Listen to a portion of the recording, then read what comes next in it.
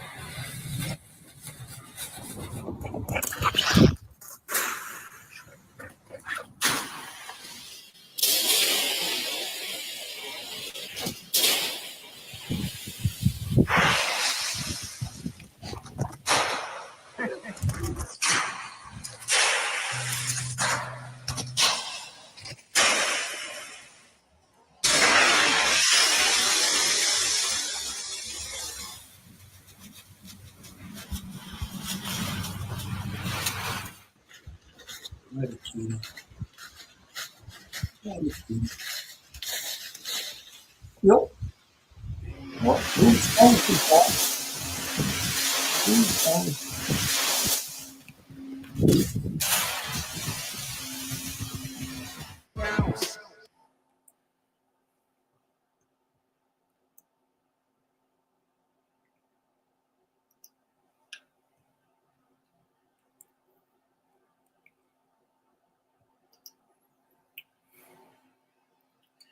All right, Ham will come on, I'm sure. He called a little while ago. He's at therapy, but I think he's finished almost.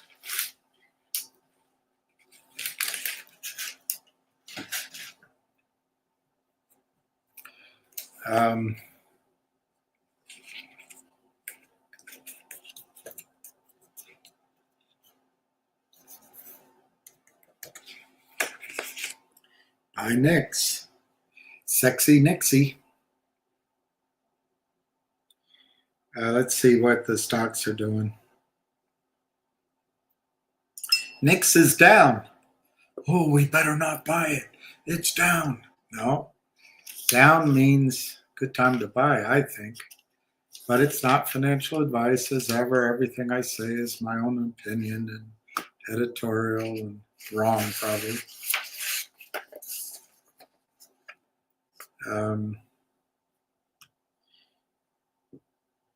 I'd be careful of buying Logic, LGIQ, which is a stock that I recommend, because they signed, like idiots, they signed a financing that has backward-looking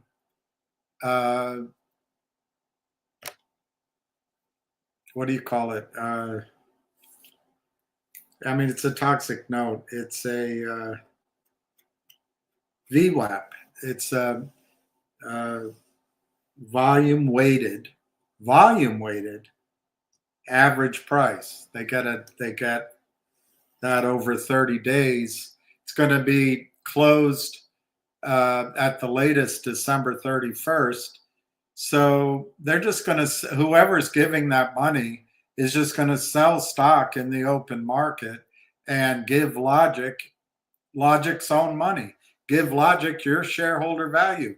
But for some reason, CEOs keep signing this crap.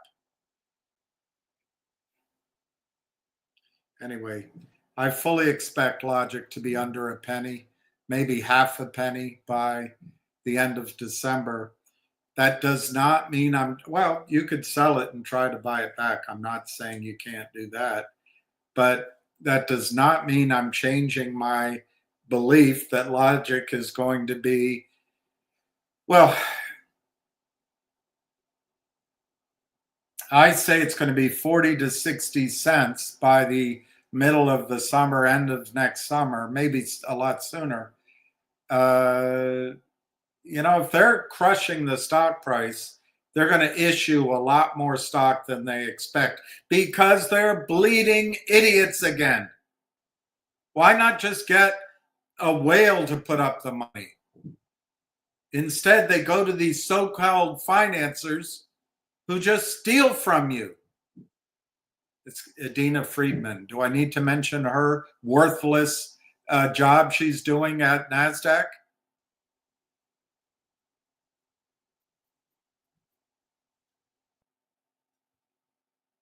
Anyway, I don't think it's a stock that's going to go into the toilet. I don't know if there's someone over at Logic who can tell the company, I forget the name of it, Evimate or whatever, please, can we just raise money without destroying our shareholders? What's at risk now is I don't think we as Logic shareholders will own 15% of the NewCo. We're going to own less. And that's because the CEO, who's a great guy, constantly trusts financial types. Constantly. Financial types lie. Let me use precise wording as Richard Hoffman of the easily hurt feelings and easily misunderstood, not legal advice warned me. I'm talking about the financial types that do this kind of shit business. And their lawyers. Their lawyers are liars. Let me be clear. I'm not talking about Richard Hoffman. I'm talking about the lawyers who represent criminals, oftentimes cut corners and lie. I don't know that Richard Hoffman's ever represented a criminal.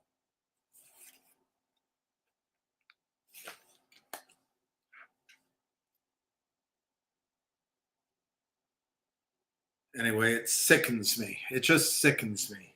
How you can set up everything just right and then ink a deal with a chameleon, someone smiling at you who's actually stabbing you in the back. It's not even in the back. They're stabbing you right in the sternum as they're smiling at you. And you still sign it? Whatever. Anyway, that's Logic. I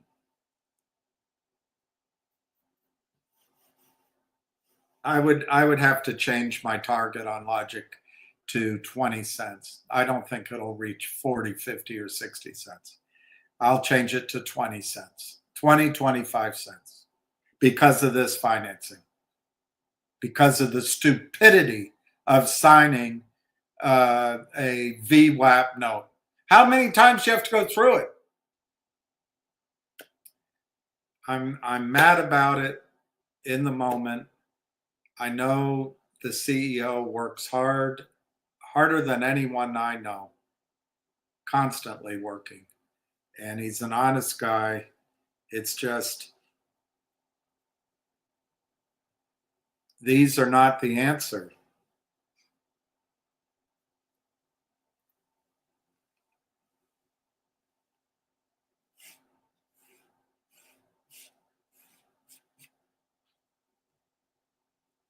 All right. And then Nixie, a better subject. Nixie is 267. Remember, they have their ex-dividend on Friday. I've heard that you have to have bought it by Thursday and own the stock by Friday. So I think today's Tuesday, Wednesday, Thursday, we'll see if I'm right. I think the stock rallies somewhat. Not expecting huge by then. I think next week it could be a follow-on. And I think there's a short trapped in there from the recruiter.com times. You can see it on the chart. Recruiter.com signed a toxic note. I'm sure it had a VWAP formula in it. Are CEOs just dumb? When it says VWAP, you know what VWAP says? We're screwing you. We're not taking any risk, and we're giving you your own money. That's all it says. We're selling stock of yours we don't own. We're going to give you the proceeds from that from a higher price, and then you're going to issue stock to us, and hey, presto.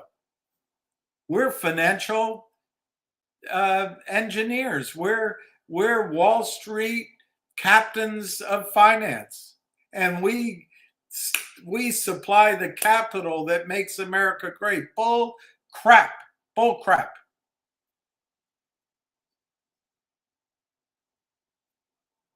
All right, ZJYL is down to 150. I haven't looked at a chart. After Ham's done, we'll look, but I'm going to guess that's going to bounce back up. Do you guys see? And when I take credit, it's not about me personally. It's just that I did it when the chart was up there on GDC the last 2 weeks, 3 weeks even. But I showed you the bullish pattern. I said that's breaking out. I said it's going to go back up to where it. Anyway, there's the spaghetti lines where it had dropped. I don't know that I gave a target. I might have, but it was around. It was over $2, $2.50 maybe. I don't remember that part that precisely. It's on tape, so I can't hide from it. I bought 250 shares at.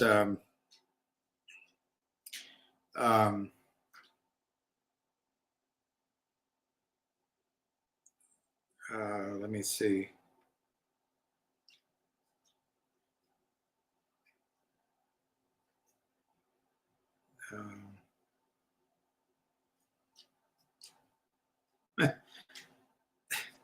I did buy, I'm just looking at it, I did buy 180 shares of ZJYL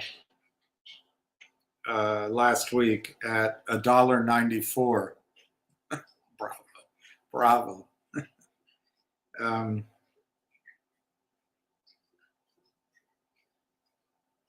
right, so let me see.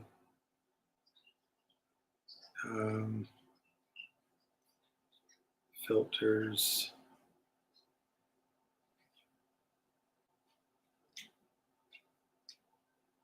Yeah, I bought 250 GDC at 161.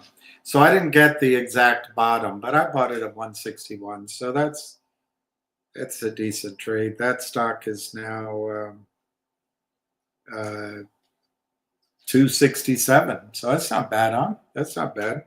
I think that's going a lot higher. If I had to guess by price action, it looks like GDC might be in the middle of the move we had hoped for months ago. So just looking at price action, I'd go GDC first, NIX second, ZJYL third, and I reserve the right to change it all around. And of course, our foundational topic is Finger. I have a slight difference with Ham in that I think Finger is going to double or triple from here, but it's going to be the third or fourth quarter of Finger when it goes positive earnings that the stock gets revalued if the earnings are predictable, repeatable, and the revenues are predictable, repeatable, and translate into earnings, and you can see the growth. I think Finger becomes a whole different price, and that's when you can get your pressure on the shorts. Of course, Ham thinks it could happen any day now, and I'm not one to disagree with Ham. Ham told me something this morning, which I will not share because I'm not sure I'm supposed to, but even more importantly, if it's true, if he wants to share it, I want him to get the credit, not me. It's not a huge thing, but you know, it's along the lines of what he says every single day. And then what else can I look at here? That's about it, I guess. Let me see if I can get him for a 1:30 call. I'm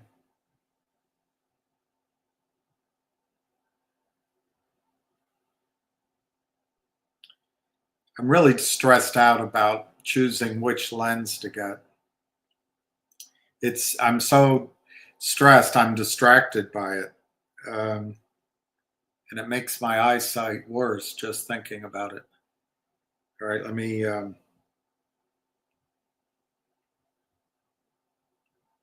get the speaker going first. Battery 80%. Connected to Bill's iPhone.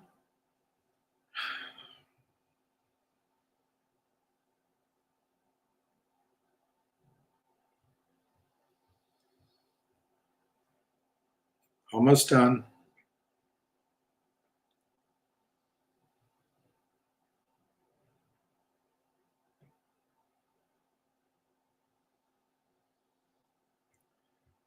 Okay, he'll call in when he calls. I let him know. Then I am going to try. One of you guys, I think, texted me or something and said that you don't agree with my gold and silver argument. Just for the record, these aren't the exact numbers that I said, but the point is the movement. It's not to be exactly right, but I'm going to write them down as I tell you, so I have a reference point. I think the S&P is going to go to 7,500. I think NASDAQ will go to 25,000. I think the Russell will go to 3,500. And I think the Dow will go to 60,000. Look, if it gets within 10 or 20% of that, I'm going to call myself a wiener.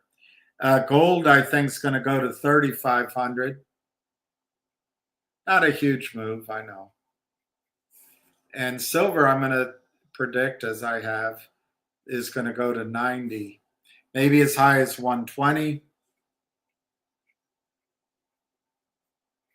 And maybe as low as 70.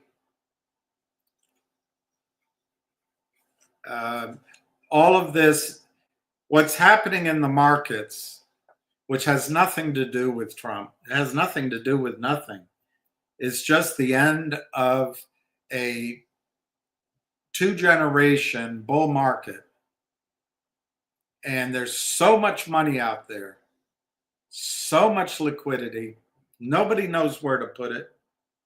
Every asset is at its high, except, as John says, platinum. I don't know about palladium. And as I point out, silver, and unfortunately, my love life. Everything else is well over the maximum. It's the everything bubble. Where do you put the money? Well, you got to keep putting it in the bubble. And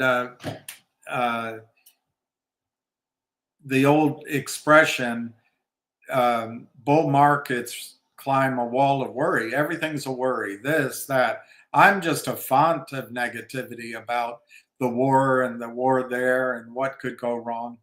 But these smart people that run your money, they're so smart. They're all halfway out the door, but lo and behold, they're not right. And at some point, they're all going to jump back in full, both feet, like Maeve there, the dog that jumped into the leaf piles. They're going to be jumping in, one after another, all to make sure that they're in the number of the top money managers at year end, so they can get re-upped for the next 1 year, 3 year, 5 year cycle, so they can earn fees because they're so much smarter than you are. And anyway, in that move, I think it's going to be, the word I use is hockey stick. The other word is parabolic. It's just going to go straight up. Everybody and your brother are going to be saying, hey, you better get into look, I'm making so much money in NVIDIA. I'm making so much money in this, making so much money in that. It's going to be incredible. But it won't last. It won't last. When it ends, it's going to be scary as hell. It's going to be, ooh, it's like going up on one of those roller coasters. You get to the top, and then you're going to lose. You're going to come out of your seat. Your stomach's going to come up into your throat as the stock market goes down, as everything goes down. Commodities, gold, silver, oil, everything will come down next year. But it won't stay there. Why? Money, money, money, money, money. They're going to print money. The Fed's balance sheet might, I think I was listening, I forget who, somebody, the Fed's balance sheet went to 9 or 9.5 trillion in the last crisis, the folks crisis, which in fairness probably started under the Popinjay. But folks was there to save the banks, not you. Folks was not FDR. Folks was there to save the banks. You can decide whether that was African American of him or not. I voted for him twice. I've made my decision. This time, the Fed's balance sheet could be expanded. Remember, they have to save the world. I don't know, pick a number, 20, 30, $50 trillion to save the world when the thing collapses. At some point, if they're in time, which I listened to another guy and he said they may not be in time this time, assets are going to go through the roof when measured in dollar terms. And what else do we have to measure them by except dollars? Of course, I suggest to you measure things in gold terms, silver terms. Anyway, so to the gentleman I was talking to yesterday, I want to reaffirm my target for silver within, I don't know, a month, 3 months?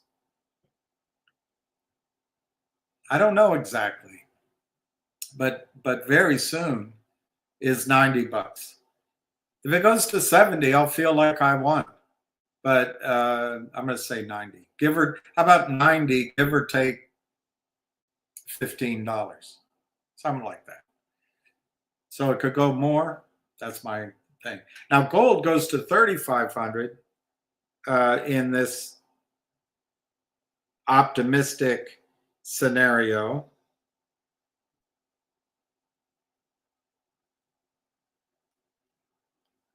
And I admit it's an optimistic scenario, but gold's at 2,600 right now. So if gold goes to 3,400, if I'm right, or 3,500, I think I said. What did I say? Yeah, I said 3,500. So 3,500 divided by 2,600, gold goes up 1.34x. 1.34x. If I'm right.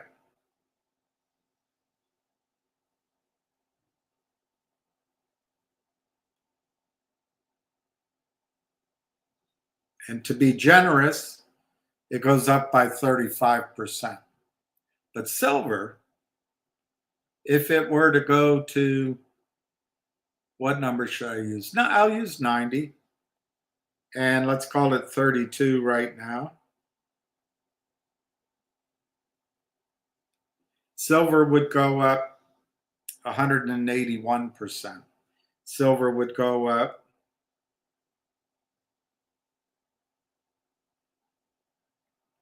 2.81 times. So that's where you get the bang for the buck is in silver. It'll be volatile. I expect both of them will go down briefly, but I mean, if you're buying it for a trade, that's how you do it. But if you're trying to prepare yourself for the next 5 years, 10 years, silver and gold both will be much, much, much, much higher.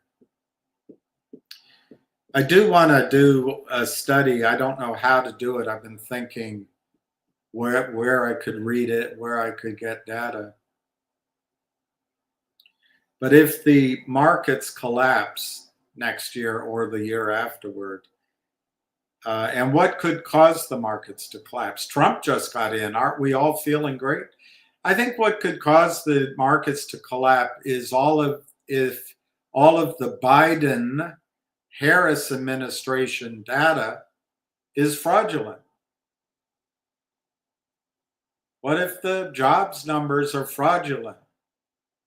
What if all the data is fraudulent? Would you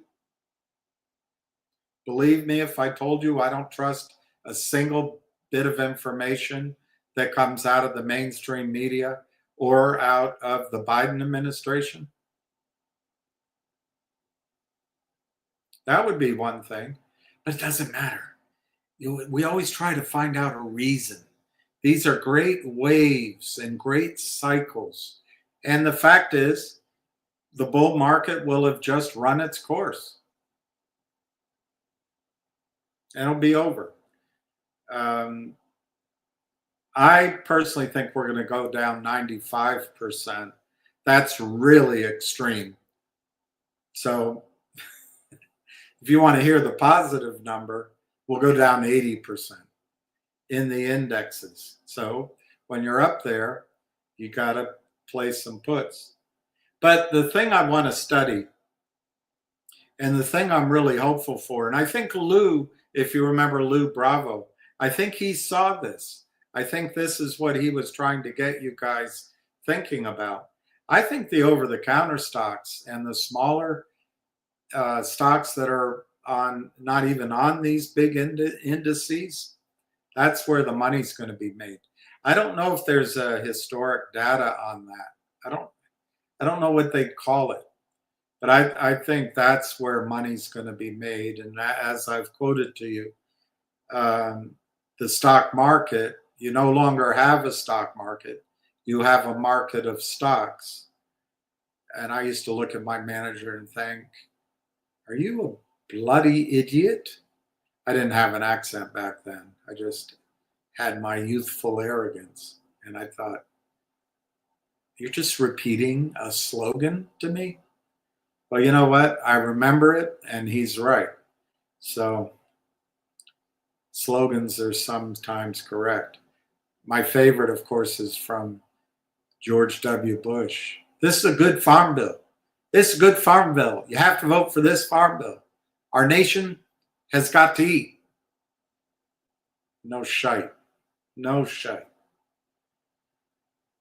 All right. I guess I'm done with that little disquisition. Let me just see if it's. Let me just see if it's worth looking. Hold your nose and buy. All right, there's something to read to you while we wait for the hamster. As soon as he calls, I'll jump off, and you won't be bored. You'll get straight from the brainiac himself. You will get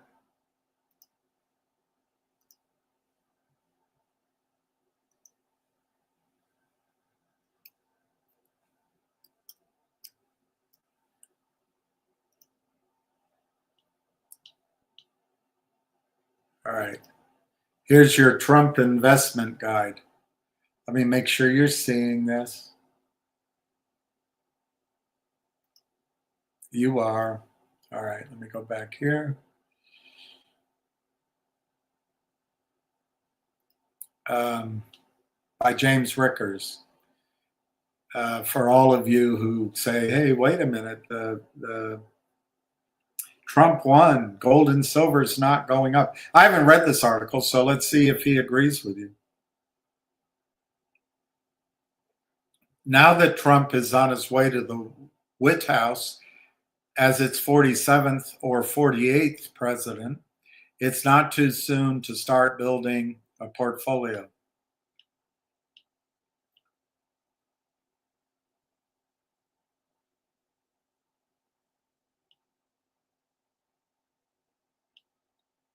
All right, so he's saying that Trump will pursue a modern version of the American system. The American system was invented in 1790 by Alexander Hamilton and supported by George Washington, Henry Clay, John Quincy Adams, Abraham Lincoln, William McKinley, Calvin Coolidge, and Dwight Eisenhower. There were opponents who favored agrarian interests over manufacturing, including early members of what later became the Democratic Party, Jefferson, Madison, and Monroe. Yet their financial failures, including the liquidation of the first bank of the United States and including difficulties in financing the War of 1812, led to the success of the mercantilist and manufacturing programs of what he's calling the American system. The American system had these policies: high tariffs, infrastructure investment, a strong Navy and Army, but not getting entangled in foreign wars, and a central bank. To the extent there was government spending under his so-called American system, it was for productive projects such as canal and road building, and later to support railroads. To the extent that early central banks existed, they were for secure lending to sound entities, including the USA, and not for purposes such as printing money, fixing interest rates, or for stimulus. The entire program could be summarized as sound money, smart investment, strong military, and make America great again. The American system prevailed from 1790 to 1962, with occasional periods of agrarian ascendancy and interruptions. After World War I, the neoliberal movement of Austrian economists and libertarians began to promote globalist policies of open borders, open capital markets, open legs, and open free trade. Of course, free trade is a myth because of subsidies and non-tariff barriers. Free trade is a myth because of subsidies, government, I guess, and non-tariff barriers. Competitive advantage is obsolete because the factors of now in the modern world are highly mobile. That's interesting. We spent years studying comparative advantage. That's an interesting point. That's actually a powerful point I'll have to think about. Taiwan had no comparative advantage in semiconductors in 1979, but today they dominate global production. Taiwan made that happen through a Taiwanese version of MAGA. Taga, Mata, maybe. In contrast, the neoliberals were living an ideological fantasy in which globalism was to displace sovereignty. At a minimum, their goal was the encasement of sovereigns in a larger orb of multilateral institutions, such as the IMF, World Bank, the World Trade Organization, and the United Nations, and the Avengers. Beginning with the Trade Expansion Act of 1962, the Trade Act of 1974, and successive rounds under the General Agreement on Tariffs and Trade, the United States embraced the neoliberal consensus, including drastic tariff cuts. As jobs moved offshore to take advantage of cheap labor, capital also moved offshore as direct foreign investment. The result was the hollowing out of United States manufacturing. It also resulted in wage stagnation, slower growth, greater debt, and a series of failed wars. The open border policy of Kamala Harris is consistent with neoliberal views on the end of sovereignty, but those policies are a death knell for American jobs and social cohesion. Trump and others will return the United States to the pre-1962 glory days with the revival of the American system. And by the way, they're not going back to pre-civil rights. They're not going back to a white male supremacist environment. That's not the intention at all. It's going back economically to benefit all. That's my opinion. Foreign companies will be free to sell goods to Americans, but only if they are manufactured in the United States. This will lead to a wave of inbound foreign investment in the United States, a reduction in U.S. trade deficits, a stronger dollar, and higher wages for U.S. workers.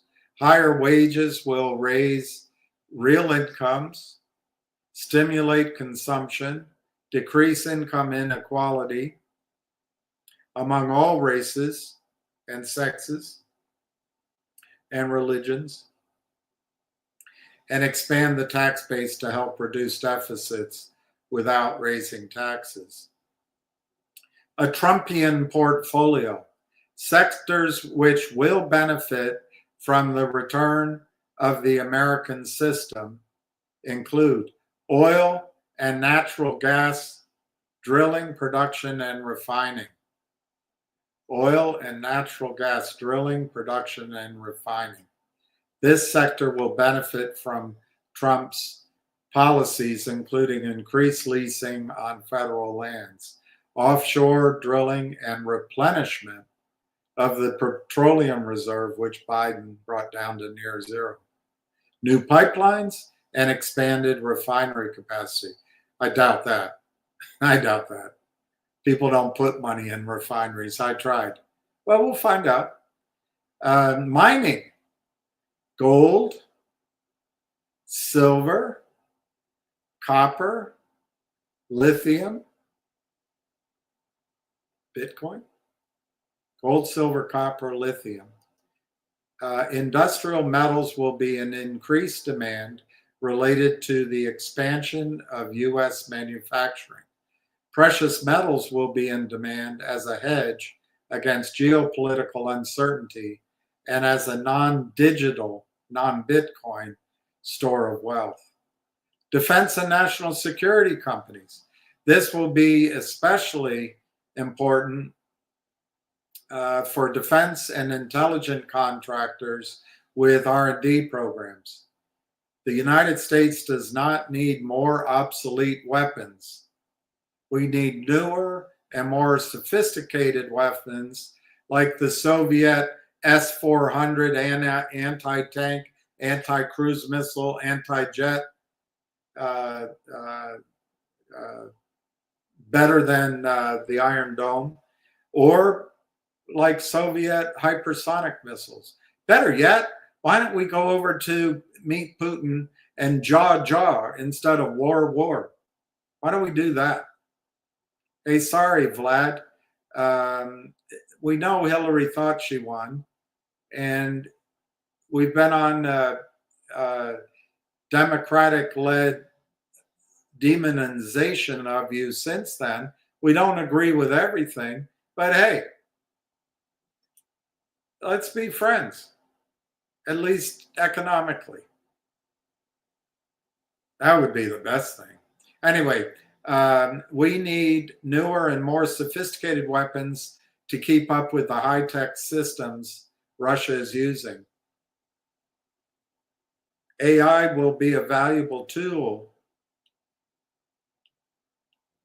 Automobile manufacturing. The United States-Mexico-Canada agreement will be modified. Cryptocurrency plays. Trump will ease SEC regulatory constraints. Banking and finance. As the economy grows, the banksters will make a lot of money. Trucking and airlines. The sectors which will underperform will be big pharma, big ag, because of Make America Healthy Again.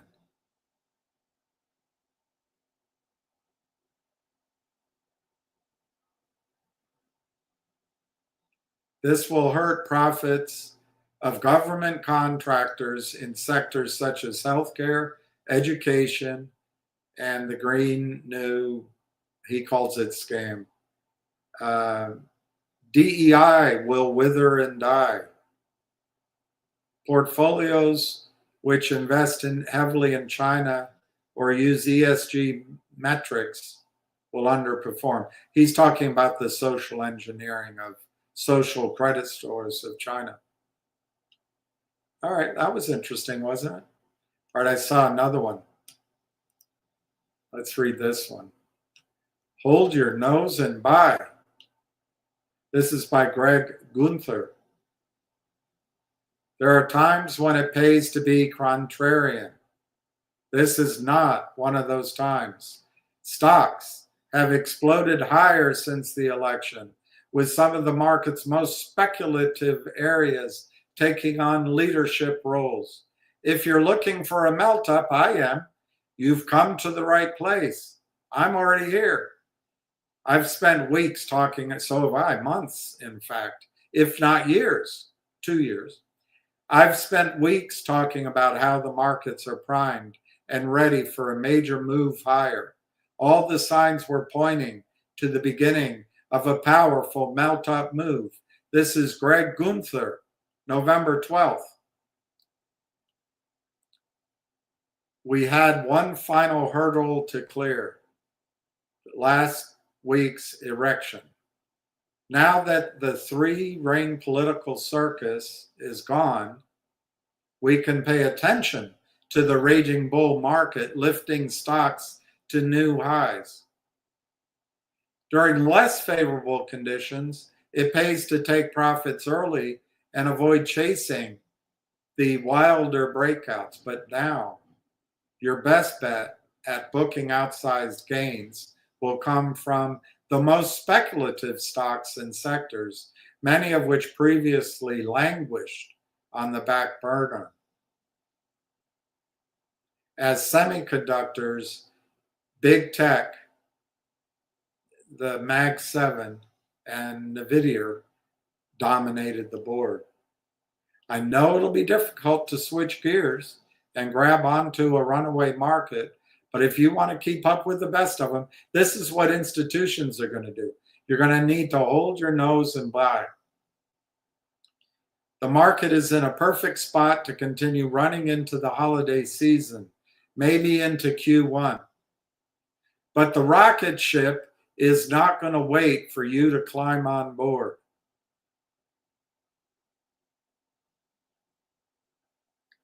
Your biggest risk right now, not taking enough risk while the trading window is open. Money never lies. Money never lays. It never lays while it lies. Money never lies. The market is giddy as Trump marches back into Washington. Stocks are adjusted to the reality. Does win matter? Perhaps. More importantly, the election wasn't close.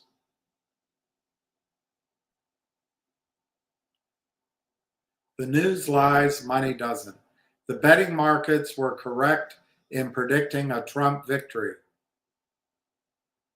The futures market began signaling a Trump victory well before early bedtime.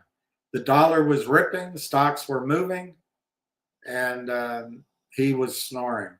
Since the election, the market has embarked on an absolute tear.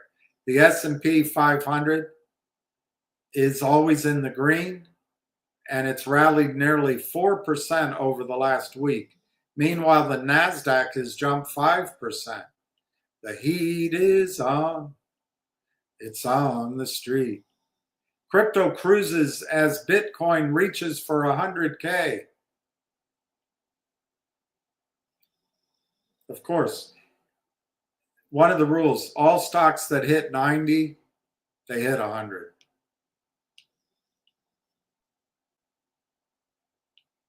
Go small to win big. We've been all over the small cap theme, and this is good for us in our stocks. Since the long wait for the iShares Russell 2000 ETF, IWM,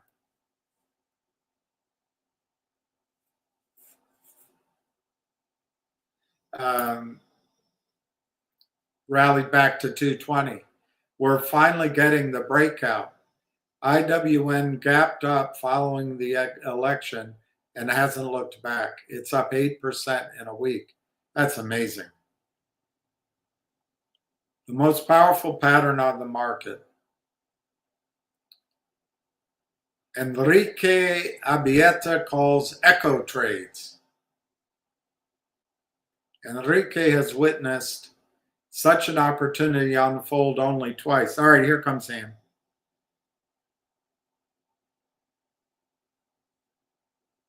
I had the speaker. Hang on.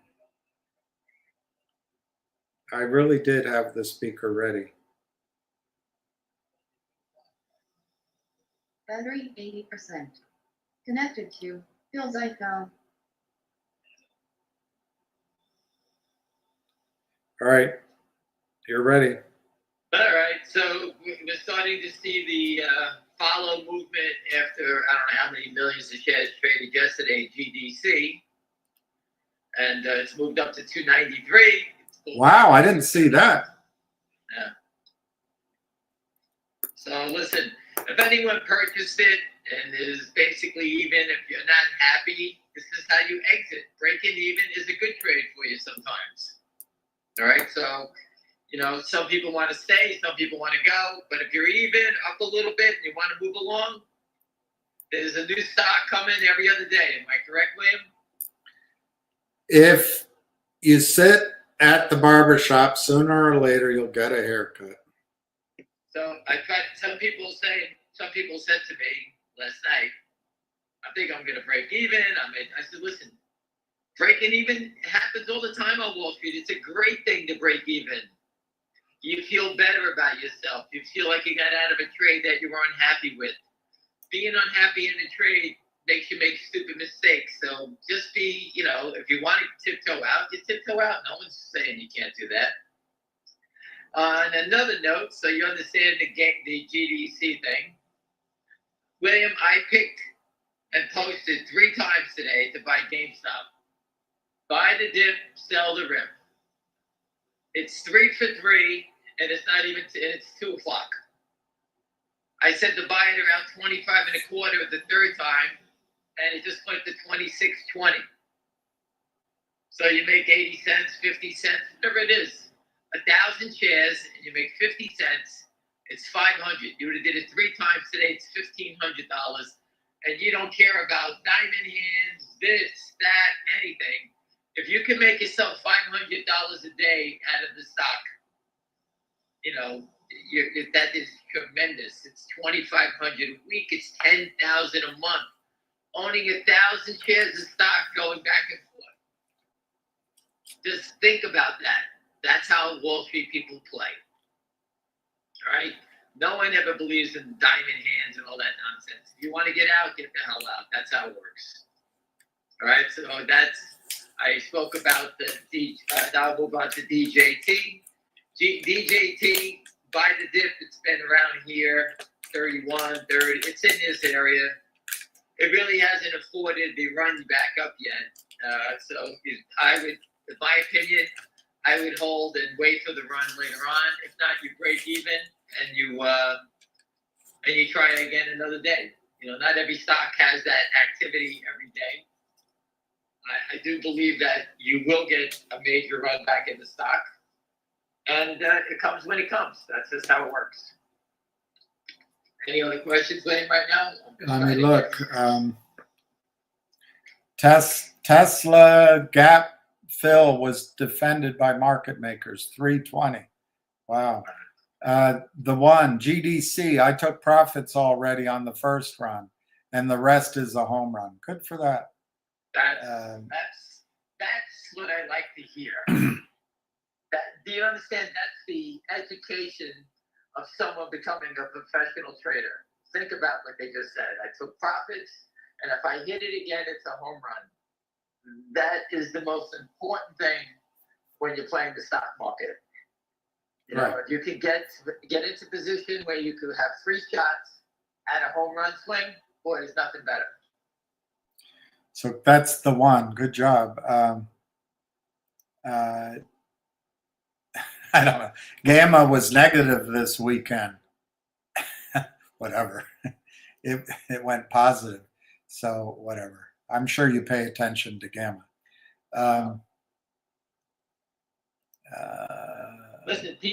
Listen, my older brother was a risk arb guy. He did things very different than what I did. My younger brother was a bond guy. He did things different. There's 100 different bets and ways to make money on Wall Street. And I only study individual stocks. My brother studied commodities. He studied, index options. He did many different things. So everyone has their own specialty. When you want to get involved in like Bitcoin, go find a Bitcoin guy and ask them what the hell to do with Bitcoin. I don't know. So that's how you play the game. You got to surround yourself with good people, and this way you can learn to make money with it. That's how it works. All right, so we talked about GDC. What's your price target if it squeezes GDC? Somewhere between 40 and 50, I'm told. 40 and 50. That was from the last squeeze. They said it was going to go that high, so it didn't, but that's where it is. MLSS, I called my friend, he didn't get back to me yet. When I get an update, I'll let you know. Right now, I'm just sitting here watching it. I haven't done shit, and I'm pissed off whatever happened here, but that's what happens in the game. You get in, sometimes you get a bad position. There's nothing I can do about it. So we talked about GDC, MLSS. Again, Tesla is out of control. Up 50, down 50. Those are short. When stocks drop down 20, those are short squeezes. Look at Root today, ROT. Right? It rallied yesterday up to 80-something. The shorts covered. And on 487,000 shares, the stock's down almost $8. That's when the shorts walk away. There are no investors buying Root up here. Those are shorts buying it. And when they stop covering or stop being forced to cover, you get an elevator, and that an elevator dropping. That's what it is. It's like it's down in Orlando. What's that? I forget the name of it. They had the elevator that drops. It was a ride. I can't remember the name of it. But that's one thing to look at. Anyway, so I touched on DJT. I touched on GameStop, the stock that just keeps printing money for people. Look at this, 26.28. It was just 25.25. The longs just keep trying to scoop it up and drive it higher. Take advantage of it. Buy the dip. sell it back to the diamond hands when they come for it, and you can make money every day. Every day. I know 5, 6 people doing it every day. All right, so just pay attention. That's how it goes. I'm going to go on to FingerMotion in a second. Again, we are hearing that President Trump is going to say something about naked shorts. Tower of Terror. That is coming out of the Devin Nunes camp. The Tower of Terror. The Tower of Terror. That's it, the Tower of Terror, right? It just feels like the elevator. They make it feel like it's an elevator dropping. That's what happens when a short squeeze ends. The elevator drops. That's what it's like. That is correct. That's the Tower of Terror. All right. So what was I talking about? You said something about Trump saying something. Yes, I was coming out of the Nunes camp. I don't know exactly who in the Nunes camp. I can't ask those questions. But they said there's going to be statements about naked short selling. So I'm sure he's not going to say, hey, keep naked short selling my stock, and I'm going to treat you like a gentleman. He's going to rip their hearts out. If I wrote a speech, it'll be over within a minute. I assume that he's going to come after these guys hard. His money's at stake. He's got 27 million shares of his stock. Why not have his GameStop moment for him? And I agree with him. He should have it, whether he's the president or whatever. He's been in the stock, and these people are trying to, rob money from it. That's all they're trying to do.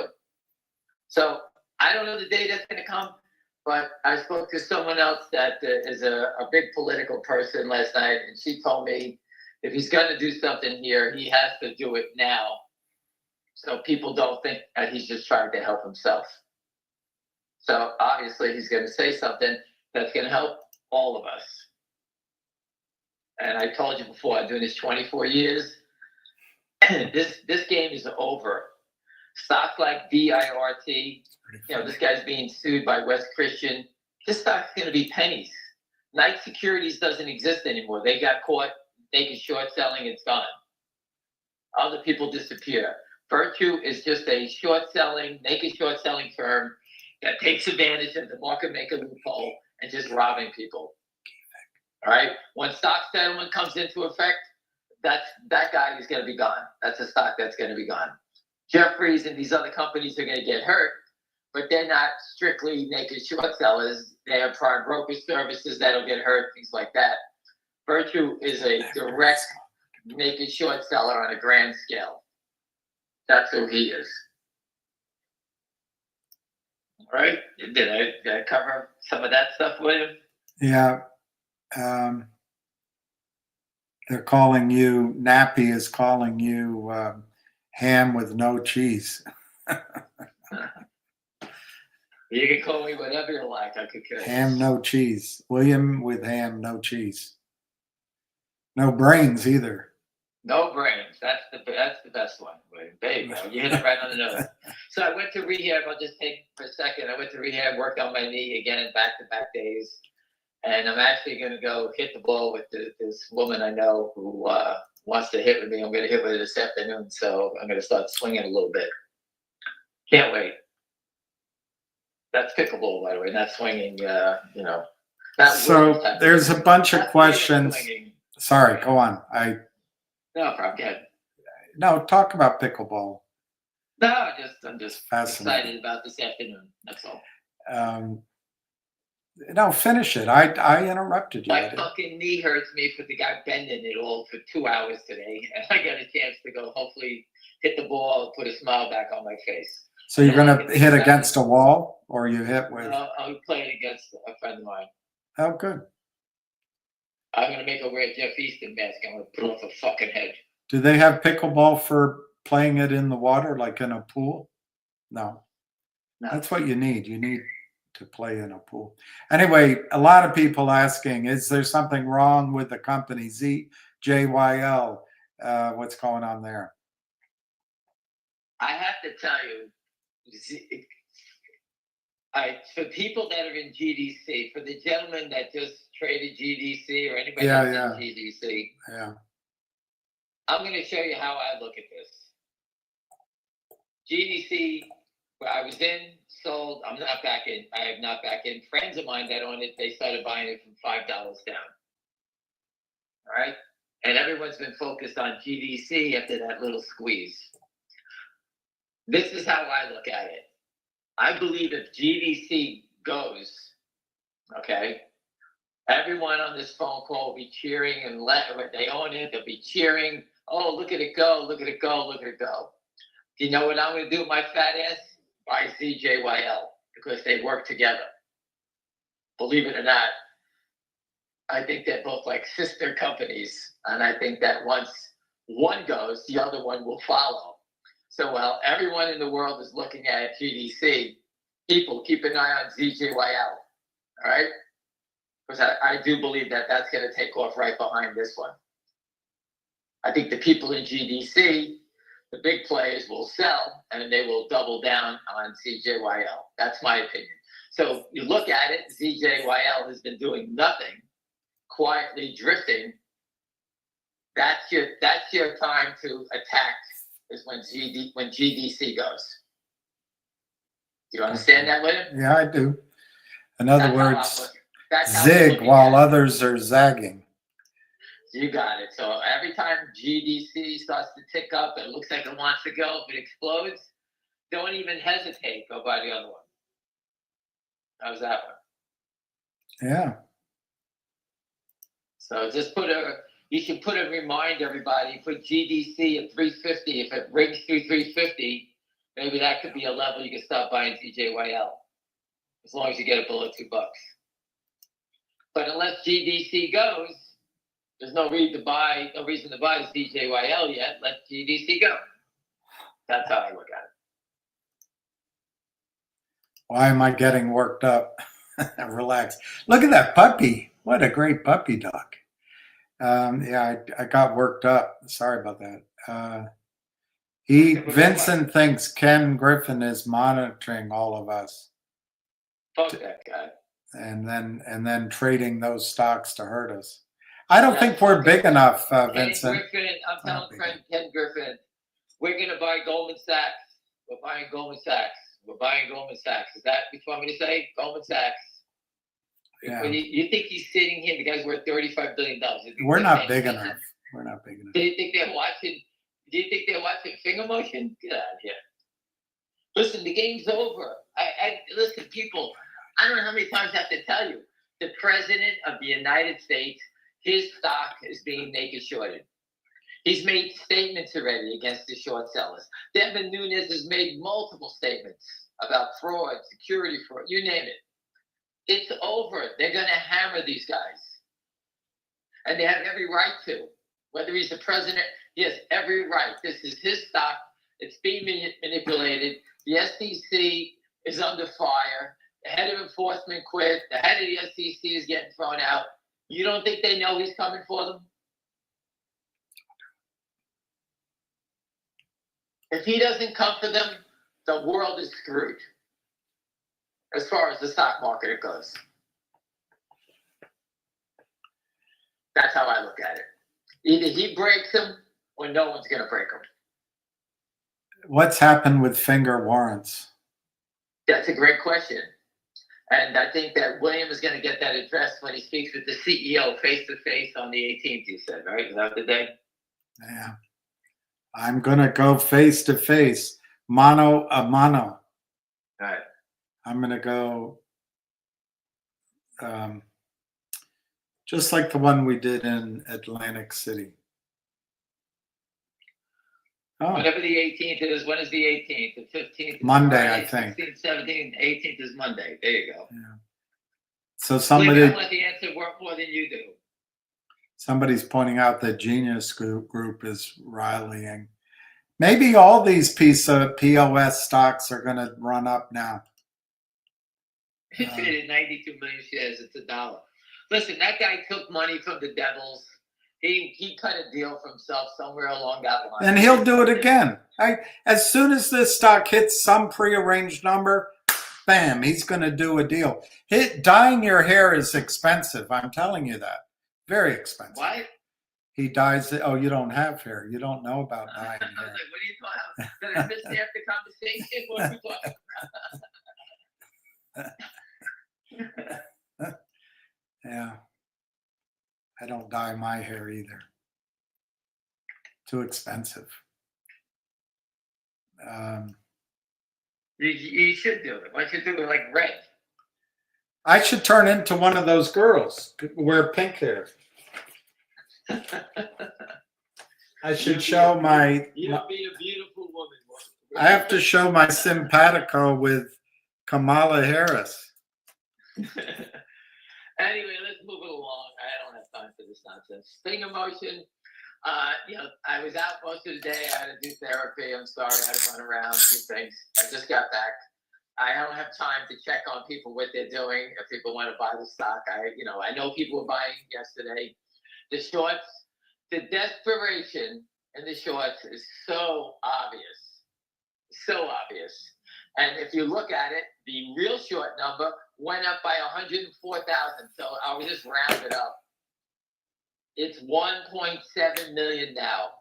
Now, we know they naked shorted it around $2 because that's where the stock was in this whole little period. It was $2. So they shorted another 100,000 at the low. They didn't sell it when the stock was running. They sell it at the lows. We could see when they're doing it. So it's 1.7 million. The average, I'm saying now, is $2.30. It's come down because they actually sold another 104,000 lower. And I'm going to take away some more cost to carry. So I'm just going to, I'll leave it at 230 for a couple of days. So the number of the real short got higher. Where they're borrowing these shares from, I don't know. Everyone I speak to has been demanding their brokers not to lend their shares. And I can't believe that this stock is an easy to borrow stock. It's just unbelievable. But they come up with shares all the time. So what I think they're doing is if William buys 100,000 shares, William's buying a counterfeit share, and then they lend out William's counterfeit share to the real short then. So the whole stock loan thing is just complete fraud. Because it's impossible that they keep borrowing shares. There's always shares to sell. We sales to borrow. Some days there's not a share to borrow. The next day there's 150,000 to borrow. And it's always a big round number. And it's so funny. They called my friend up in Rhode Island. I posted a story, Charles Schwab. He told it. Charles Schwab's been calling him to borrow his shares. He's got a sizable position. He tells him to take a walk all the time. So how are they popping up at 150,000 where people are basically telling them to take a walk? It's just criminals. The whole thing is criminal. But anyway, the stock drifted down. They did the same cha-cha again. The stock, listen, people, I keep trying to tell people, when you want to buy this name, you need to accumulate it. Never chase it. Use a limit. That's why I keep saying those words. Use limits, accumulation. You buy 30% of it at the offer. You could bid for some more. This way you get a lower price. But the volatility in the stock is gone. They keep trying to create the volatility. What does that mean? Well, the stock at 239, smash it down, there's volatility, right? It always comes to the downside. The stock traded up for 2 hours and has been pushed right back down again. They need to create volatility. The problem is volatility has to come to the upside, not the downside. That's what we continue to get volatility to the downside. GameStop just had a nice little run up to $28. And what did the shorts do? Whoever's doing it, they pushed it down to 25 something today. Volatility comes to the downside, then it scoops it back up. All right. The only differences in FingerMotion versus GameStop is they have zillions of people that are trying to pick the bottom. We do not. We have people that are waiting for momentum to buy it. They're all looking for GDC. I want to buy it up 10 cents and sell it up 90 cents later in the day. FingerMotion is not giving you that trade yet. It's an accumulation play. But when FingerMotion does go, it'll be an express strip. It's not going to do GameStop up 30 cents, up 10 cents, up 40 cents. It's not going to do that. Excuse me, a GDC, for example. It's very different situation. So what is going on with Wolf? Wolf is off my plate. Good luck. Nuclear, Bitcoin, AI. That's it. I'm not going to get into that. If any questions on I GTII, just looked at Bitcoin. It was down 2,000 this morning. It's up 900. Wow, that's a big turn, boy. it's going to go to Isn't it 100. funny how Trump came in, spoke about Bitcoin, and how the government should use it, and all of a sudden Bitcoin is like on fire. Why wouldn't Trump say something about naked short selling to make his own stock go on fire? Right? Because our markets, Jamie Dimon, remember Bitcoin? Jamie Dimon, it's a fraud. Everybody get out of it. Everyone tried to get everyone out of it. When Wall Street's like that, that means they're covering it up. They were buyers of all these coins. That's what they were doing. Whenever Wall Street takes the sides, naked short selling doesn't exist. We're all full of shit. We know that that's what they were all doing. That's just how Wall Street works. They're trying to get you to sell your shares so these guys can cover them. That's what they try to do every day. I never hear Wall Street people out here telling you, hurry up, go buy all these shares. Goldman Sachs, JP Morgan, they're not saying anything. It's always negative. They want you to sell. Any other questions with him?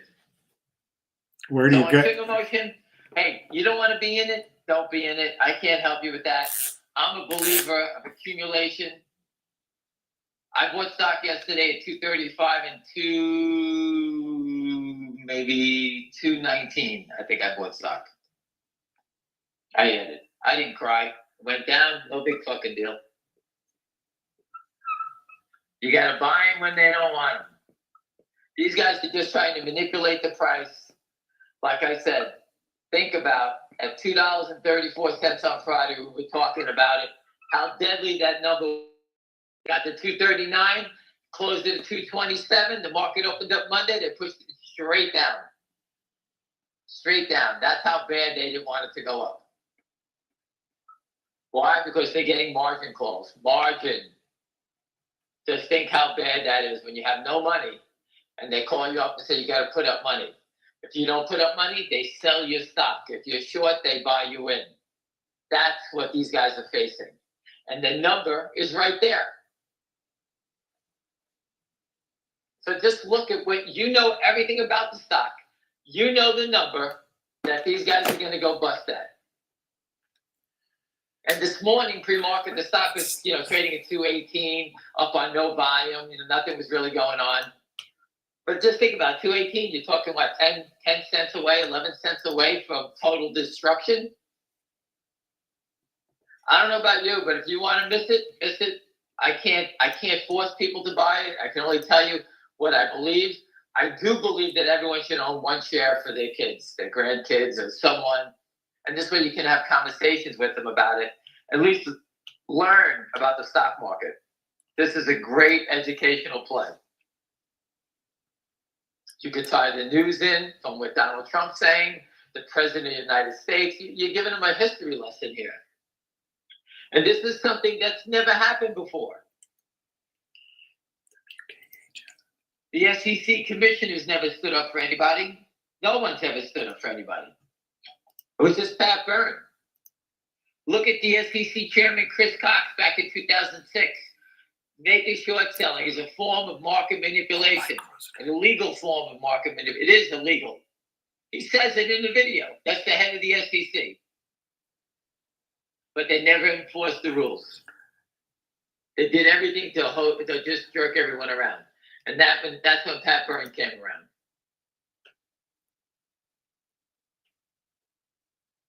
I always tell you, look at KNW. The company is worthless. The company's a good company. They're just going to reverse it, kill it. That's what I mean by worthless. There's no selling in the stock. Zero. GMGI, same thing. Toxic death note. Death spiral financing from Jeff Easton. Doesn't even trade.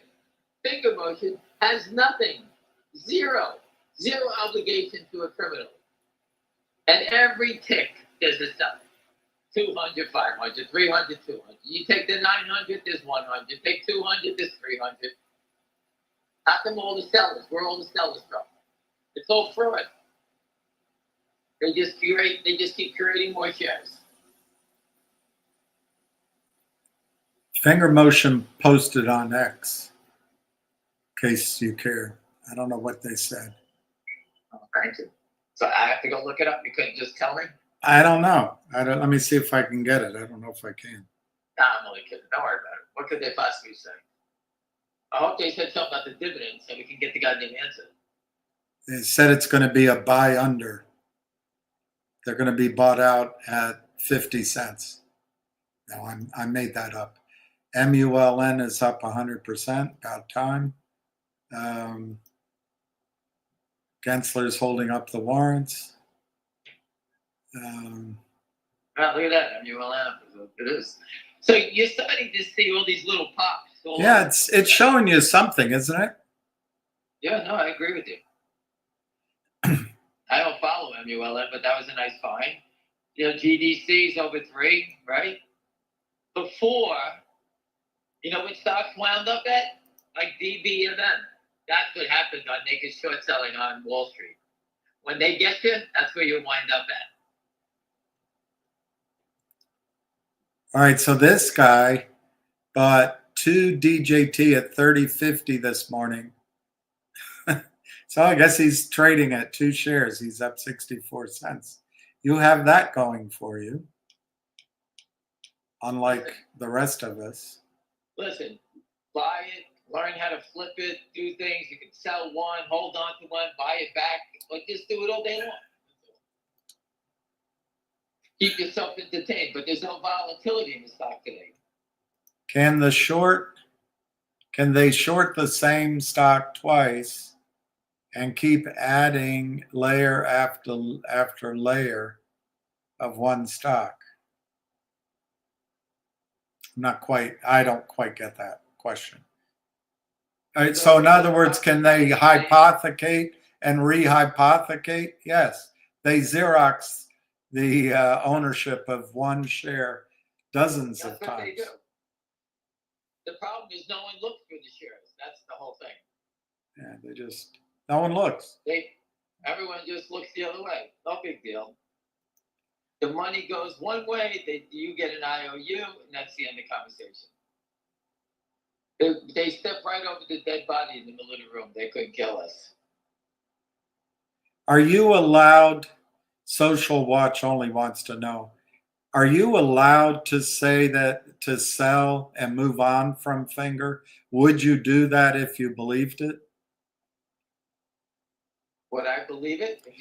Would you tell us to sell and move on from Finger if you felt that was the correct advice? No, I'm going to keep you here forever. What are you out of your mind? I want out of here. Are you crazy? Listen, I'm looking at the company's fundamentals. All right, I'm not a fundamental guy. The longer the story goes on, the company's been actually doing stuff that's pretty earth-shattering as far as I'm concerned. Getting a deal to do this stuff with this emergency broadcast, with the emergency vehicles in China. It's a nationwide contract. It's the biggest player in the world. And this small company got that deal. They're doing data with Munich Re, Pacific Life Re. They're doing cell phone insurance with AIC. This is a small company working with monsters. So are all these businesses bad? Is everyone doing deals with them because they're all bad? I doubt it.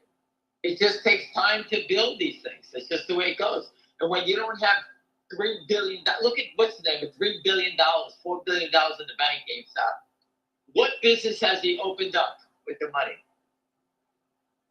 I don't even know what they do anymore. I've never heard anybody say anything. So he has all the money in the world, and the guy hasn't really done anything yet.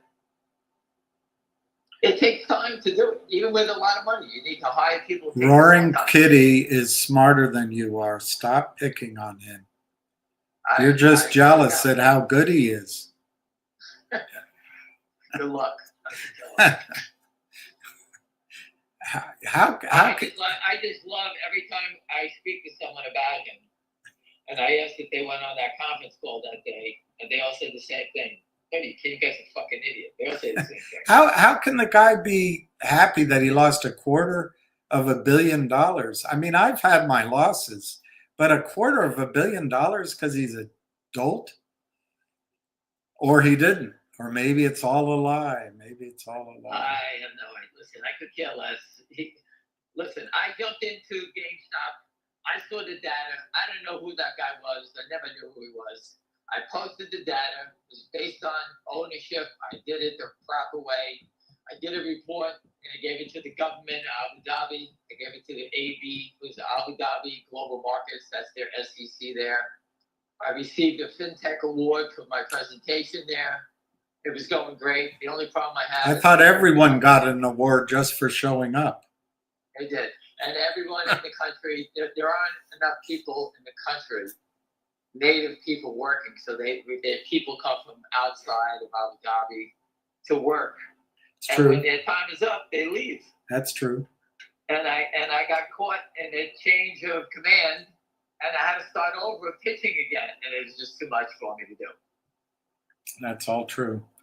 That's how it works. You can't do anything about it. Bo, the CEO of Finger asked me if it would be okay if I went to New York City and interviewed him face to face. I agreed to that. He had a large investor think that was better than doing it over the internets. So I said, okay, I'll do it. He's going to be in New York for 2 weeks from the 18th. That's next Monday. I'm going to go up. I reserve the right to be a little bit complicated because I have 3 pre-scheduled things in my life next week. I just have to work around that. I'll go Monday if I can do it. If not, it'll be Tuesday or it'll be whatever day. I'll let you know.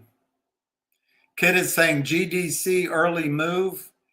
He thinks it translates into 24, 28. He thinks you should ladder your profits regardless. And then he's going to put half of his profits into Finger. I can't tell you how to trade it any more than I have. I told you, when you get a stock that you believe is going to be a big runner, start making small sales. The first thing you do is try to get your money off the table. That's the most important thing. That's it. After that, you have a free shot. You can do whatever you like. Look, I know Finger has to do something. It is doing something. And if you look at the interviews, watch them, not just with me, but with others, and you read the news, you can see that Finger is doing something. But things take time. It's China. I think the only place slower than China is maybe the World Bank. And it just takes time. But what's good about China is once you're in, you're in. And they're very loyal to the teams they choose. And I think your long wait is about to be rewarded. But if you're tired of waiting, go to the hottest new thing and see if you can catch fire. Go buy some GDC. Knock yourself out. It's up 90 cents. Everyone thinks it's going to 40, so you got $36.75 to go. Good luck. The question is, will Trump help DBMM? I think it'll only be tangentially. He'll help the whole market, maybe, if he has an SEC that focuses on this issue. But no, Trump's not likely to help a company in Canada, DBM. It's not even in the United States. Oh, I didn't know that. I don't think it is anyway. I'll check that. I'm doing that by memory. Listen, if you own DBMM, it is basically zero. What could you possibly be worried about there? Listen, anyone who buys DBMM, buy it knowing that it's going to be zero. If anything happens, you hit a home run. That's it. Don't waste your time looking at it all day or talking about it or bringing us into it. It doesn't mean the company's a zero. Every time Ham says, if you paid zero and it goes to 2 cents, you make a lot of money. What can I tell you? every time Ham says sell and move on is frustrating because we are long. Well, he's long. How are you long what? It's a zero. It's not No, that's Finger. He's talking about Finger. Why would I tell you to sell and move on? I'm not telling you to move on. Listen, if I wanted to move on when the stock squeezed to 10, it would have been, I would have been gone. I'm sitting here fighting against criminals that's pushing the stock down. So please don't insult me again with your ignorance. I think I'm sitting here fighting to get the shorts to panic and close out this position and expose them. I could have walked away many times. I did not. And I'm still here. So please, if you don't want to listen to me or you think we're lying, hang up the phone. What do you want me to say? I can't do anything else for you. There's many shareholders I've met in person. I go out of my way to meet them. I give up my time all the time to do this stuff. I've been doing this 24 years, not 2 days. I'm not someone that just flew by and just said, hey, I'm going to jump into the naked short selling fight.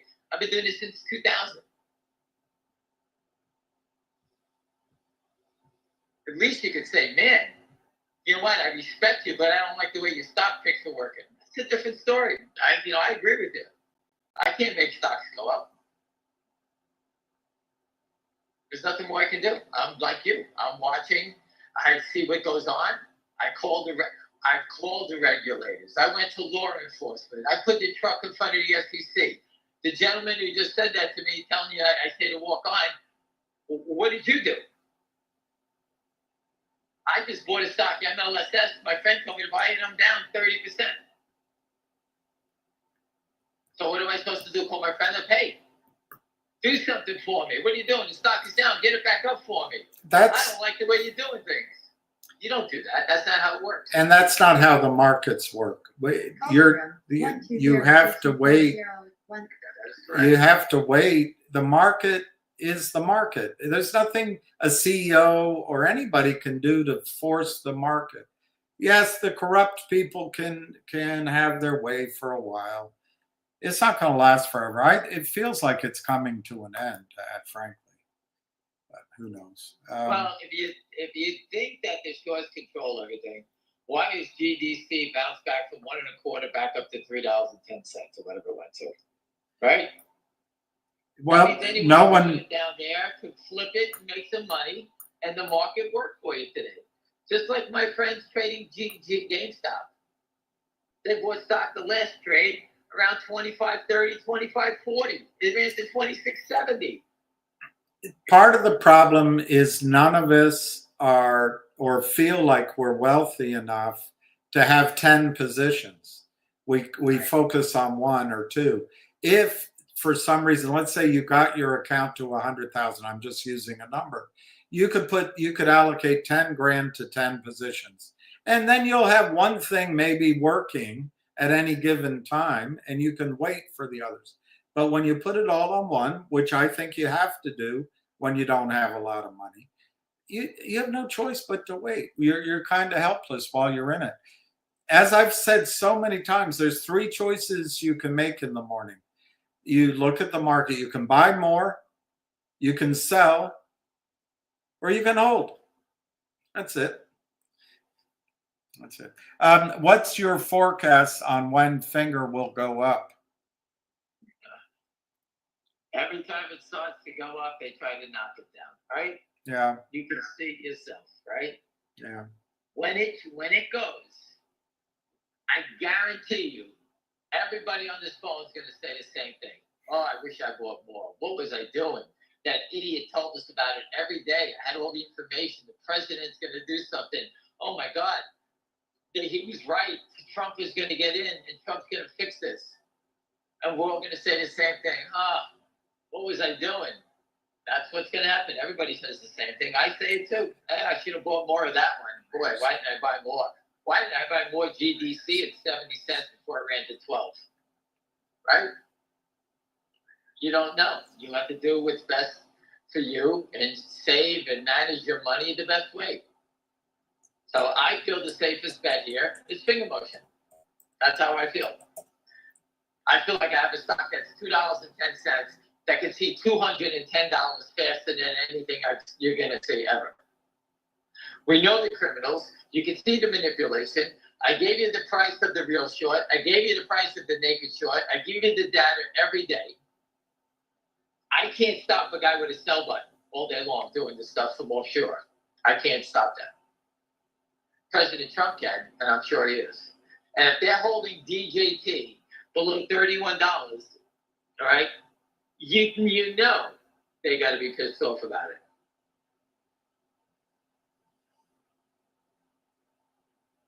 And Trump is the perfect guy to come out here and say, hey, if you naked short socks, you're going to jail. He's the perfect guy to say that. So, William, they hit the 207 bid for 100 shares, and then they print the 100 shares at 206. Does anyone else see that pattern? Every time they hit it, they always mark it lower. Those are your classic signs. They're trying to save on margin money. That's all they're trying to do. It's the same stupid pattern we see every day.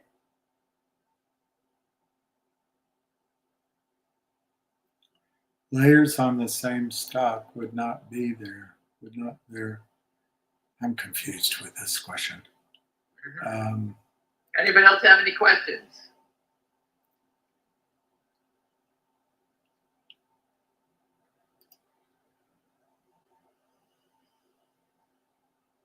When Fidelity gets named for hosting spoofers, including or introducing 5x counterfeits over real shares, it's over. Fidelity risk management will be stuck. Kit speaks as if he knows something, but you're right. If they find out one of these companies and they have a smoking gun, life is going to change. Just look how hard it is. West Christian suing these guys like Virtue and all these guys. They catch them spoofing. They hide the data. They got lawyers coming out the ass. Look at MMTLP. They're fighting Schwab, I think, and they got 8 lawyers, or the defenders got 8 lawyers defending them, 10 lawyers. I mean, come on, the whole thing is criminal.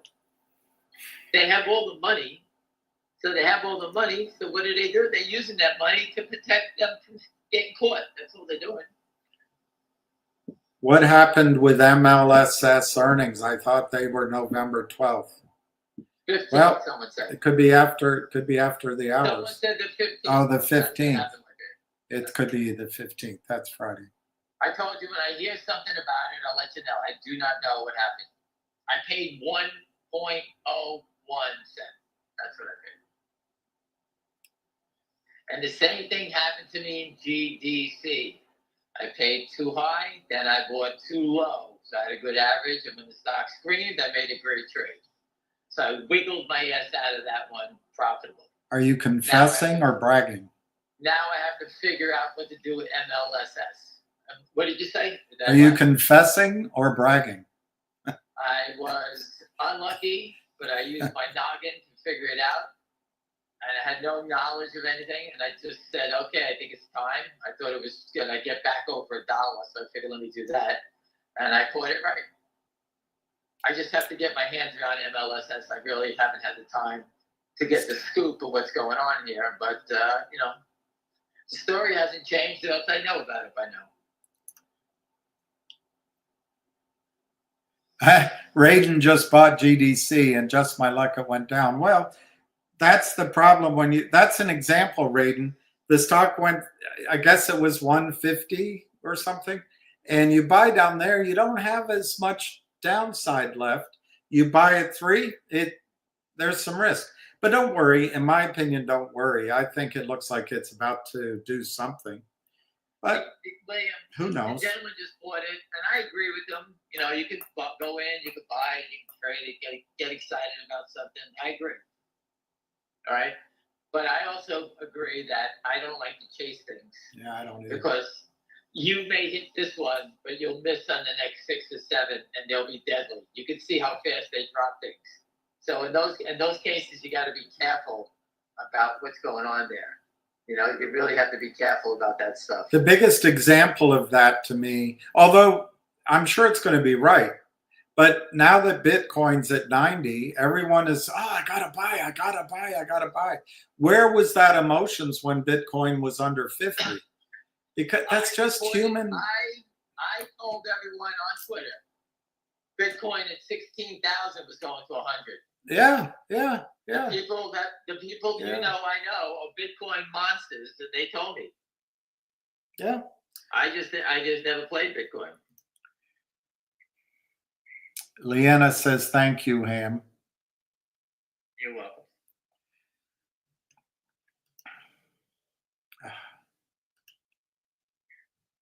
Here's Red Hook Texan.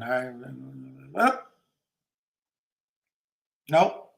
Oh, no. You got to do something. Let me talk. This is MMTLP. After Ham gets off, we can go over that. But yeah, you got to do something. Any worries that GDC is going to do an offering? They have no cash.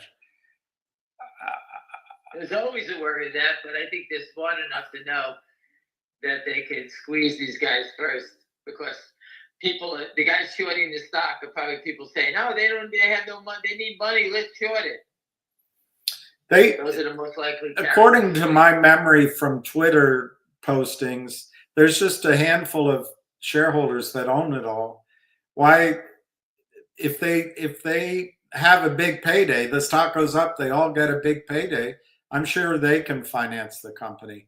I bet they don't want to kneecap the run if there is going to be a run, but who knows? That is correct. Big players are not going to try to stop the run. They want the run to happen and let the company raise money down the road. They don't care. Yeah. I believe the guy from GameStop is going to sell more shares to the shorts. I think Roger Rabbit will sell more. I think his company has made a lot of money from short squeezes. They should be thrilled they have. He did it again. He raised more money. Well, what's he going to do? You might as well, you got the opportunity, keep doing it and build a real business with billions and billions of dollars. Right? Why not? You've got to, what do they say? You got to make money when the sun is shining, right? Make hay when the sun is shining.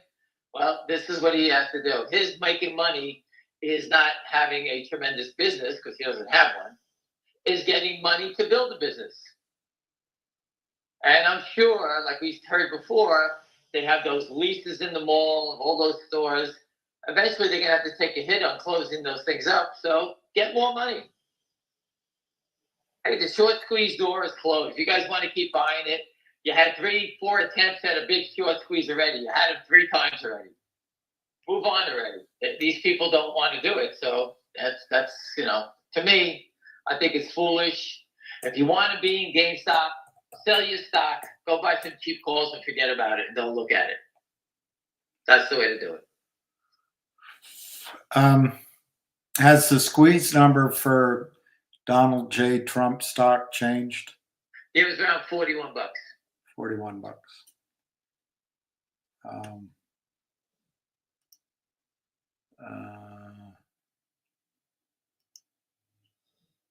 GDC is banging up. Let me see. Oh, it's up 82 cents. Not bad. It's going down, Graham. It was up to 320. It was up to 322 or something like that. 329. Northwest Bio disclosure coming. All right. Yeah. We'll watch.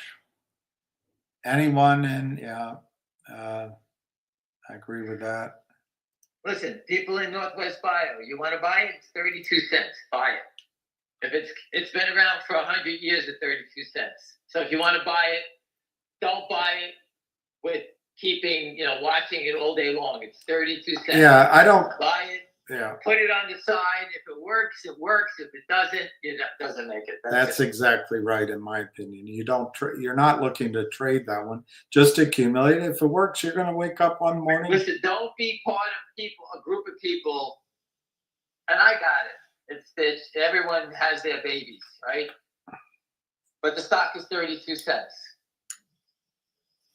If it's going to open, it gets the news, and it's going to open at 10. One day, it's just going to gap 32 cents to $10. Why would you even worry about it then? The good thing about that stock is you probably will never make a sell decision. It'll be bought out. Right. I mean, you'll sell maybe within $5 of the takeover number, but it'll just. Anyway, that's my opinion on that one. All right, GDC's up 43%. I'll be excited when it breaks 6.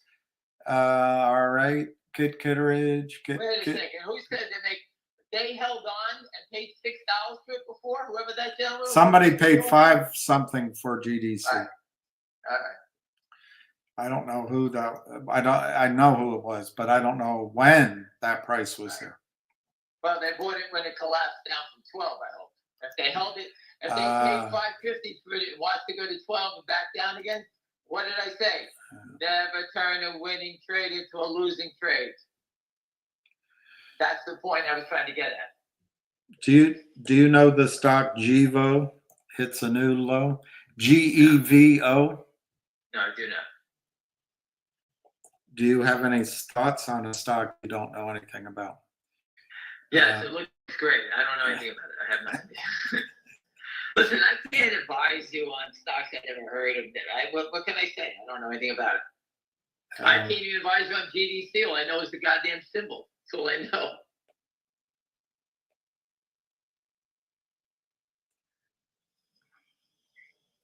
Oh, I see. Gevo hits a new low. That's an interesting chart. But they clearly did a toxic financing for the 3 years ago. But it's interesting.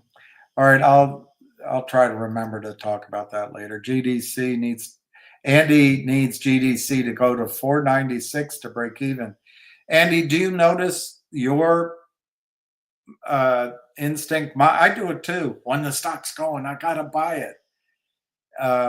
It's weird. One thing I do. Well, the hot thing, Andy, in GDC, it was you only at 496.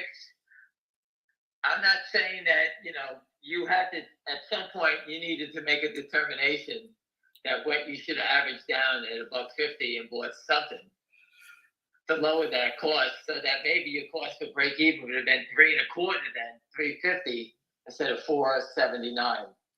Listen, I'm trying to make that decision in MLSS. I haven't yet. I did it in GDC, and I told you I did. That's what I was going to say. I don't, I'm not made of bucks, but if I buy something and it doesn't work, hopefully I have a little bit of money I can still add to it to bring the price down.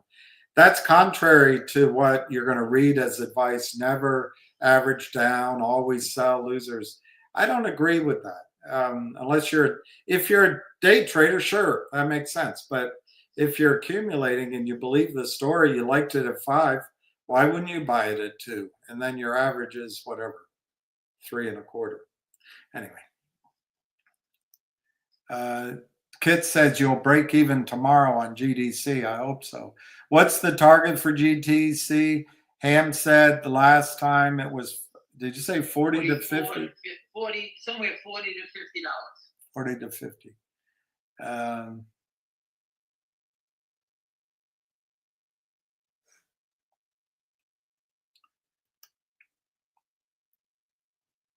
Oh, he bought it on the way down 5. All right. That makes sense. Listen, that make people. I know friends that are paying from $5.50 down. That makes sense, and they just pushed it further than everyone expected. That makes perfect sense. My average for Finger is 198.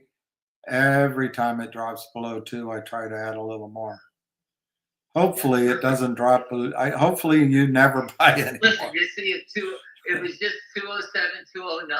They sold 100 to 207, 206 to 207. Now there's 100. There's always a little something for sale. I just showed you 2 stocks that have complete debt spiral bricks by Lynn Partners. They don't even trade. Lynn Partners is not hitting those names because they want people to buy them.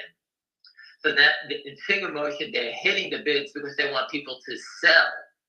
So Lynn Partners is getting people to try to sell FingerMotion, and they're trying to rope people into buying K&W and GMGI because they have to short those names.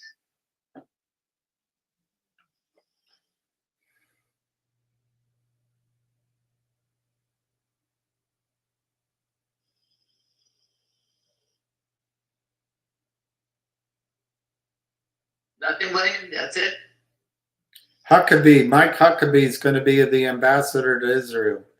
Now they're talking about the float in GDC. That seems to be it for the last question.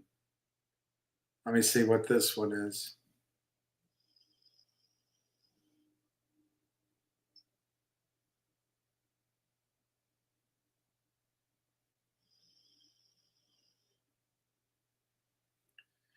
Um,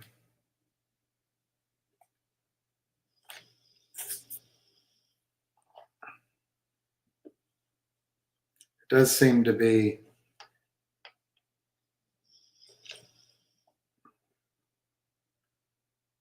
the end of the questions. That's it? It seems to be. Well, listen, again, all these other names we could talk about, to this, to that. I told you where I'm staying with FingerMotion. These other names, if you bought it, you break even. Don't be afraid to break even. I hope you make a fortune in GDC. You know, I hope it works. I know people that are in it that are smart people, and they were buying all the way down. But, you know, their average, they started at 550. I'm sure they bought stock. I'm not going to say they bought it at $1.50. I'm sure they bought stock as low as 2. So they're probably somewhere between 2 and 5. So let's say 350 average maybe on those characters. And, you know, they're professionals, so that's what they do. But again, my place is FingerMotion. I've been following it a long time, and I'm just going to stick with the horse that I came with. That's it. Anything, I think I'll leave it at that, William. That's it. I'm going to go play pickleball at 4 o'clock, and you got to be in it to win it. There's nothing I can tell you. You got to buy the dips, sell the rips, buy them when they don't want them. I can't use every cliche in the world on you. You know them. And just think about GameStop. I just showed you today, 3 for 3. Buying the dip, selling the rip. Buying the dip, selling the rip. I don't need to know who the CEO is. I don't need to know what's going to happen tomorrow. I don't know Rory Kitty. I don't give a shit about anything. Buy the dip, sell the rip, and there you go.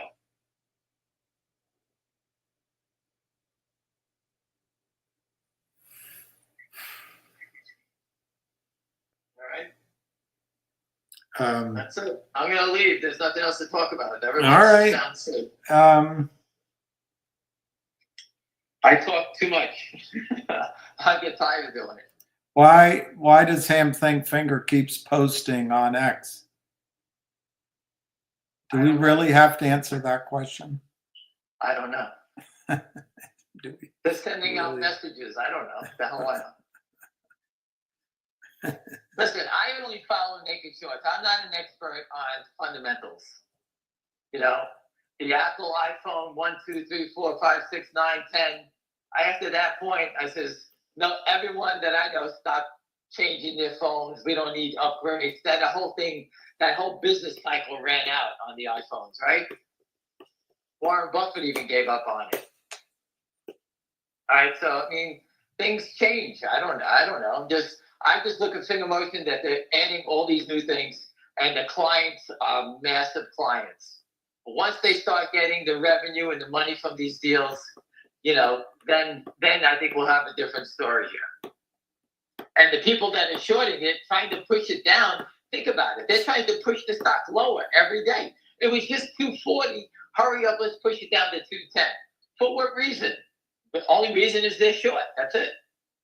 Longs don't sell the stock like that. Shorts sell the stock like that. I pointed it out to you, play by play on Friday. I told you they were going to get a margin call. 100% they got a margin call. How do I know? Because Monday came, they were selling it down faster than as soon as the market opened up, they were pushing it down.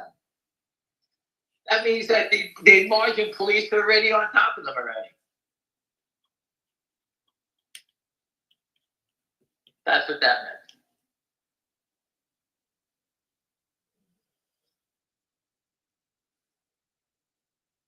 Anything else? That's it. Has anything happened with When I MLSS? worked on the trading desk, if the conversation went any further than what we're doing right now, I would have hung up on you already. I would call you up. What do you got? You got nothing to say? See you later. Click. Bang. Good night. I gotta go. That's it. Click, click, That's it. Click. click. I used to have a big box in front of me with all the lights on it, and I had 30 phone numbers for me to answer. So if I was on with you and the next phone lit up, I just hit the button. Connected you, and that was it. I went to the next line. It's good to be the king. That's how it worked.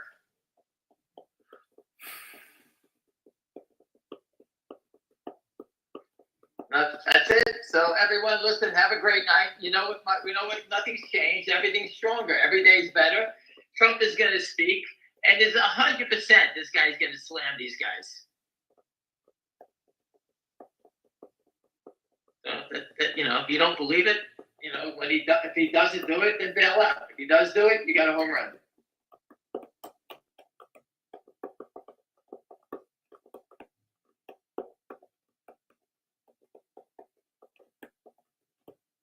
All right. I'll speak to you tonight. I'll be again. Everybody knows the real short number went up 100,000 shares. Yeah. Remember that. They pressed their bet. And the best they can do is the stock is here. Nothing. What happened? Zero.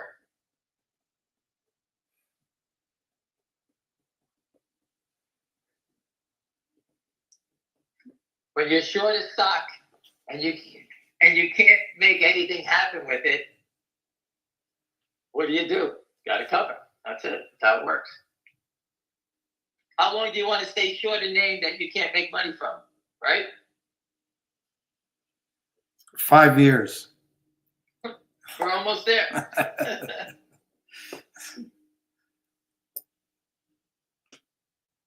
Listen, I saw the best, not little day traders, real professional people throw the towel in. Either way, longs or shorts, when their stocks aren't doing anything, and the story, whether it's changed or whatever, throw the towel in. Staying short a name that doesn't go down, what are you doing? You're wasting your time and your money. The cost to carry eats them alive. I told you that.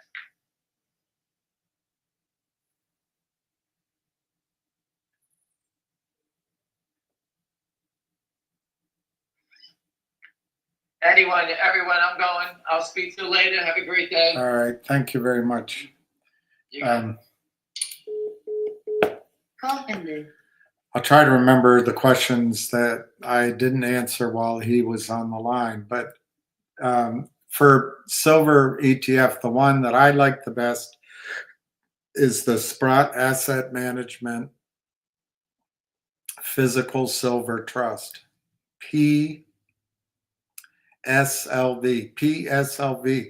Now it just trades basically in line with the price of silver. It's actually at a discount to its asset value, NAV.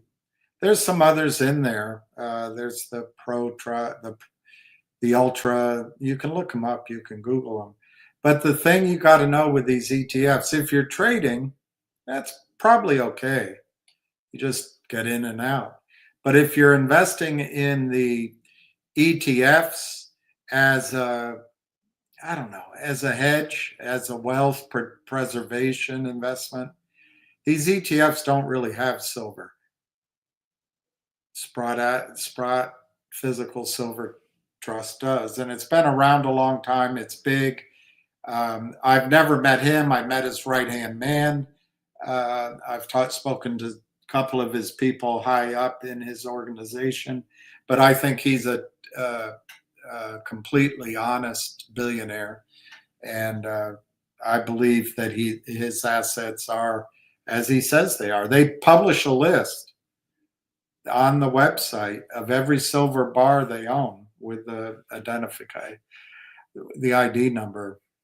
That's what Norm MacDonald says. ID. That's short for I and identification. ID.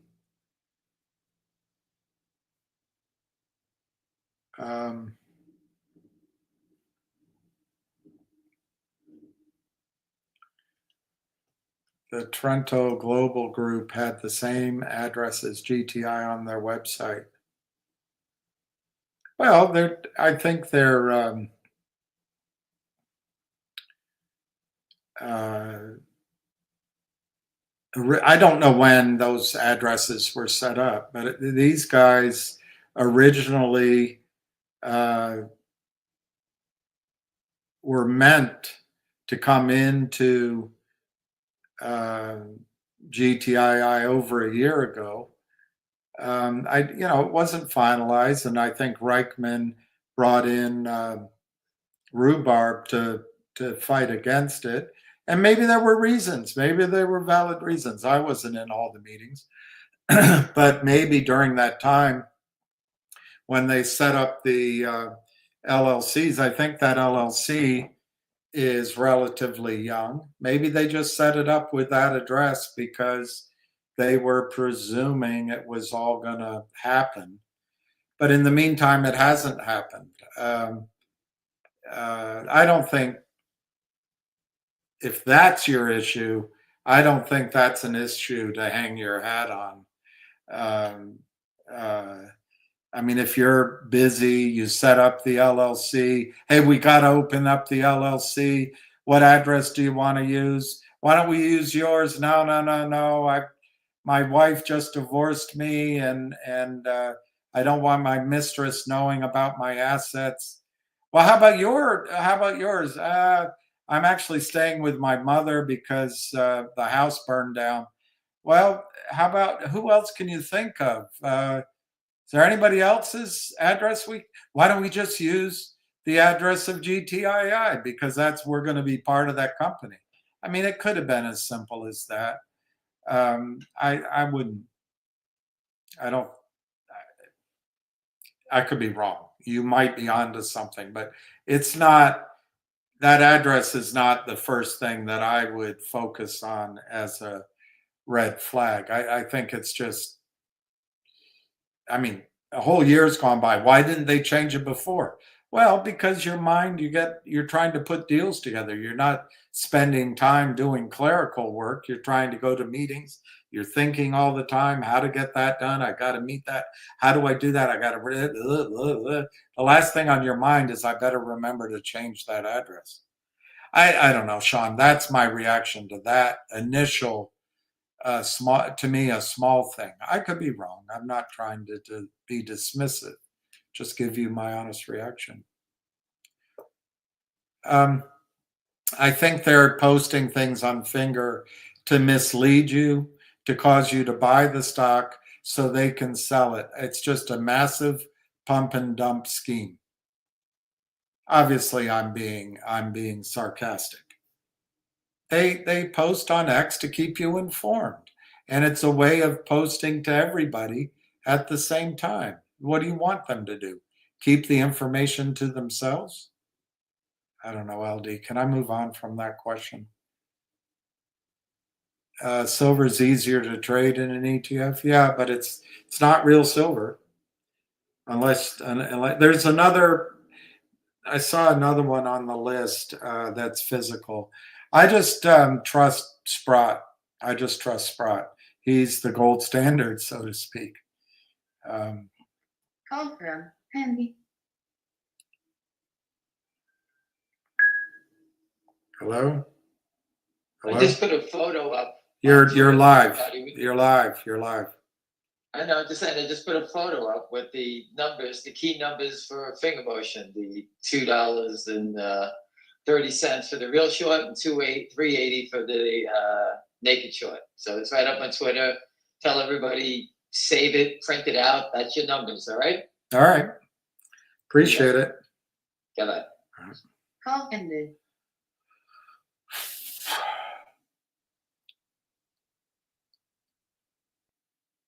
I did try to answer that. My guess is it's probably as simple as when they were designing the web, if there's a website. Is there a website? But when they were setting up the LLC, it's a couple of guys and a phone, and they're busy with their own businesses. I think the one guy is in Ellison, what's that guy? Ellison's company, begins with an L. Anyway, he's a top executive at the competitor to Apple and to Intel, Larry Ellison. I can't remember the name of his company. I guess I'm getting Biden disease. Oracle. He's at the, so he's not going to use that address. The other gentleman, I believe, has a pretty important New York real estate firm. He's not going to use that. He's not going to use that address. So then it comes down to you use your home address, and very rarely with an LLC do you use your home address. I have before, but now I don't have a home. I have used my home address, but mostly they advise you to use a nominee address. And that nominee can be set up out of Wyoming, Delaware, Nevada, Guernsey Island, Cayman Islands. Anyway, and so if you're setting it up, Trento Mines was an idea well over a year ago, and you'd have to look it up, Sean. I think it was announced really reaching back 2 years, but I'm doing that all by memory, and I really don't want to pull it up and go through it. It had the support of the whales. It had the support of the advisors to Reichman, but then Reichman hired Rhubarb, and then Reichman went crossways with the Trento guys. I'm running $1 billion company here, and who are you? Yeah. So then Reichman did what Reichman did. So maybe they got very close and then drifted apart, and it just got lost in the. I mean, if you came after me, Sean, for everything I haven't done, you didn't change this address? You're an idiot. Why didn't you file that? You're an idiot. I can't keep up with everything. I could, I guess. If I focused on record keeping, I could keep up with everything. And that's what I'd do. I'd be a clerk. So anyway, I don't think it's the alarm bell you should be thinking of. There were a lot of questions here. When's GTII going to start trading? How quickly can it be done? The last time I answered those questions, I pissed off Richard Hoffman because he thought I was talking about him. I pissed off the receiver, the receiver, because I thought the arrangement might be too dear. And I also tried to answer the question, how long would it take?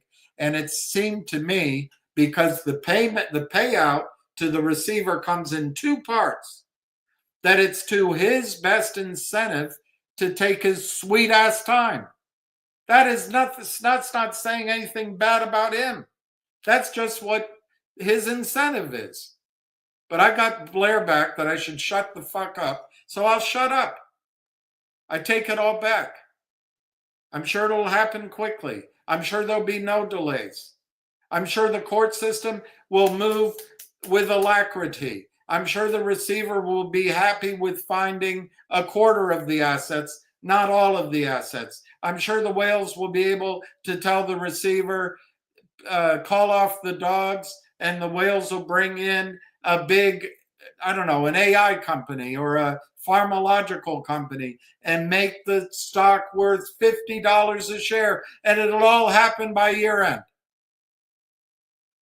There's no upside for me talking about GTII. I piss off the lawyer, the Richard Hoffman. All I can do is piss off the receiver, and I piss off whales and their advisors. And there's no way for me to win. None. I think GTII is likely to take months at the quickest, and probably a couple of years at the longest. I've never known anything to go through a court system in less than 18 months. Wait a minute, you don't know what you're talking about. This is receivership. This isn't bankruptcy. I admit it. I have no idea what I'm talking about. Maybe receivership in Nevada goes very quickly, and maybe Reichman will roll over and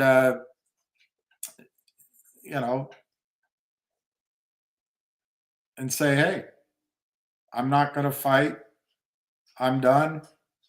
I'm very happy with being accused of stealing things. I'm willing to go to jail, and I'm not going to make any more filings."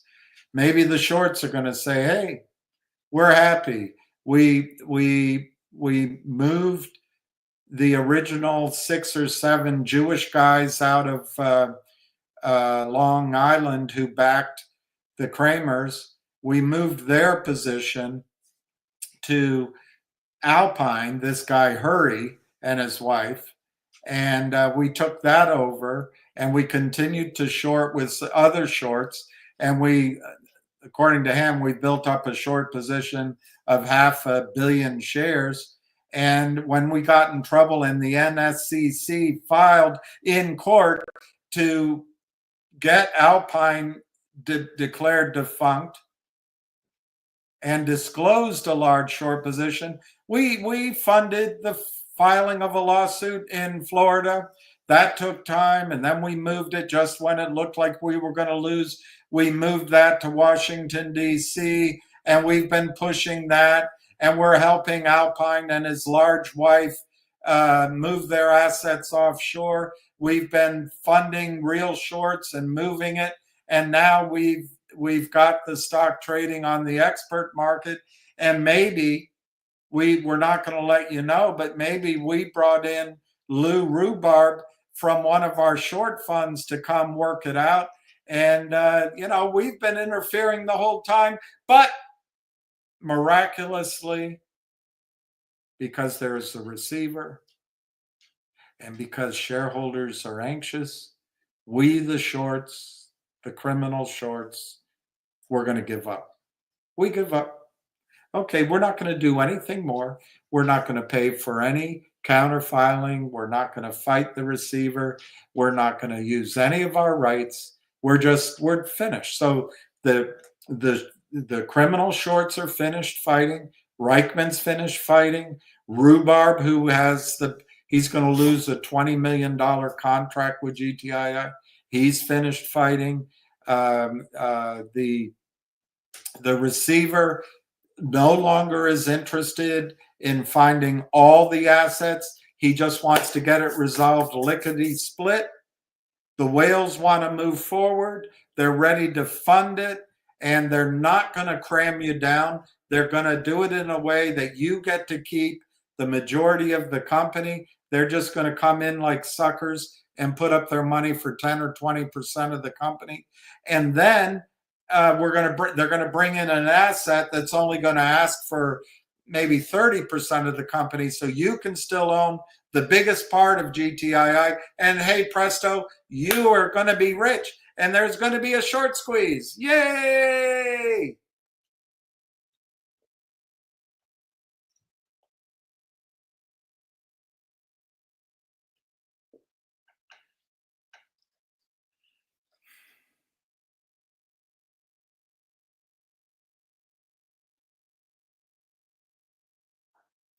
I think there's a motive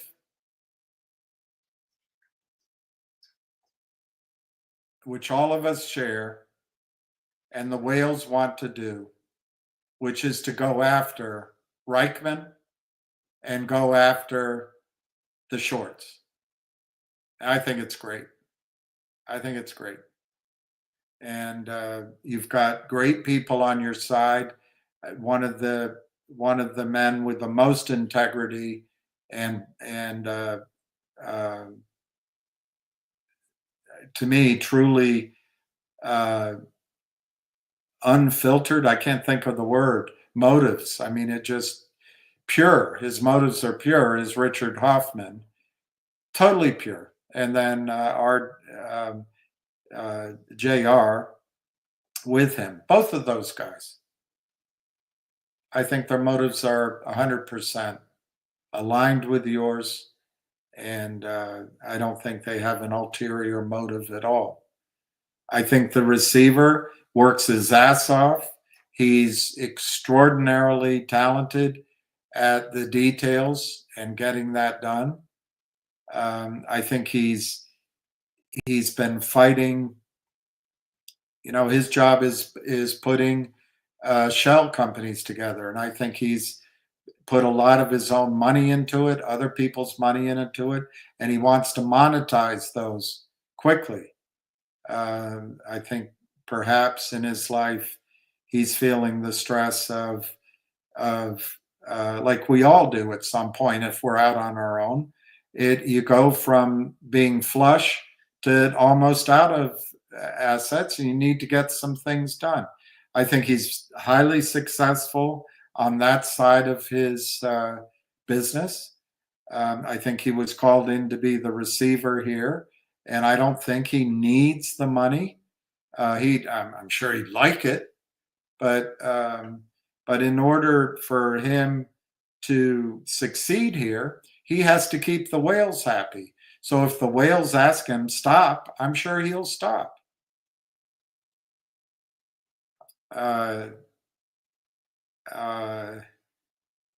Anything happens in particularly bankruptcy, but in court, two people can go in angry at each other and they can come out lovers.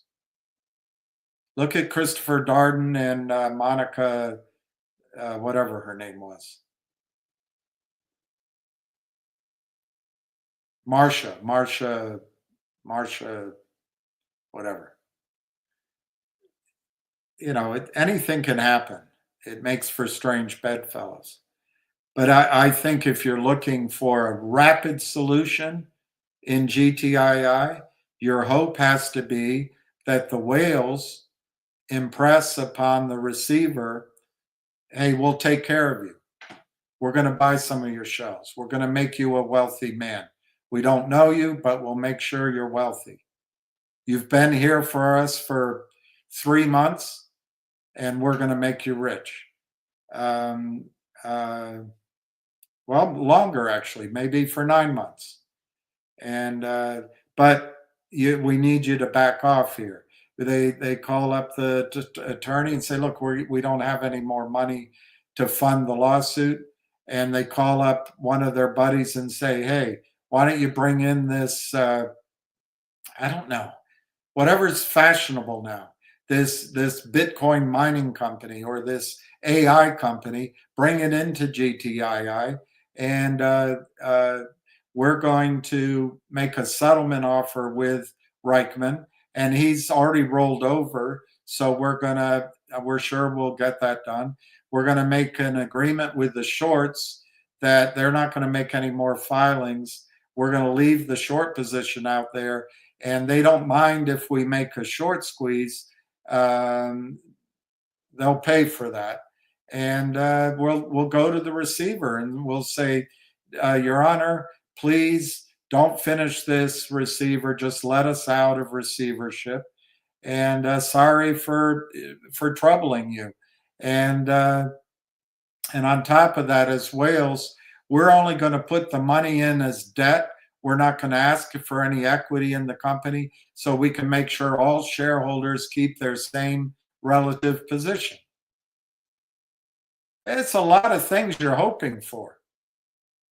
It's a lot of things you're hoping for. So when people ask, what do you want me to do? Tell you there's 25 different genders in the world? Tell you that women are as strong as men? Tell you that women can sleep around just like a man can and it doesn't have any effect on them? You want me to make things up? And by the way, it's only the top handful of men that do that anyway.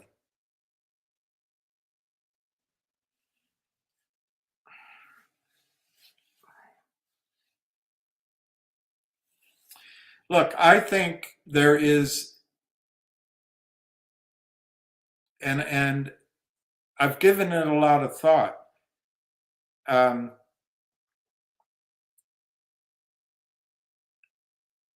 Those same people that were pissed at me, are pissed at me, at one point had suggested, would I be willing to go in as CEO? I said, sure.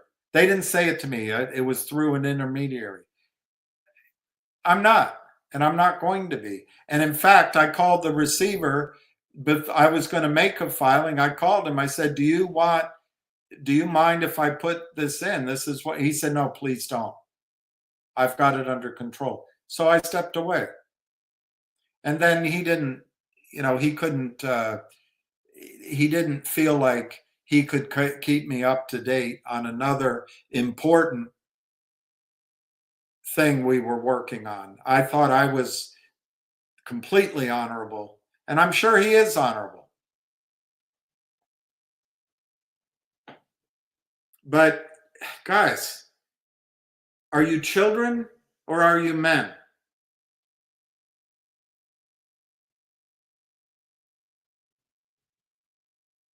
When I was young, we had come home from living in Moscow, and my dad stayed behind. My mother brought us out early. We went, to my memory, we went via Rome and then Paris and then home.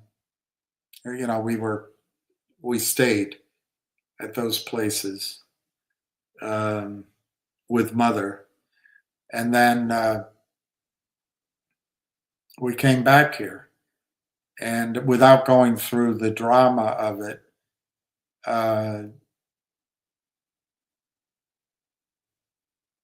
which was quite searing, my mother decided, anyway, whatever happened, they split up, and we lived out in Chevy Chase, Maryland, and I went to Leland Junior High School. The school's no longer there. It's I don't know what it is, a parking lot or condo development, but we were in that neighborhood, and I wanted to make some money for something. I forget what. I think I wanted to. I don't remember what the purpose. Something to do with school. So I decided to go out and cut grass. We called it mow lawns, although when you go down in the South, they make fun of you for saying mow the lawn. You must be gay. But anyway, I went out and knocked on doors to mow lawn. I didn't have a lawnmower, but I still knocked on the door and said, I'm here to cut your grass. Can I use your lawnmower? And there was I remember one woman was very generous, and anyway, I collected my summer's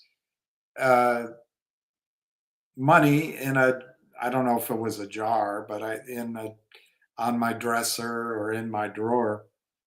And I remember coming home, it doesn't matter when, but maybe just before Christmas time, and I found out all my money was gone. And I was young, by the way. I don't know what junior high is, but whatever the first year was. So don't think less of me. But I found out that mother had taken the money, and I remember I'm standing on the front doorstep. She's standing on the high step. The door's open, like I'm about to come in. Her door, she's on the inside.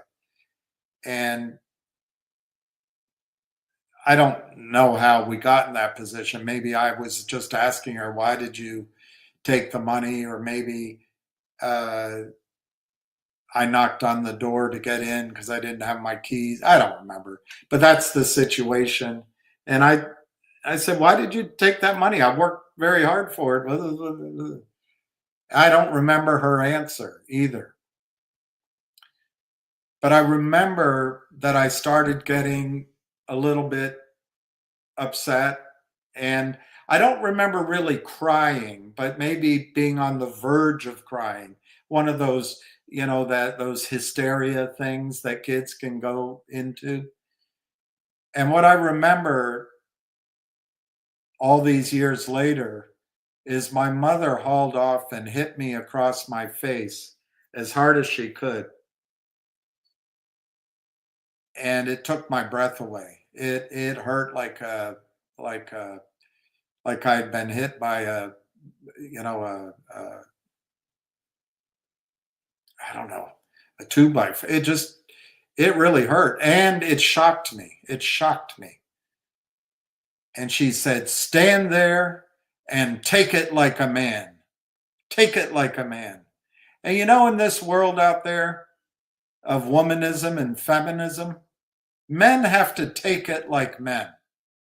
Men have to take it like men. Women, hey, we can blame somebody. We can cry about it. Hey, it's misogyny, it's patriarchy, it's this and it's that. And I don't know why I got off on that subject as it relates to GTII.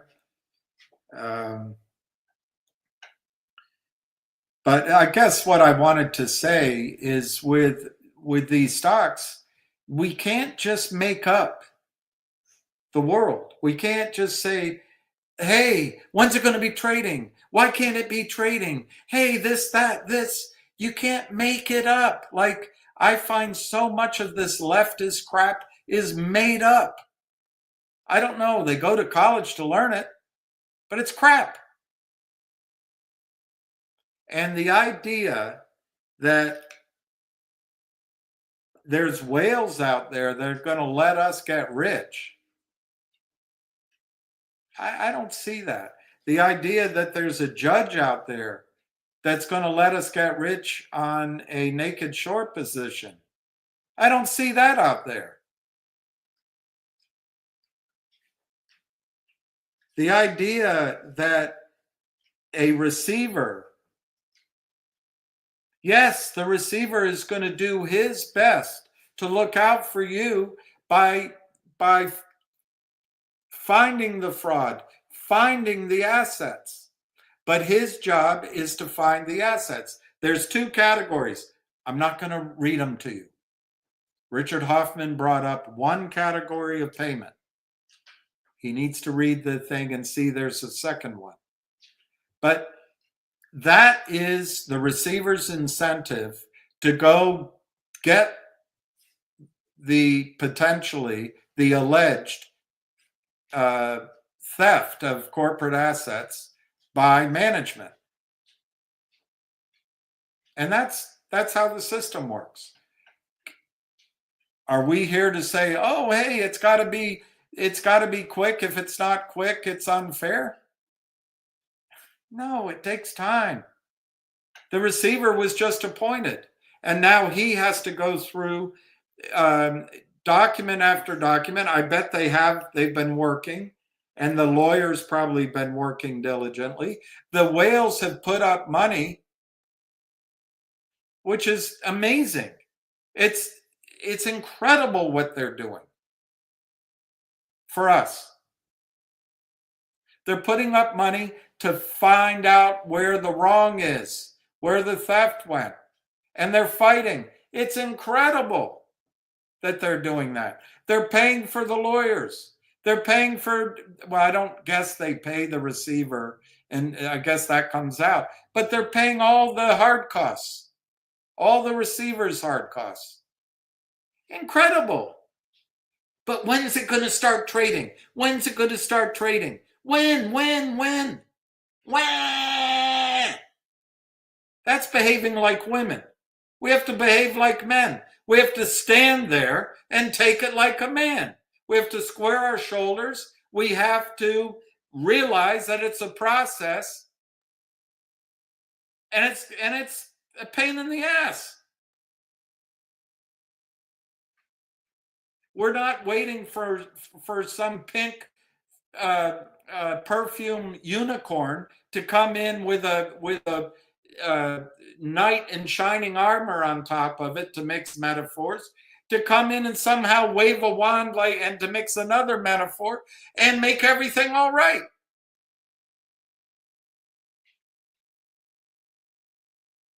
Oh, shut up about GTII. Just tell people to talk to Richard Hoffman. They've got it under control. Yeah, there's no benefit to me answering these questions, but use your common sense. Here, let me just Google. I'm not a lawyer, and maybe I just need to learn this before I go any. What is the difference between bankruptcy proceedings and receivership? Let's see what the answer is.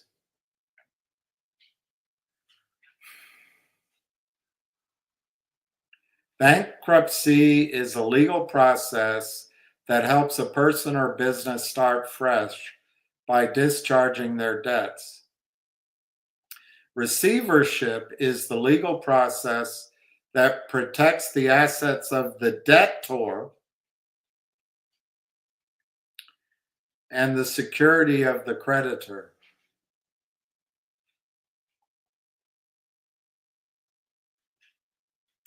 Bankruptcy is often a voluntary action, while receivership is usually involuntary. Role of the receiver. In receivership, an independent receiver is appointed to manage the debtor's assets and make decisions about selling or liquidating them. In bankruptcy, a trustee may be appointed to liquidate assets. Receivership is usually limited to the state level, while bankruptcy is a legal proceeding carried out under the Bankruptcy and Insolvency Act. I assume that's federal. Bankruptcy proceedings have a set time period, while receiverships can last for months or years.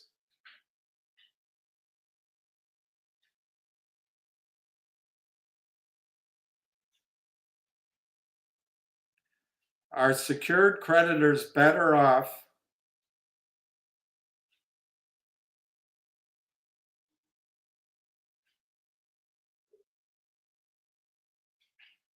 What are the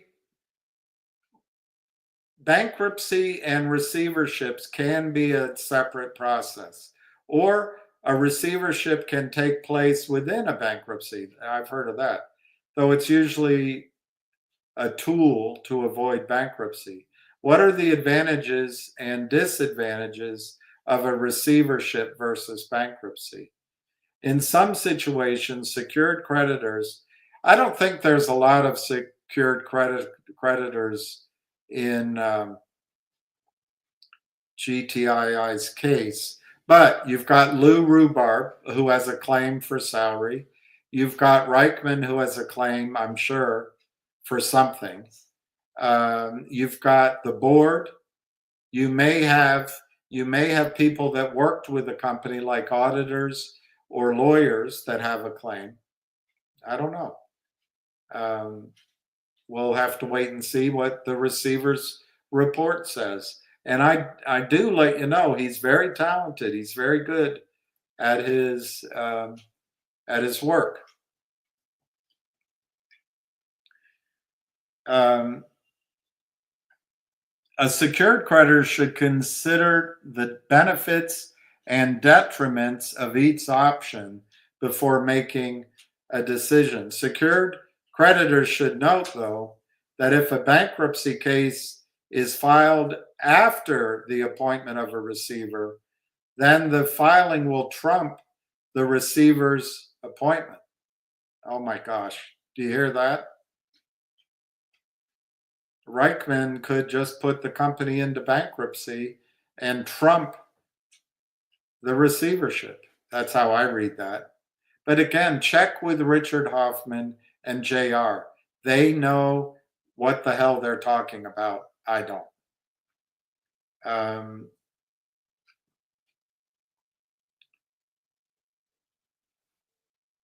Receiverships tend to be more time and cost effective than formal bankruptcy proceeding. That's great news. That's great news. Additionally, a creditor who pursues a receivership can avoid the liability associated with filing of involuntary bankruptcy petitions. Another difference in receivership versus bankruptcy is the appointment of a trustee. In formal bankruptcy proceedings, a court typically has a say in the appointment of a trustee. Receiverships, however, allow creditors to propose potential receivers. So in this case, the Wales proposed the receiver.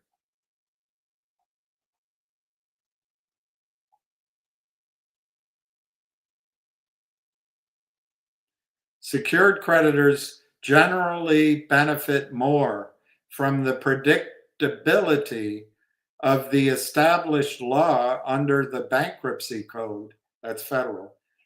In deciding which option is best, a secured creditor should consider the likelihood that a court would appoint a receiver.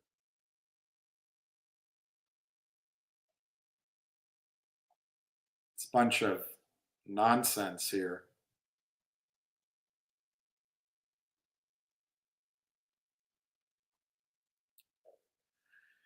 That's a useless article. It doesn't tell you very much. All right, here's receivership. What it is, how it works versus bankruptcy. What is a receivership? A receivership is a court-appointed tool, just like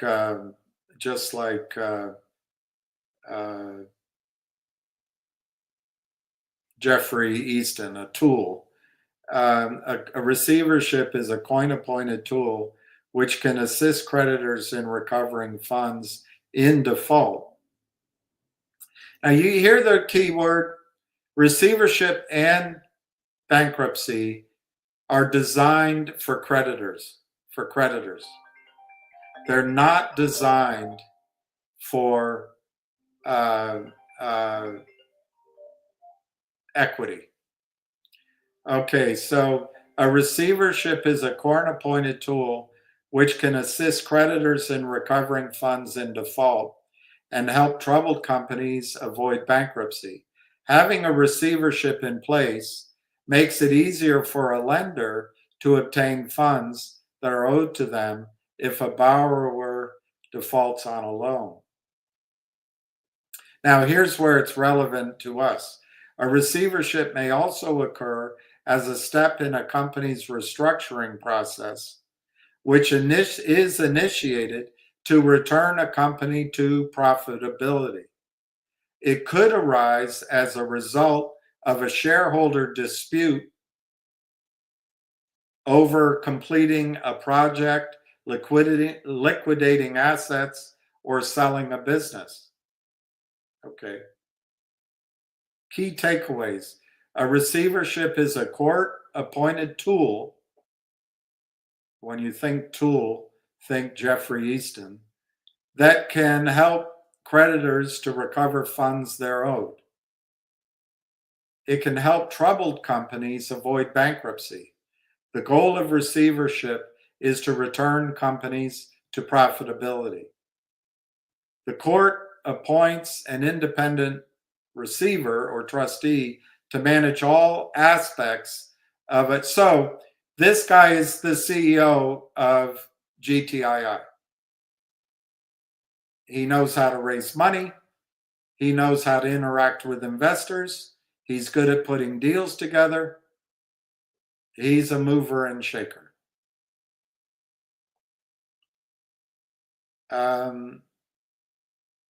The company's principles remain in place, but they have little authority over the company for the duration of the receivership. That's good for us, very good for us. A receivership is generally a process which is put in place to protect a company. A period of receivership can be thought of as a protective umbrella for a troubled company. A receiver steps in to manage the entire company, its assets, all financial and operating decisions. He's the guy to do it. He knows you guys. He's been involved in it a long time. He's the guy to do it. And that's what the whales decided. He has the confidence of the whales. The company's principals remain in place as material contributors while the receivership is operative, but their authority is limited. A receivership was traditionally intended to help creditors recover amounts outstanding. Receiverships are one of the most powerful solutions available to aid creditors. They're also used by companies in financial distress. They can be part of a company's restructuring process. That's where he's here. This guy's raised a lot of money, put a lot of companies together. He knows how to interact with all the different parties and look out primarily for shareholders first. So that's his role. They can be part of a company's restructuring process. A receivership can help when a company makes significant changes to its financial or operational structure, typically under duress. A receiver can be used when a company is headed toward bankruptcy. Receivership isn't itself a legal process, but it's usually invoked during legal proceedings. Either a secured creditor or a court of law appoints a receiver to act as the trustee of the business. Privately appointed receivers will generally act only on behalf of the secured creditor who appointed them. Court-appointed receivers act on behalf of all creditors. We're not creditors. We're not creditors. We are not creditors. The receiver must be an independent party with no prior business relationship to either the borrower or the lender. Well, that's debatable here. They can never act for the benefit of one party and to the detriment of another. I think he's honest that way.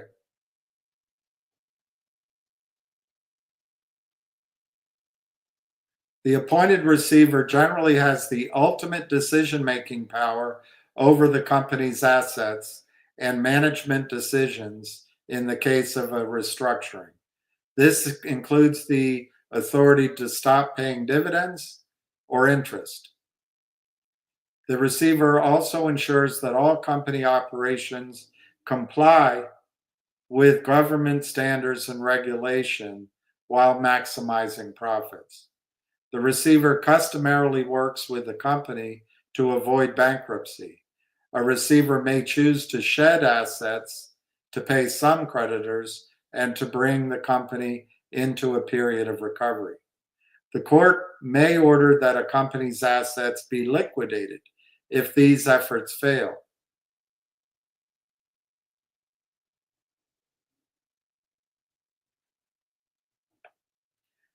Bankruptcy is an action which is taken to protect a debtor, the company, from a collection action by creditors. Bankruptcy courts and rules are primarily aimed at shielding the borrower, the company, not the lender. Right, the borrower, not the lender. A company might file for Chapter 11 bankruptcy when it wants time to solve its financial problems while maintaining business operations. That sounds like receivership. It's generally for the purpose of liquidating and closing the business when the company files for Chapter 7. Receivership. Unlike bankruptcy, a receiver is an adjunct solution. In the case of a secured lender, a receivership is designed to protect the borrower's assets that represent the loan, so it's a secured loan. The secured lender asks the courts to protect the collateral. What are the benefits of receivership?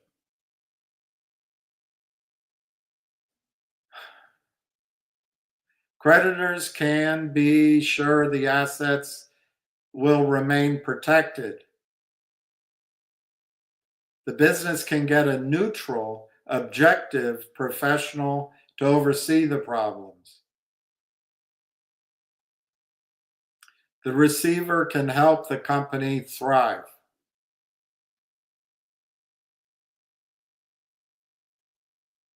How long does a receivership last? Receiverships can last anywhere from a few months to several years. It depends on the reason why they were implemented. A receivership put into place to help resolve the claim of one creditor could last less time than one that's used as a remedy of a company's ills in order that the company avoid bankruptcy. The bottom line, receivership is a court-appointed remedy that may be used to assist creditors in recovering funds. The receiver becomes a creditor as well, and probably the lawyers, due to them when a company is unable to make payments on a loan. So this is specific to one loan, one secured loan. I don't know if there's one here. It can keep a company out of bankruptcy as it restructures due to financial hardship. But receivership is not bankruptcy. It's considered a temporary phase of necessary oversight by a trustee until a company resolves claims against it by lenders or until the company regains its financial footing. So, guys and girls, I cannot give you an answer that I don't believe in. I think Richard Hoffman is amazing. JR is amazing. The attorney I don't know that's doing this, that the Wales hired, clearly is amazing. I think the receiver is amazing. I think the Wales are amazing. I think the advisor to the Wales are amazing. It's all amazing. On the other side are the, which we can't prove, are the 500 million shorts. There's the capital firm run by the Hurries. There's other filings against principals and regulators. I don't know how it affects receivership. There's the monies that need to be put in to both cleanse the company through receivership and come out. There's what is going to be owed to the lawyers, the receiver, and probably the judge. I don't know Nevada law, but I know in Louisiana, the judge is in on it too. At least the proceedings that I personally experienced with a company which I funded, and then I funded the initial fight of the other side's attorneys. I learned a lot. So I can't tell you it's going to be quick. I cannot tell you that the short position is going to survive receivership. Maybe it will, maybe it won't.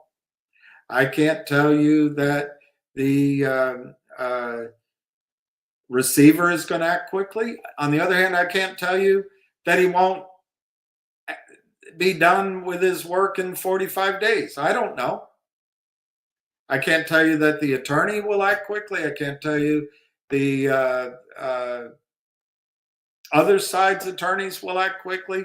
I can't tell you how busy the receiver is. I don't know. All I know is we have to stand here and take it like a man. We can't complain. We can't cry. We can't whine.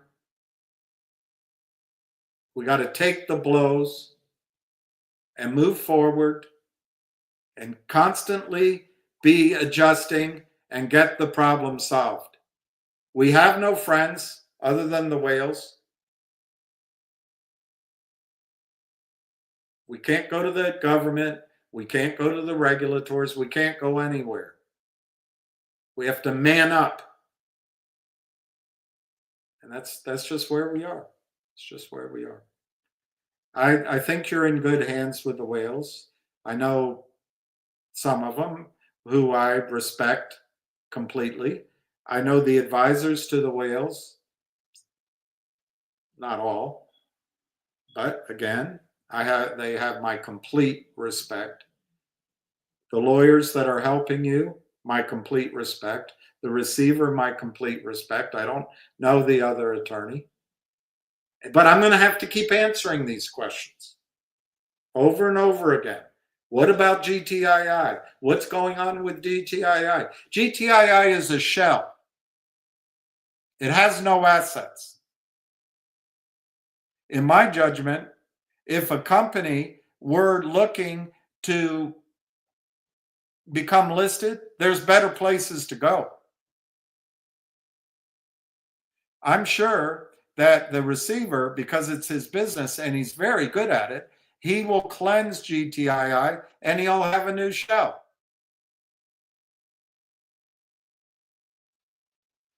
And, you know, his business model, he's going to be a wealthy man. And it's not just from the receivership. It's just how he structures his shells. He's going to be a very wealthy man.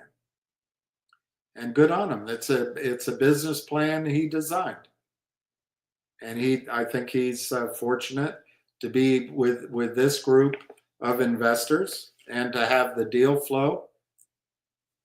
He's set for life.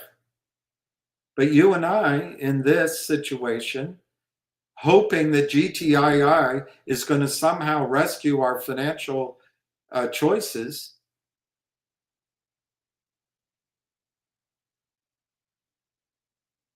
I don't know. I think we face a choice. We can live in the la-la land, paint our hair pink, wear a blue bracelet, cry, yell, and you know, do all sorts of things, or we can try to see the reality. And the reality is it's going to take time. That's just the reality. And I think the odds that we are going to have a short squeeze in GTII are virtually nil. I think the odds that we're going to make outlandish rates of return in GTII are virtually nil. I think others are going to make money just as lawyers do when they do class actions. They get a big piece of everybody. And I think that's the case here. I think there will be money made off this corpus. But I think what we have to look forward to is getting our money back. Maybe a little bit better. Now, I know the Trento guys, Sean, I met with them. They're totally honorable guys, totally honorable. I don't think that if the address is one way or another, I don't think that's any alarm bell. But the receiver, who was chosen apparently by the whales, referred by this attorney, who I don't know. And I don't want to imply that attorneys could somehow get in the mix by the $1 billion worth of short sellers' money, I don't want to imply that anything would come mix up who's introduced to whom. I wouldn't want to apply that. We'll just all be naive and assume that the criminals stay on their side of the court. They don't come into our locker room. We'll just assume that. So,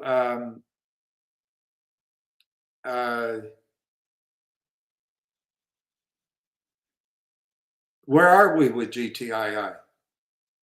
For well over a year, I was telling you in the strongest wording I could use, but I've since realized, rather recently, that the only thing that, I'm not talking about all of you, but to get to each of you, I've got to say it like Trump does 3 times. I've got to speak in the same words, use this, like Winston Churchill says, use the small words, not the large ones. And it's just communicating. It's not picking on you. It's just communicating. So when I go from being positive on the possibilities of GTII to telling you that I think you should be selling it for tax loss reasons, it doesn't hit you upside the head what I'm saying. It doesn't, no one gets it. But I did that for well over a year. Oh, you're just making excuses for yourself. Whatever.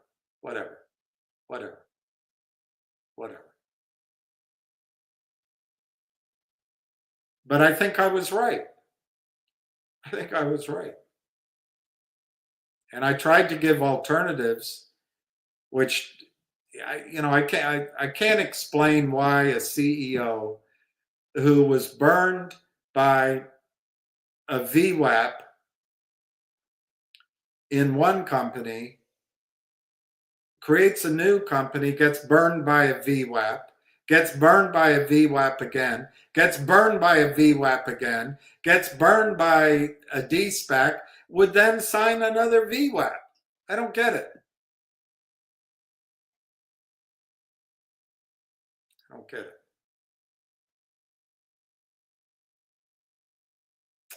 I guess the simplest thing is that each time there's no alternative.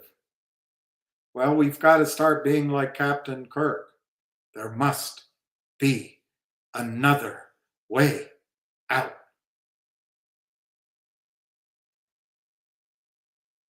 But I've made some recommendations to get out of GTII, which didn't work. It's not all over with that DSPAC. We still have our CAUD. Someone asked me the other day. My guess is, I don't know the answer, but my guess is, what do you want? Do you want them to release our CAUD shares so we can all dump it just as he's trying to climb back into the dollar range and hire? The best strategy for the CEO would be to release our shares? I don't think so. I think they're probably holding it until the stock price is higher and the story's better, and I'm all for that. But so that recommendation for you to sell GTII and get into the Datalogic DSPAC, it's not over, but it was it's been a terrible year. There's no way to sugarcoat that. So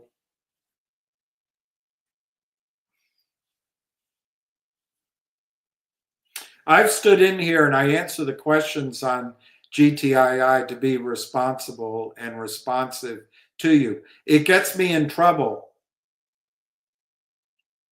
with people I respect. But you want the answer. You ask me a question, I'm going to answer it as I see it. I think it's going to take a lot of time. I think the receiver's incentive is to be thorough and to find all the assets. That's going to take a lot of time. I think Reichman is going to sue back. That'll take a lot of time. I think the shorts, whatever they can do to delay, and then ultimately get it into bankruptcy, I think that's going to take a lot of time. And What are the good things? What's the good thing is the whales are putting up the money. They're putting the money where their mouth is. We couldn't be more fortunate. And the whales have advisors who are still looking out for you and the whales, where the interests align. We couldn't be more fortunate. Yet we complain. When's it going to start trading? When's it going to start trading? No one listens to me that you have a month and a half to talk to your professional and find out how to write off GTII. Lock in the loss. Do you hear the question? When's it going to start trading again? You can't trade it. It's worthless. But you can't take my advice. I'm not a professional accountant. I'm not a professional attorney. You have to get the advice from someone who can tell you in your state, in your locale, and in their experience, what is the definition of a worthless security? And can that definition fit GTII? Can you defend it to the IRS? If you can defend it, what's happening is you're writing off your loss. You can't get out. 31 days later, maybe the receiver accepts Trento Mines as the best offer. He takes his 10% or 5% of the new company because he worked so hard, and everybody gets wealthy.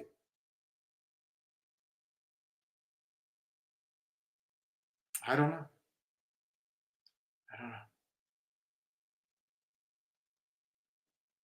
But Sean, GTII is going to destroy all of my relationships. I'm willing to answer the questions, but it's going to destroy all my relationships. And that's just the way it is. I think GTII is a piece of shit, and I don't think you should own it.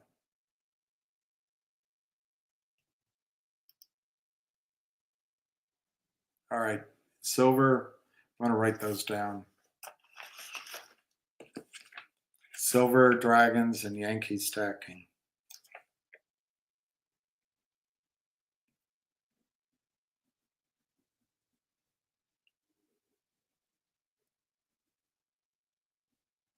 And by the way, Sean, I'm giving you a stock.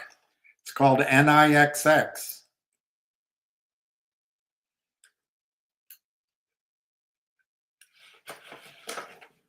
Sexy Nixie. Sexy Nixie, you can buy at $3. I know that's a lot of money. If you can buy 1,000, if you can buy 500, if you can buy 100, that's going to go to $30.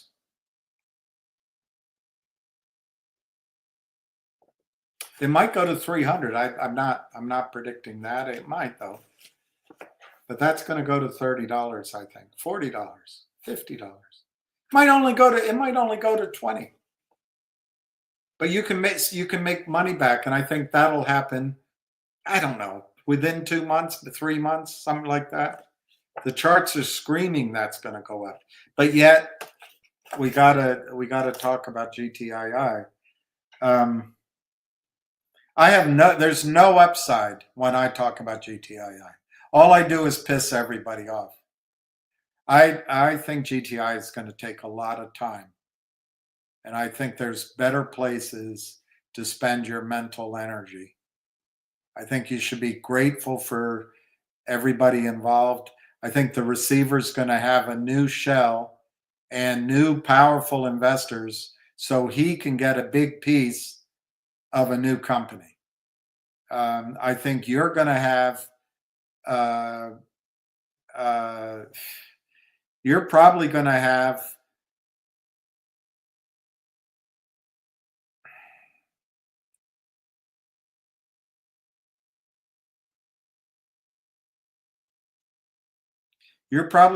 your pro rata ownership, and you're going to end up with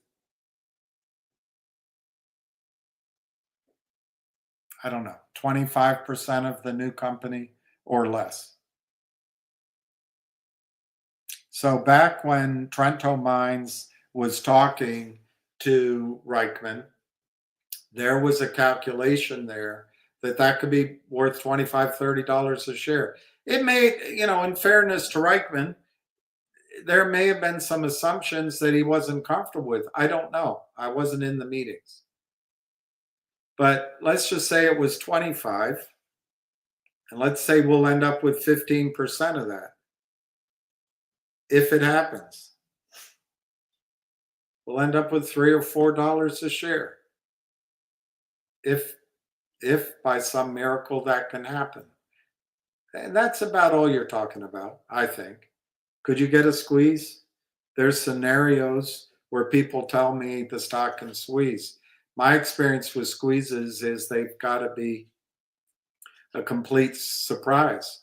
And in this case, the shorts have played their game beautifully.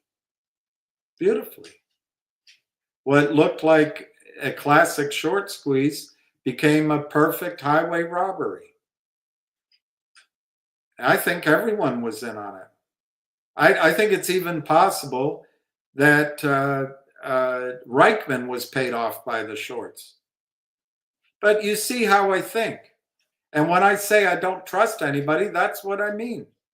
I think billions of dollars buys off a lot of people.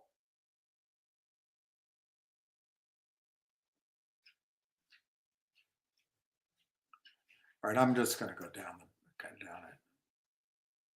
Yes, MLSS, you got to sell it. It's down. Just get out. I'm sorry, Stan. That's not the case. When you buy a stock, they go down. All of these stocks that are short squeeze candidates are shorted. Every single one is shorted. I don't know, Stan. I don't know if you've been watching.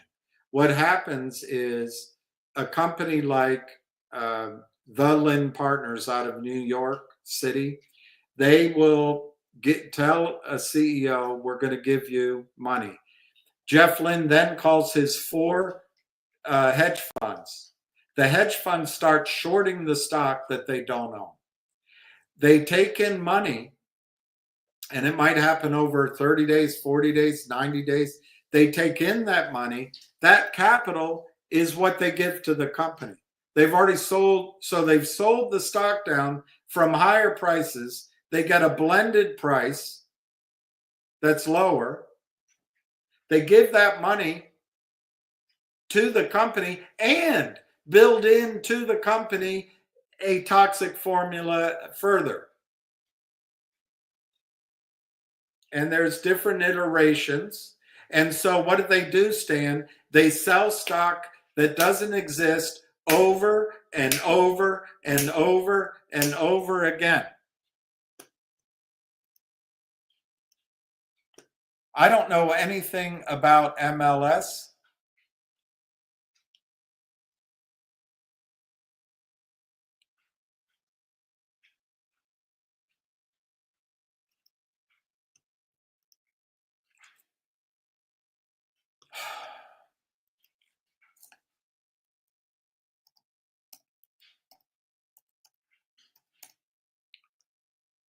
I don't communicate well. I just don't communicate well. So here's MLSS. And here is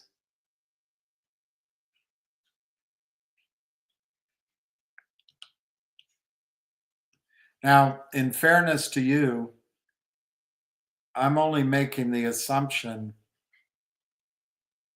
I'm only making the assumption that I'm only making the assumption that MLSS is being shorted, but they all are shorted.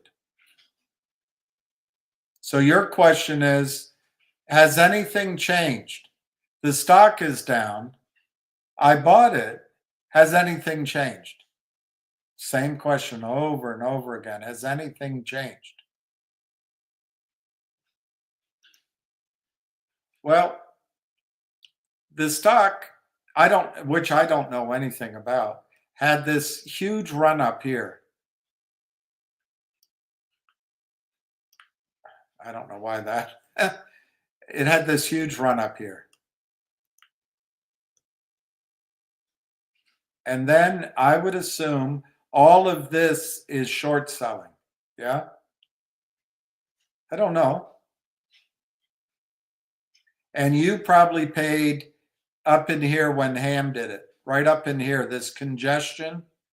You probably paid $1.05, and the shorts drove it down below the moving averages. It popped up and they kept selling. What are they selling, Stan? What are they selling? Are they scared that the story changed in the company? Did management get found out to be a pack of liars and thieves? Did the product suddenly go sour? Did the government's rule that they have to shut down business? Were rats found in their basement? Were their filings proved to be fraudulent? Is that why the selling's going on? Their earnings aren't good? Did the story change? No. All of these stocks, the Lynn Partners of the world, just keep selling shares which do not exist. They take advantage of the reg show exemption. Ann Wagner doesn't want you to know they're doing this. She wants to protect the criminals. So they just keep selling. Well, you already bought your shares, right, Stan? Let's say you paid 105. You bought all you can. You can't buy anymore. Well, some of your friends are buying, so they can't drive it down very much. They're spoofing, they're crossing, they're moving shares. Ann Wagner wants to protect that as a matter of privacy.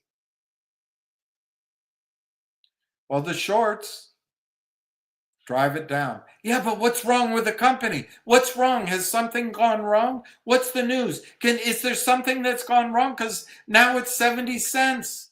What happened? Nothing. Nothing happened. Nothing happened. They were finally able to break it down. And now these guys who sold up in this range can cover down in this range. That's all they're trying to do. They sold counterfeits. They're going to buy back with the money people put up, and they're just going to swap counterfeits. So what's wrong with the stock? Nothing.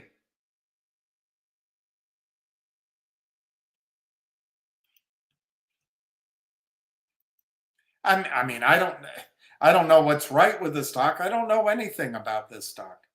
But if you bought it because someone told Ham to buy it and Ham trusts that someone, that's a pretty good reason. Now let's just see. I would say it broke down, obviously, there. I would say it's in a clear somewhere in here. Just doing this quickly. I would say it's somewhere in here is support. It might be a little lower. You might have to go down to here. Go down to here. Something like that might be support. The stock, I can't really draw anything full here. I really can't. There's nothing. So you're just in a stock. I'm just amazed at I'm just amazed. MLSS stock.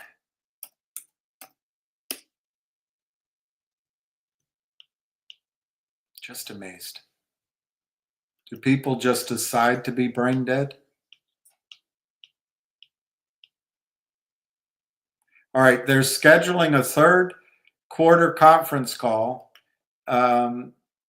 for Friday, November 15th. Oh my God, that must be bad because the stock's down. Do you see, Stan, what they do? If it's bad news, they sell. If it's no news, they sell. If it's good news, they sell. But you don't get it. You don't get it.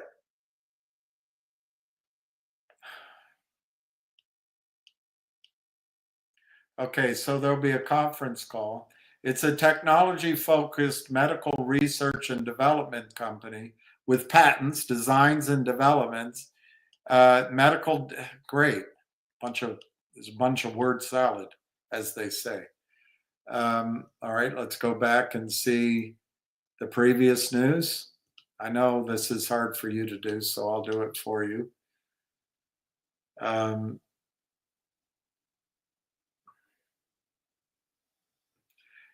Millstone Scientific expands commercial rollout of CompuFlow epidural system.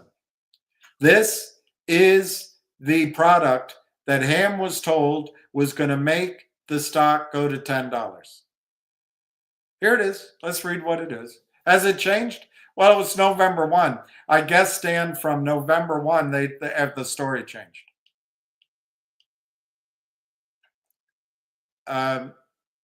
I'm not mad at you. I'm just frustrated at the whole thing. Milestone Scientific, a leading developer of computerized drug delivery instruments which provide painless and precise injections, today announced the commercial rollout of its CompuFlow epidural system at Hudson Specialty Care, led by Dr. Elbaz.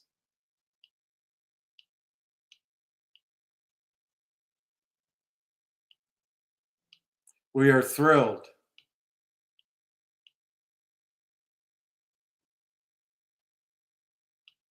All right, so they got the standard hope in it.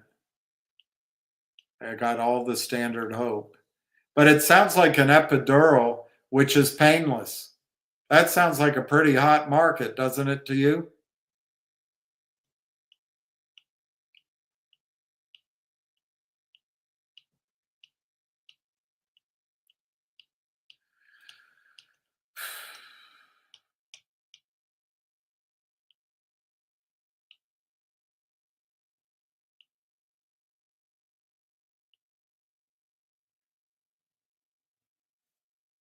Milestone strategic partnership with Axial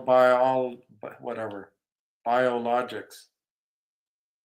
They secure a key patent approvals in the United States and Europe. They get approval for their epidural system in Brazil. Oh my God, is there something wrong? Is there something wrong? Why is it down? Has the story changed? Milestone Scientific reports 2.2 million revenue 5 months ago. I'm trying to find where they did a toxic note. They all do toxic notes.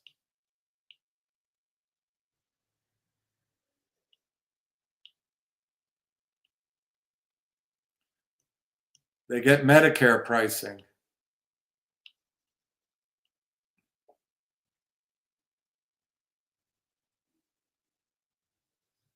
They have increasing in revenue.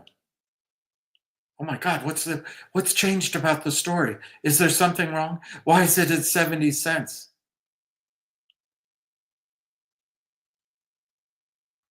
It's at 70 cents because they keep counterfeiting shares. Let's see if they took a toxic note. Here it is. Here it is.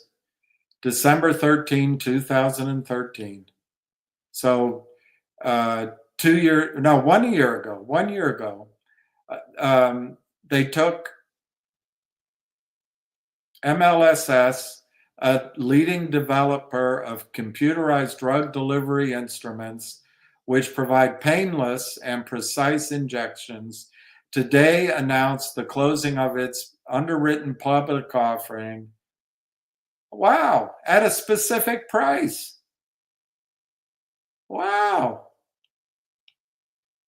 Maxim Group is terrible. They granted an underwriter 45-day options to purchase more on the same terms and conditions.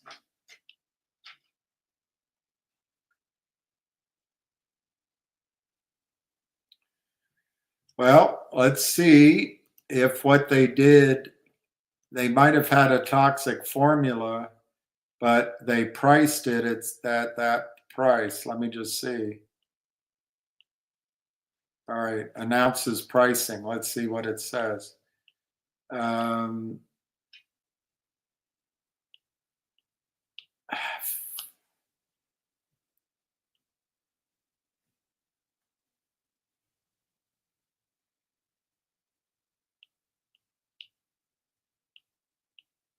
It doesn't, let me just see one more news story. God, what a waste of time this is. But let's see what happens.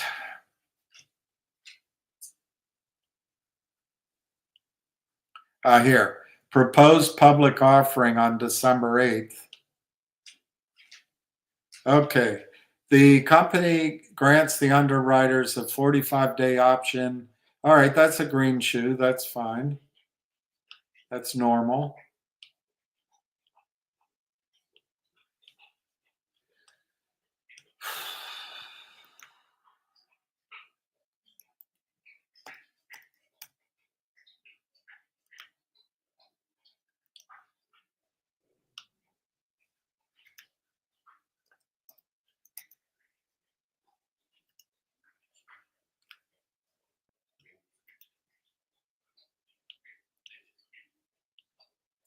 I'm probably just going to have to read this one to you.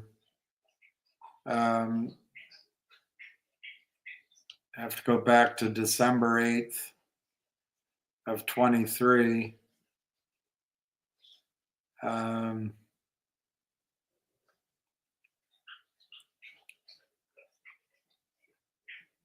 Right here, prospectus.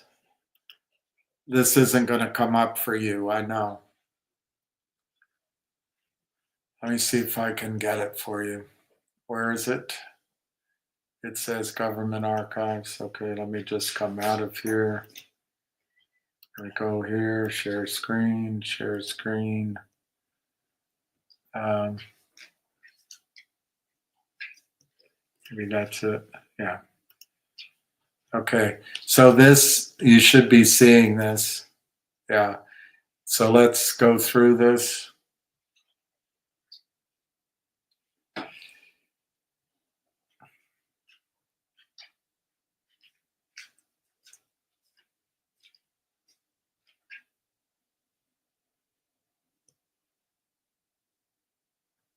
Okay, no, that's not it. All right, here it is. All right, as of December 8th, Maxim Group, let's just see where the formula is.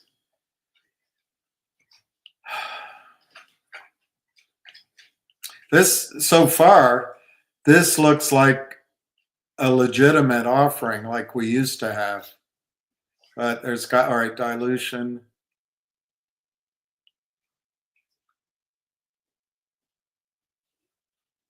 Underwriting.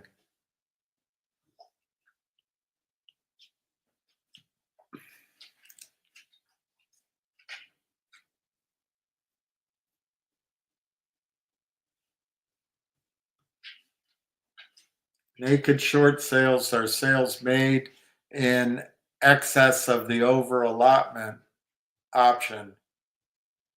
The underwriters must close out any naked short positions by purchasing.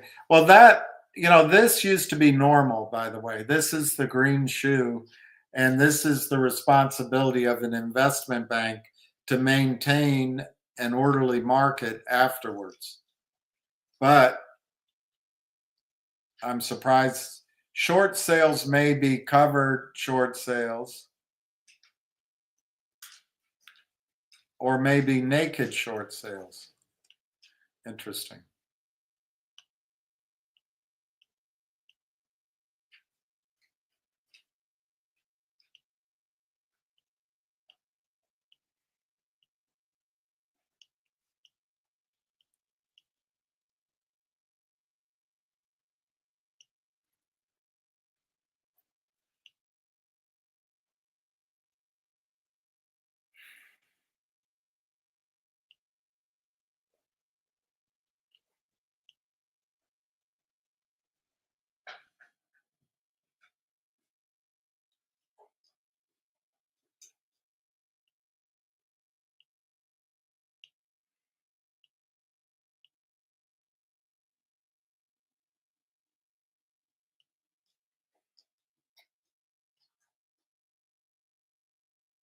They may engage in derivative transactions. They don't take any risk.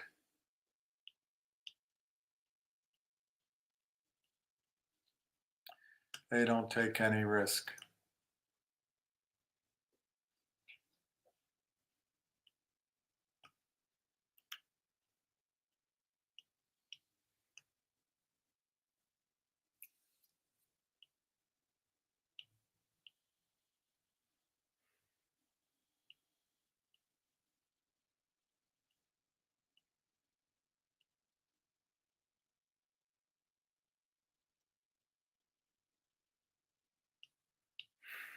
I'm looking at the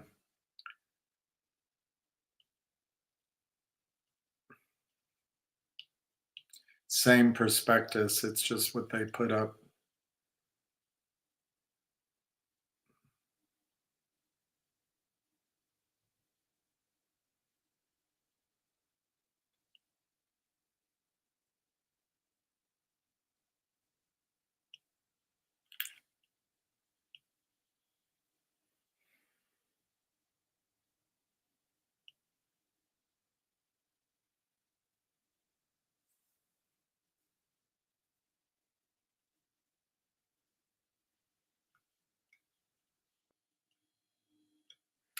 You know, it seems, Stan, to be a company that does not have a naked short toxic formula, but it doesn't mean that once it traded that the shorts aren't in there. I don't know. I'd have to go back further to see if there's a short position from a previous transaction. I don't know. But if your question is, I've missed 2 days, the stock's down, has anything changed? My recommendation to you is sell the stock and go buy a mutual fund. That's unfortunately, I don't think you understand why you bought MLSS. Ham got a phone call from a guy I've met. He's a smart guy. He's a long-term insider on Wall Street, not insider with the company. And he said, Ham, buy the stock. And Ham said to him, should my daughter buy it? And he said, yes. And so Ham bought it. Why am I buying it? Because it's got an epidural. Once it's approved and once the revenues start coming out, the stock goes to $10. All right. Ham paid $1.03. Now the stock's 70 cents. You didn't pay attention for 2 days and you want to know if something's changed. You shouldn't be in the stock. You should sell the stock. You don't know what you're doing. You don't know why you're in it. The only reason you're in it is because Ham bought it. I didn't have the money, but if I did have money, I'd buy it for that reason. It's a good reason. But you bought it because you think it can go to 10.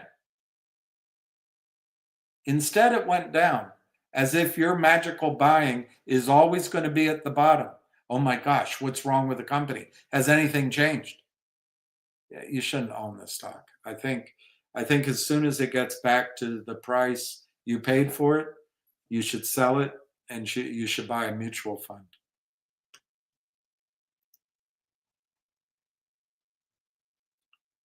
That's good, Narad. That's good, Narad.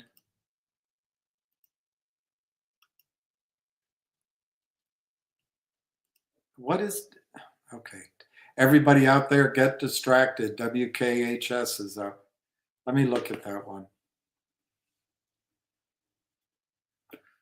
It's up 30%. It's actually not bad.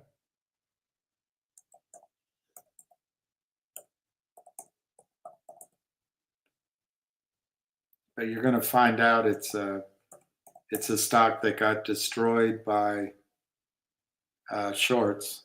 Yeah, these guys. Come on, they just want you to go put your money in. West. Let's see how long it went out, and maybe it's a good story. I can't follow them all, but West Horse, which Michael pops up, and as if that's his real name, and he's your friend. He wants you to know that stock is up 30%. So rush, start buying it so he can short it and make a day trade. But this is a stock that was at, I can't read it. Anyway, it was at thousands or hundreds, like $900. But they obviously did a toxic formula. It got crushed all the way down, and now it's having a dead cat bounce. You better rush into it. Michael tomorrow will short your stock, and it'll be back down in two weeks.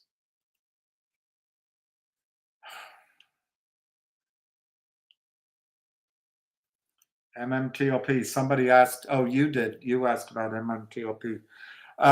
If you're still here, what I understand some of these companies are doing, and I think you're with Fidelity or Schwab, I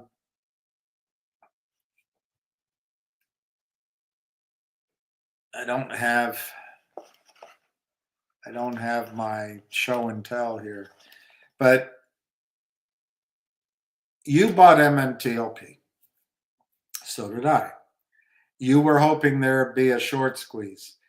Jessica Hopper apparently put the kibosh on that. So the second part of what we bought is an automatic conversion into NextBridge. That's what we thought. It's automatic. But then FINRA and the company itself put on their websites under the facts questions that it's something that you and I both have to do. The shareholder has to call in and ask to have their MMTLP transferred to NextBridge. It's not automatic. It has to be done by the shareholder. So FINRA also put out that MMTLP expired on December 13th. MMTLP no longer trades. It no longer is a security. It has no assets. It has no management. It is nothing. MMTLP is completely worthless. It has zero value. Now, Double D will tell you, oh, it's you're entitled. Well, entitled this, pal. You're entitled.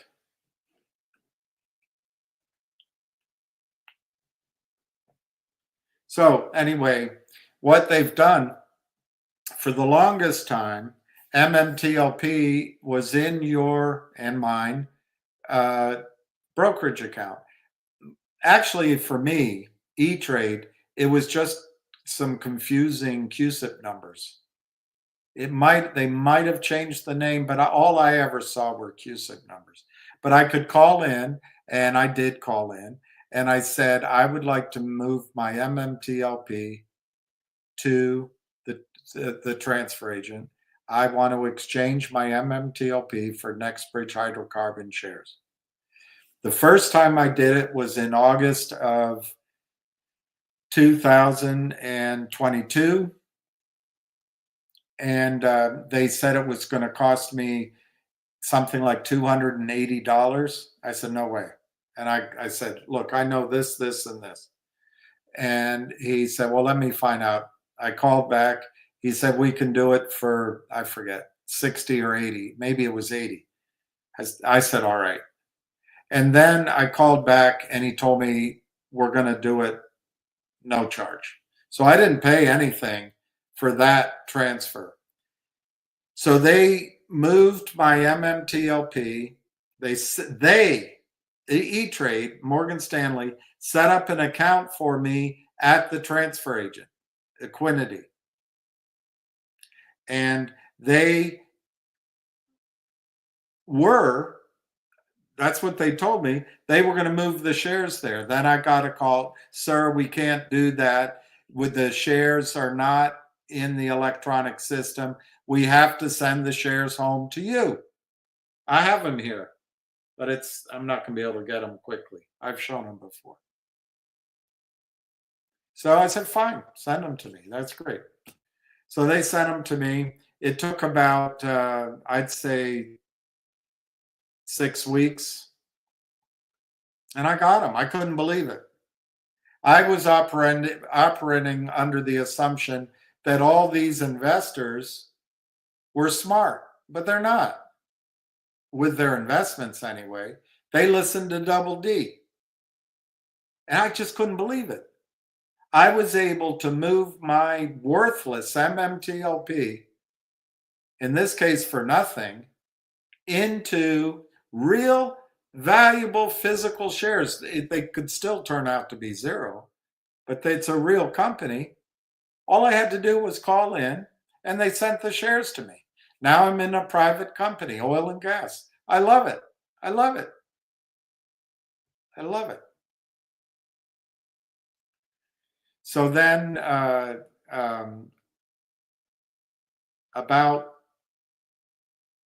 7 months later, I was on the fence. I said to myself, I'm going to keep some at the brokerage firm to see what happens, to be in it with the investors, whatever, and go through it with everybody. And if there is a settlement, I'll find out. Maybe it's quicker, maybe it's more money somehow, blah, blah, blah. But then one night, in the middle of the night, I woke up, probably in late December. I said, what the hell are you thinking? You're just listening to pink unicorn, knight in charging armor, magic wand stuff. The fact is, MMTLP is worthless. So then I got a little panicked. I'm like, what an idiot I am. I should have done it before. I'm such an idiot.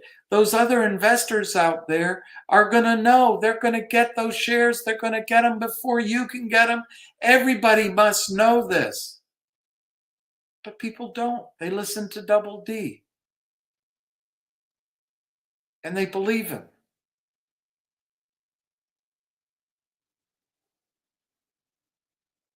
Don't you listen to him, Dan.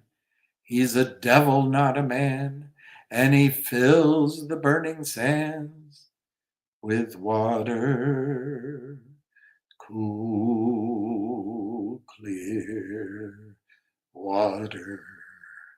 Now Dan and I, with throats so dry, for water, cool, clear water. We're seeing a mirage. We want to see water in the desert and it's not there. So I said, I called in the next day and I'm thinking, it was like January. I called in, I said, I want to move my shares. Well, sir, your shares are in your IRA. I said, I understand that. Can I move those shares to my regular account? Well, sir, you have to sign something that says that you acknowledge that you might be causing a taxable event. I said, okay, how can I do that? Well, just go to our website, pull down the drop button, and go to it, and you punch this, and you print it out, and you sign it, and you send it back to me at this. You upload it, take a picture, upload it to me at this entry on the website, and hey, so I did that. I called back in. Well, sir, we received it, and we're going to transfer the shares. I said, I'd like you to do it as quickly as possible. Well, we'll get we'll get it done within, I forget how long. So okay, I called in every other day afterward. Have those shares transferred. Have those shares transferred. Have those shares transferred. And then they transferred. All of a sudden they transferred. So then I made a new phone call in, and I said, okay, to my whoever he or she comes on the phone, I'd like to transfer the MMTLP in my regular account because it just came from my sitting there. I'd like to transfer that to the transfer agent. And I was just so nervous. I thought there's no way in hell. I think by now it was February. I said, there's no way in hell that other people haven't transferred their shares. There can't be any shares left at Morgan Stanley. And he said, well, sir, it's going to cost you $60 or $80. I said, fine. And sir, I got to put it in. I got to type it in. And we called in. And it was annoying. I had to call in another 6-7 times. But all of a sudden, I got the answer, sir, we are sending those shares to your home address. You should receive them by next Friday. And sure enough, they came in the mail. I couldn't believe it. You can transfer MMTLP to the transfer agent and get real shares, physical shares of Nextbridge. I couldn't believe it. This is a stock that's rumored to have 2 billion counterfeits, 2 with a B billion, against 165 million.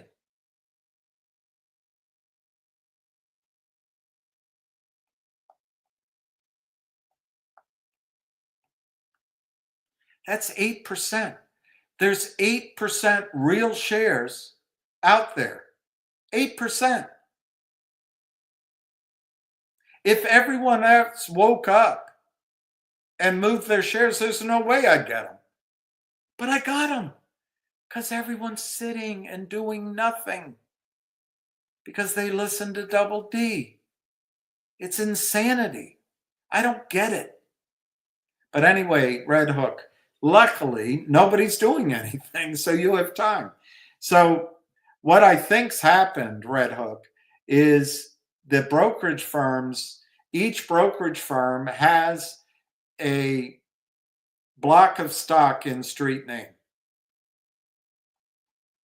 And so in my case, I don't know how much they had. Let's say Morgan Stanley had 5 million shares of Nextbridge hydrocarbons, real Nextbridge hydrocarbons at the DTC in the name of Morgan Stanley. But then on Morgan Stanley's books, a little sliver says, for the benefit of William,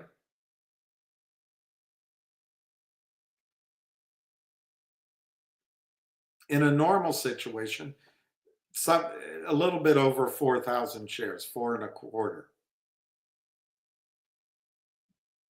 But in the case of Morgan Stanley, they may, I don't know, but they may have 20 million shares of MMTLP across their system. And they've got 5 million shares of Nextbridge to distribute to 20 million. Well, normally when the stocks are trading, that's okay. I might want mine. I'm unlikely to ask for it physically, but I might sell mine. Well, Morgan can go out there, sell. They can give me the cash, and then they can call around. If it takes weeks, months, they can resolve that or leave it unresolved. because no one's checking. Remember, Ann Wagner does not want a consolidated trail, an audited trail of trades. She's from the show me state, and she'd rather be from the pussy state. And I mean that in the sense of being soft and weak, not some sort of sexual thing. So in the example I'm giving, Morgan Stanley has 5 million shares. I was panicked. They're going to run out of those shares. I got mine. I bet they still have some because Double D has everyone sitting so confused, they're not doing anything. But what I think's happened in the meantime, Red Hook, you're not the first person that's asked me, but I think what's happened in the meantime is that the back offices changed the name of the worthless piece of crap MMTLP that's in the account. They changed it to Nextbridge Hydrocarbons, but it's still worthless. In the case I'm explaining to you, Morgan Stanley has 5 million shares that exist of Nextbridge Hydrocarbons. There's 15 million shares of MMTLP in their 20 million shares of MMTLP in their system. Some people, like myself, have reduced that 5 million shares and they've reduced the obligation of 20 million. Let's say 1 million shares did that. So now Morgan Stanley has 4 million shares of Nextbridge Hydrocarbons at their transfer agent in the name of Morgan Stanley for the further benefit of the accounting department.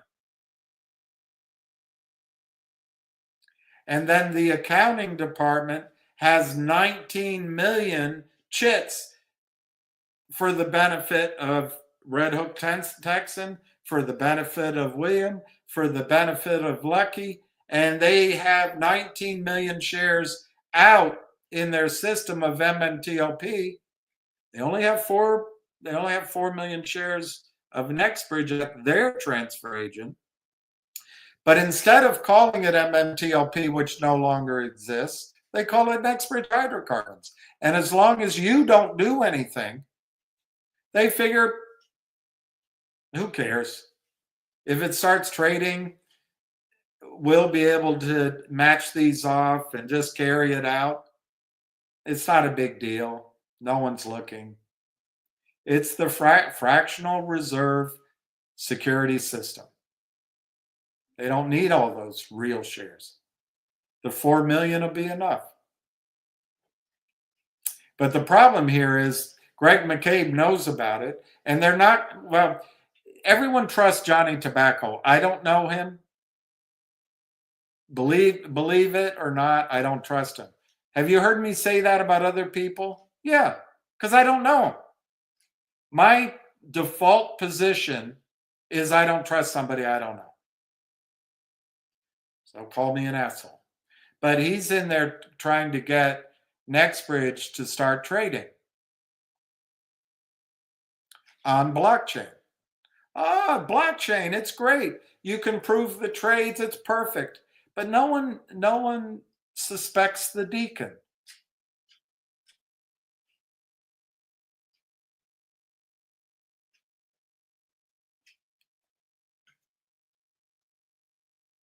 As soon as something starts trading on Wall Street, be it physical silver, mortgages, houses, they turn it into a ping pong ball. And all these smart guys with testosterone lever up and they trade. And they look at computer screens. They look at Fibonacci. And they trade your livelihood. They trade everything so they can make a little profit.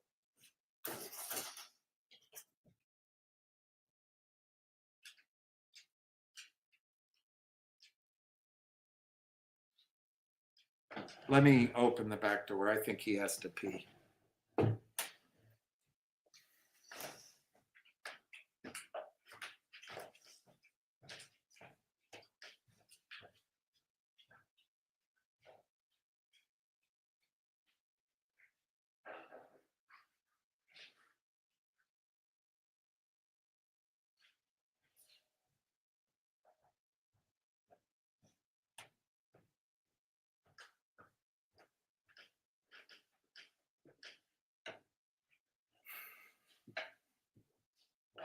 So anyway, what you have now is just an accounting entry that says that your brokerage firm owes you shares of Nextbridge. Just because it says the name Nextbridge, it's still just an accounting record. It's not real shares.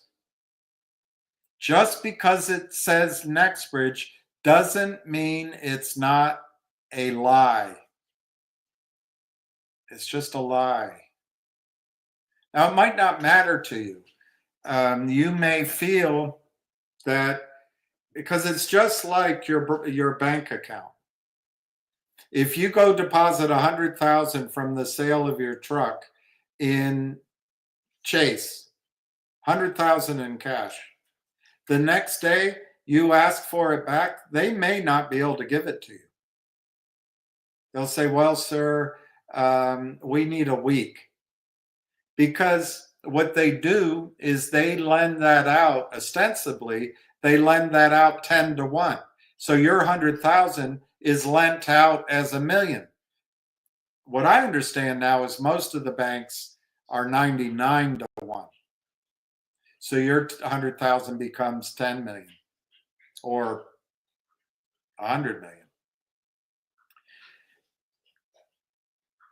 You don't notice it because your bank statement says 100,000 and the FDIC protects it. So you don't look into it very much.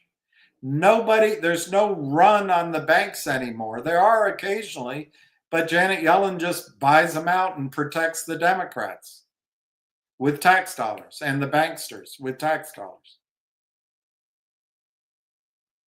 They're doing the exact same thing with securities.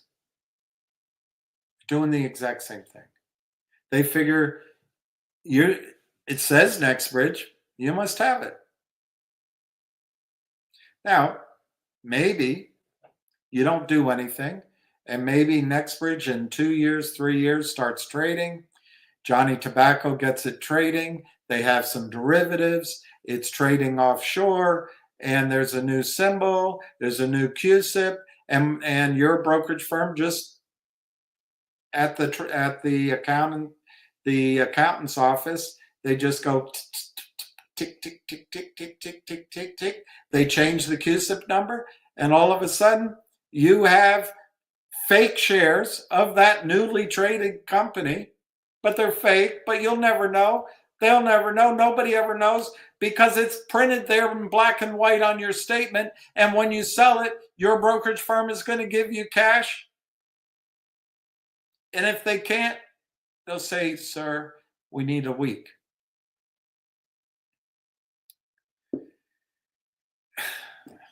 I don't know. If you're comfortable having an IOU in your account, don't do anything. Double D tells you you're entitled, you're going to get a settlement, and you're going to get some sort of proceeds from a lawsuit. So don't do anything. And if you move, you're going to be violated out because no harm, no foul. Well, I think the opposite of that argument is far more likely.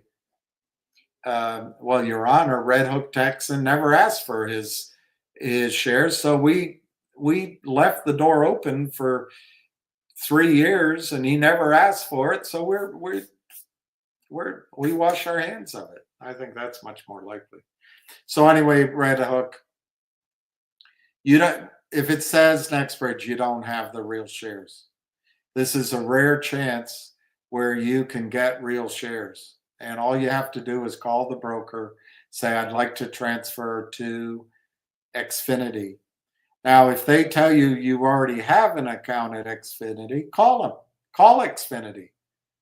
And it's before you get a human being, they'll recognize your phone number and they'll tell you how many shares you have.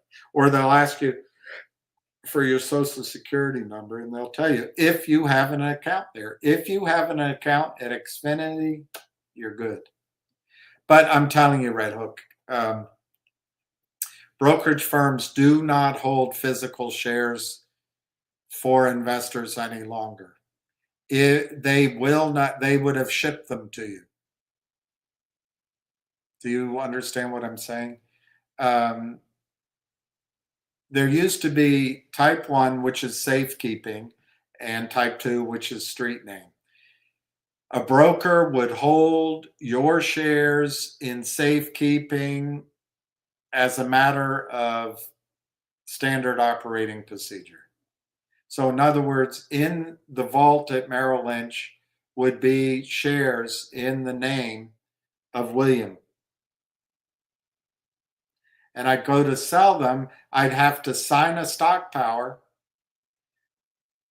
overnight it, or put it in the pack, the envelope to New York, get it to New York. It would take a couple of days while they matched that up, and then they'd bike it over to, I don't know, Morgan Stanley, and they'd settle the trade, and by the 5-day settlement, I'd be in then.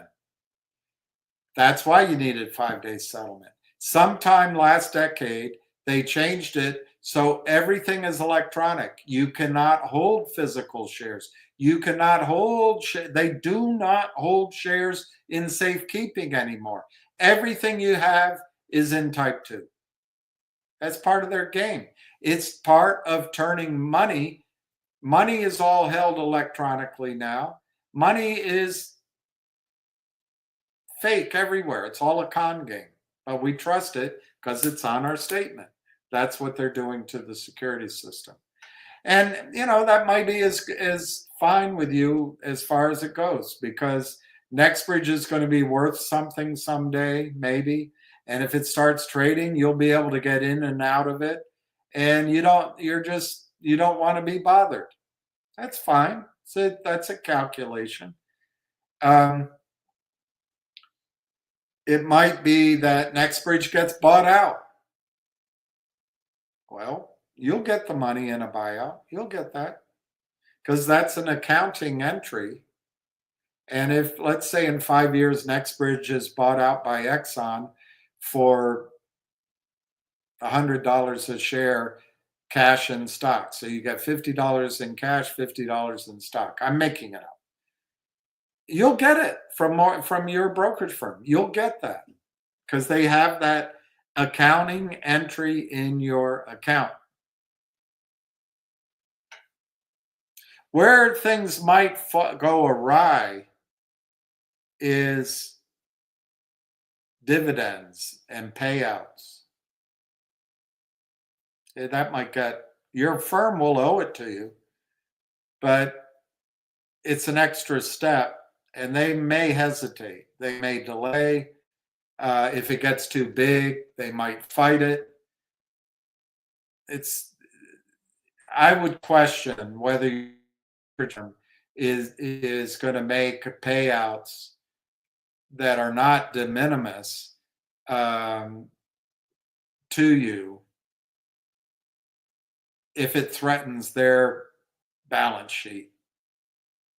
But maybe they will, and maybe you want to accept that risk.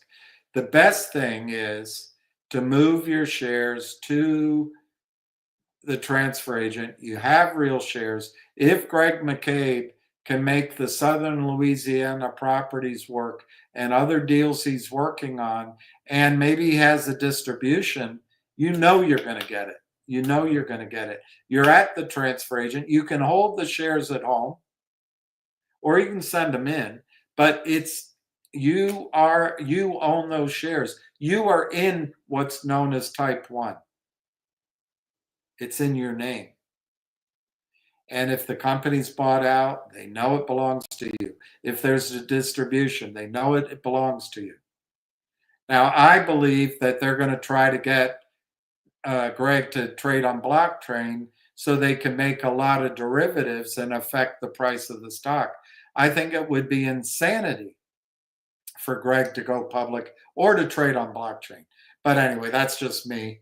And it shows that I have limited imagination. But that's my answer. You don't have NextBridge. You do not have NextBridge. They just changed the name of MMTLP to NextBridge.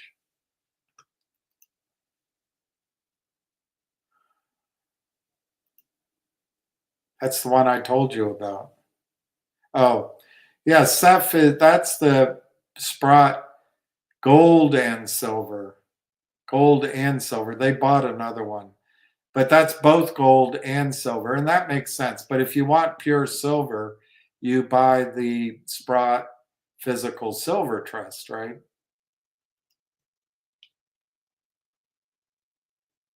The LLC was Delaware's December 2023. So that's last year. You visited their building 85. Let's see what 85 Broad Street is. That might be a place that has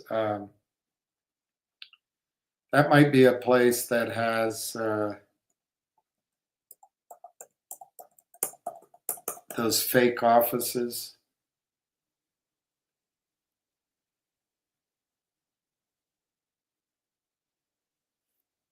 It's a skyscraper. Yeah, it's co-working space. Yeah, it's WeWork. It's WeWork. So that's why they use that. It's a WeWork address, and maybe they're a member of WeWork.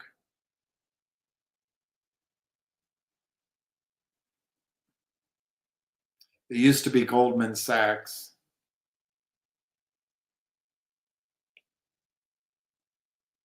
It's a nice address. I would pick that if I were starting a company. It's a nice address. They had no record, but go up to WeWork or go up, Sean, go up to, or call in. You don't have to go down there, but call up to, is there another office group, where you get fractional office space for a small fee? I don't know. Maybe they just made that address up too, which I wouldn't respect as much. I wouldn't like that. The Trento management team shows 4 members. Russo. All right, let me find out. Let me go. Where's the website? Trento. What?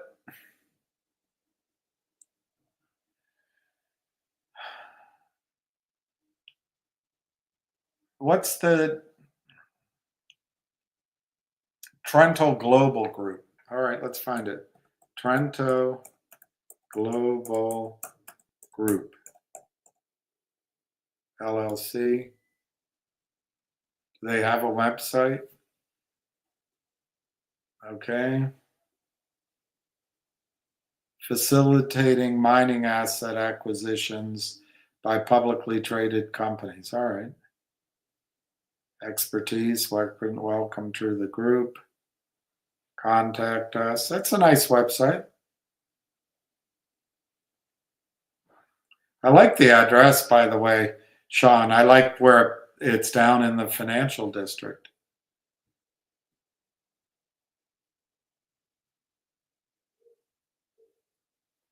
I don't see the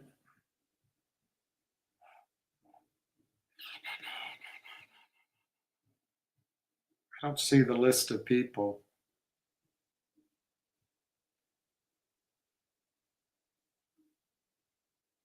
All right, let me look at the PDF.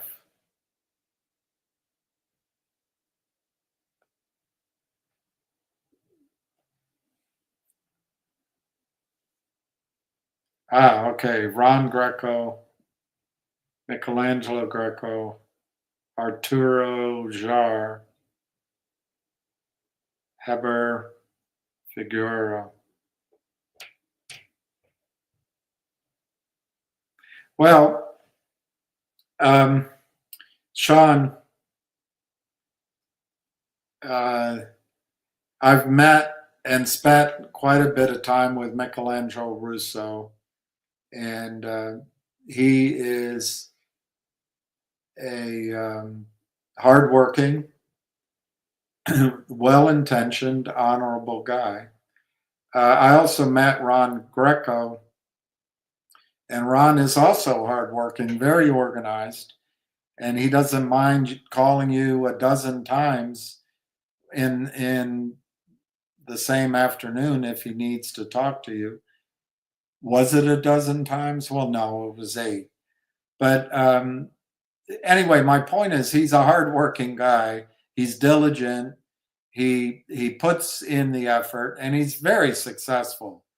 Ron Greco at what he does, very successful. And if you really need to find him, I would suggest Oracle. And then Arturo and Heber, my guess, those guys are in South America. Where, I don't know, but that's where I think they are. So you're probably going to have a harder time finding them in U.S. searches. I've heard their names before, particularly Arturo. Heber I haven't heard, but Figueroa I vaguely remember. My memory may be playing tricks, but I'm pretty certain those are real human beings. Yeah, PSLV, yeah. The guy who moderated the call, Lou Guida, is a real estate agent with no history of mining. He doesn't. Lou, I've met Lou. He bought me dinner down here. Lou is a real estate agent. He does rentals. He does other properties. And he met Michelangelo via him. And Lou's on the team. And I'm sure these guys are going to be very successful. So I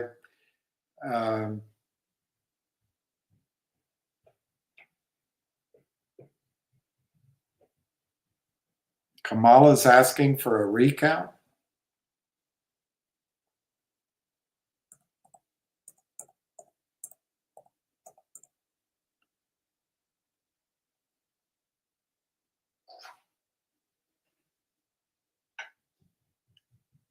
No. Yeah, Lou's on their team. And Lou's a hardworking guy. He's a real estate guy. That's what he is. But he can learn. He can,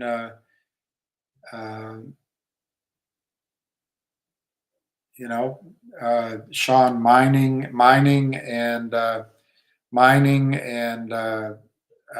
real estate are very similar concepts. It's about cash flow, asset value. It's all similar.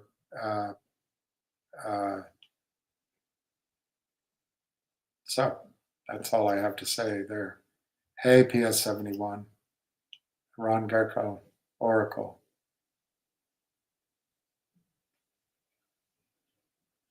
Yeah, he may have deleted it.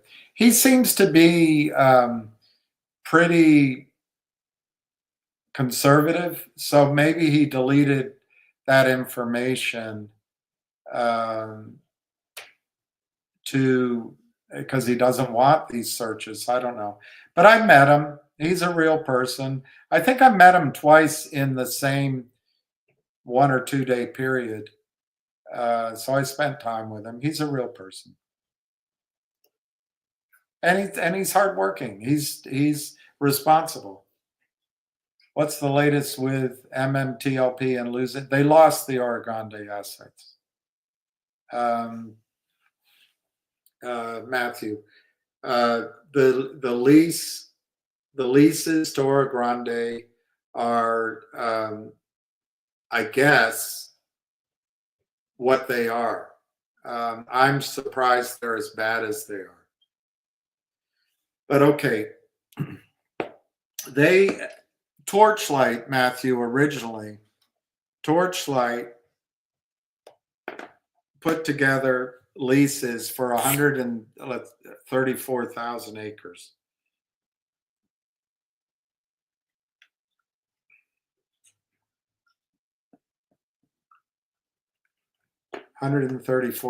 acres, the Oro Grande.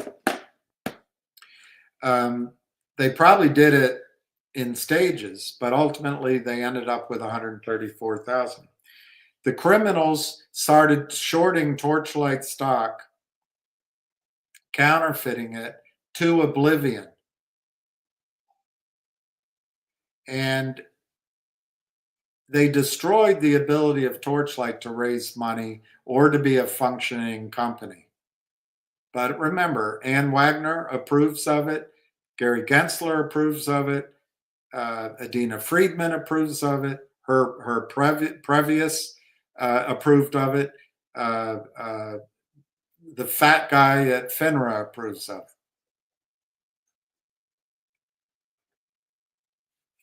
So anyway, leases typically come with a 5-year term, but it could be 3-year, and they come with performance required. In the case of this 134,000 acres, this is Matthew. I'm in an area which I'm not 100% certain of what I'm telling you. Well, I'm certain, I think, of what I'm telling you, but the conclusions I can't know.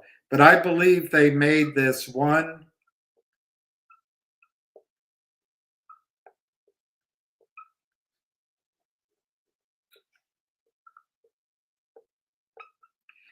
They made it one drilling unit, the whole thing, for purposes of performance. And I'm not going to remember, but in 1 year period, they had to drill 5 wells. The next year, it seemed like for 2 years, they had to drill 5 and then 5. And then this year, they have to drill 5 to hold the leases. They did it. Now, I understand that which is confusing, that the leaseholder, the lessor,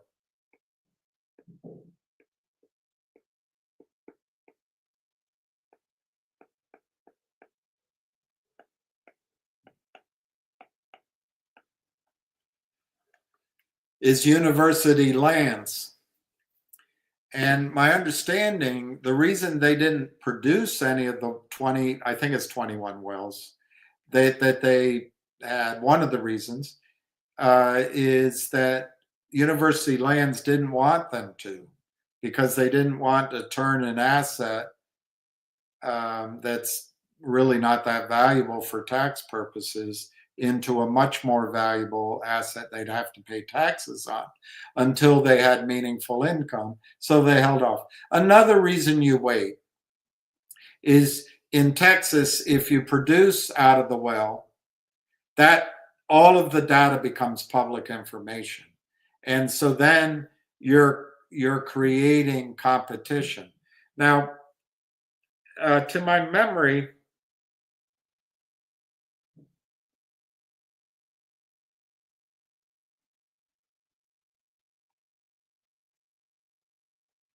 my memory's not good. It was something like $25 an acre or $30 an acre at the end of this year. End of this year, we still haven't gotten there, that McCabe would have to pay to renew these leases. He had that money. And he had to drill the 5 wells by the end of this year. But they didn't let him do it.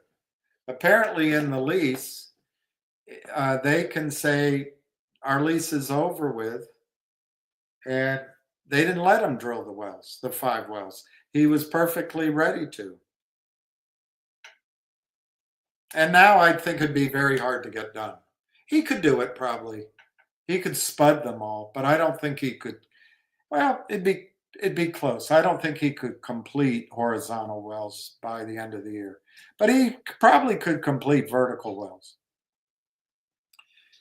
So then, Matthew, the question is, if this lease, and I don't know, if this lease is held by production, they didn't let them produce for tax reasons, but if it's held by production, is it the whole lease or not? My understanding is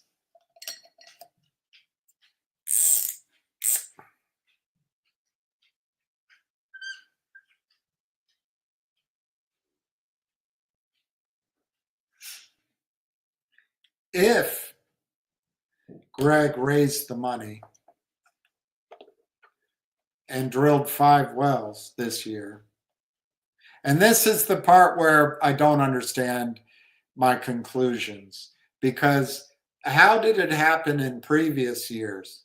I just don't have enough information. But what I understand now is if he drilled the 5 wells, all he could hold is what those 5 wells drain. University Lands was telling him, you could drill those wells, although I'm not completely sure they're allowing him even to get on the have access. I get different information. But if those wells work, we're pulling the leases everywhere else. So, Matthew, that's 2 different bits of information. They don't reconcile. If they made it one drilling unit, then it doesn't make sense that if they drilled 5 wells, they don't keep the whole drilling unit. It sounds like there's much fewer acres held per unit than in the past. That's an area of confusion I can't explain. So anyway, Matthew, here's the situation. Let's say those wells cost 5 wells. Let's say they cost $5 million each. I don't know, $25 million. You go to the investors at the beginning of the year,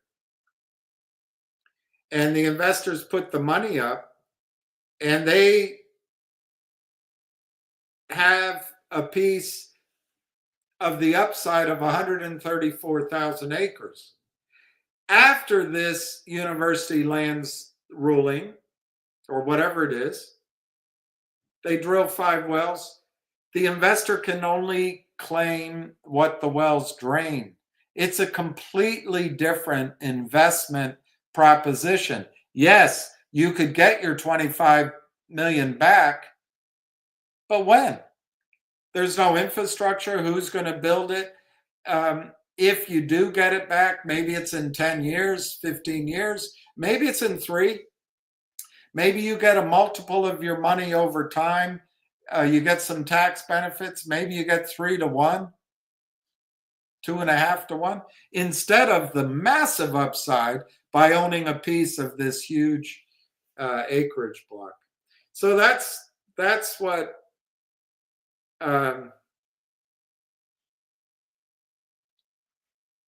my read on what happened. And I'm admitting some confusing parts. So why would University Lands do this? All I can tell you, in my opinion,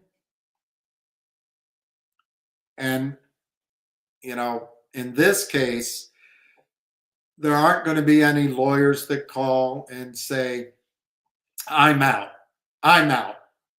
You should be more precise with your words. There aren't going to be any Wales advisors that are going to call people I know and say, tell him to shut the F up because he doesn't know what he's talking about. In this case, I don't have to deal with that. I can call it the way I see it. And, it's not good. But there's no blowback. We can stand here and take it like a man.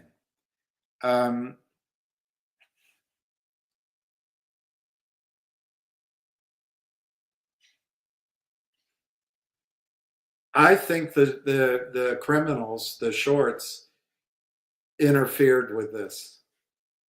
There's no reason in the world for University Lands to pull out unless the criminals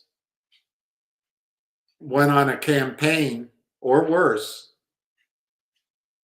to dissuade or frighten these are just bureaucrats. They make their money every year. Doesn't change their life. I think there was interference by the shorts.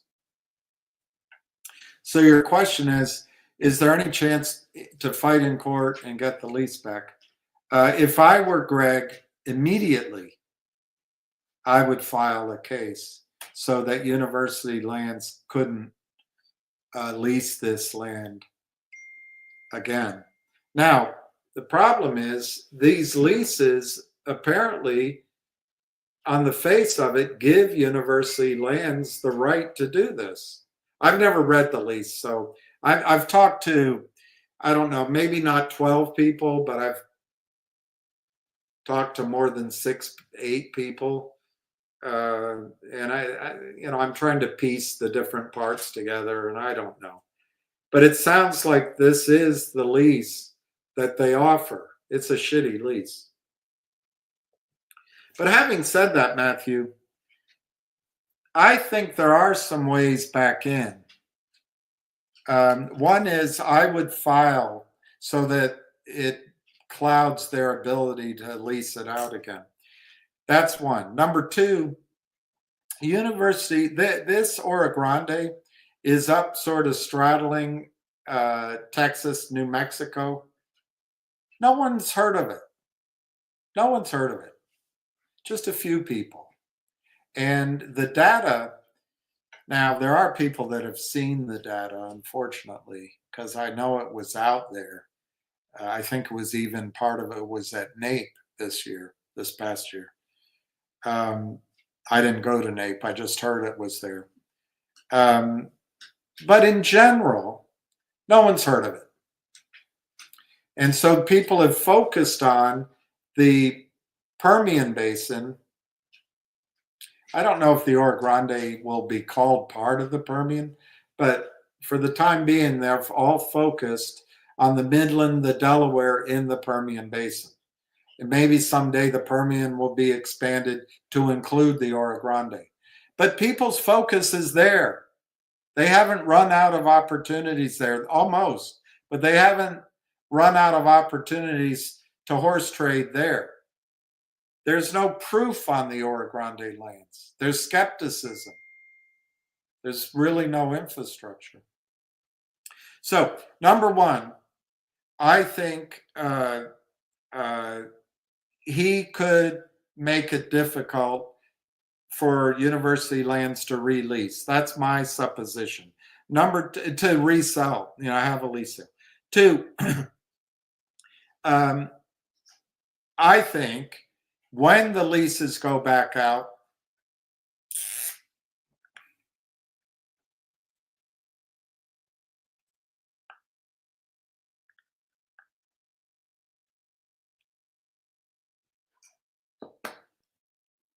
he might be able to go in and bid on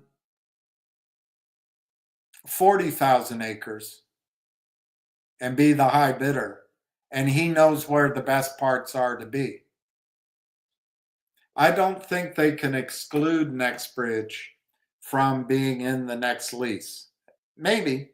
Then he'll have to go out and he'll have to fund another company to go bid on his behalf, and then he'll buy that company or whatever. I don't know what steps that the University Lands would have in place to prevent that. Okay, thirdly, other companies could bid, and he could help finance them and end up buying them later on. Fourthly, I think, as you implied, Matthew, I think he could win the case that he had the right to drill this. So I think there is a way back in legally. And fifthly, I'd sue the hell out of the shorts for torturous interference, and I'd sue their prime brokers, their broker dealers. I'd sue everyone associated with them. and there's a lot of money there.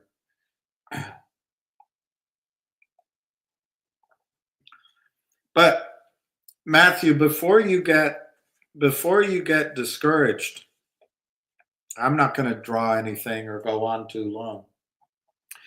But the deep drilling they're going to do with other people's money in southern Louisiana, it's not as big as this, could be all told, but this was going to take probably 3 to 7 years to prove out.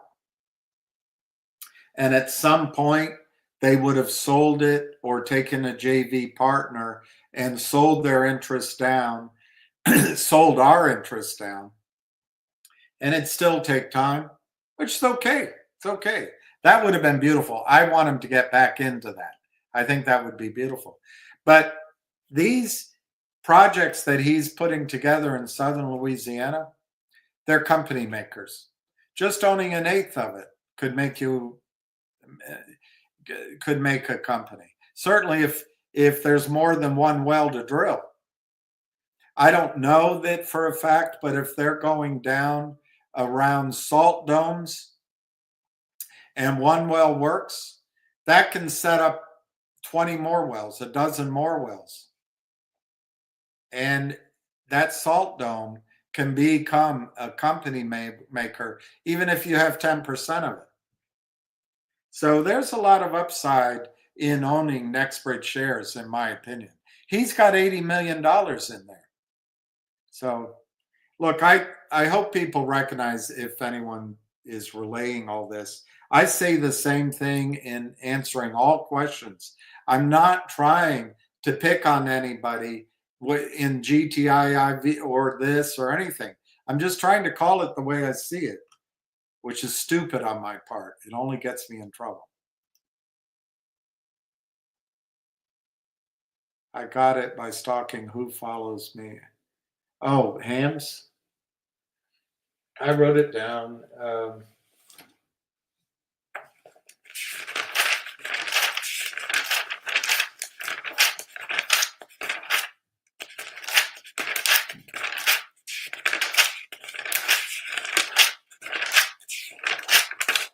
It's at Ham 59591 shorts. At Ham 59591 shorts. At Ham letters 59591 numeric shorts. That's what his number is. Oh, there, you got it. I'm an idiot. You can tell I'm tired. You can also tell I can't read very well. Look, Sean, the strength GTII has is they have access, not Ron, not Lou. That's just part of Michelangelo's team. But the other guys and Michelangelo have access, I think, to interesting projects. And I think it was a solution for GTII. It would have been brilliant a year ago or so. You put that in, you bring the whales money, and I think there could have been a short squeeze, and then that money would come in to really beef it all up. But look, these guys are real estate guys. They can think that way better than I can. And you know,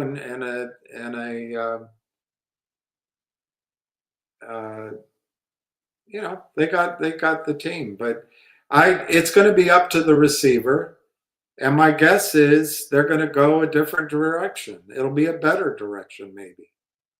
The best man will win.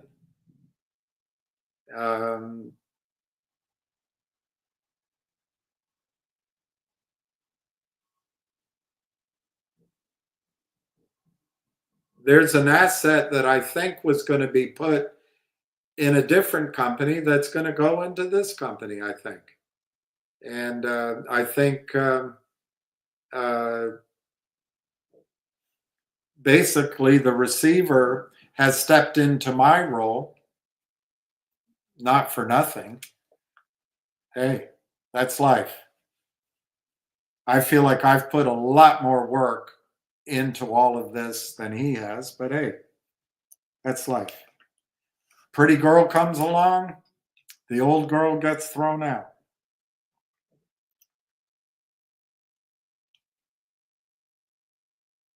Yeah, I know. I get too worked up.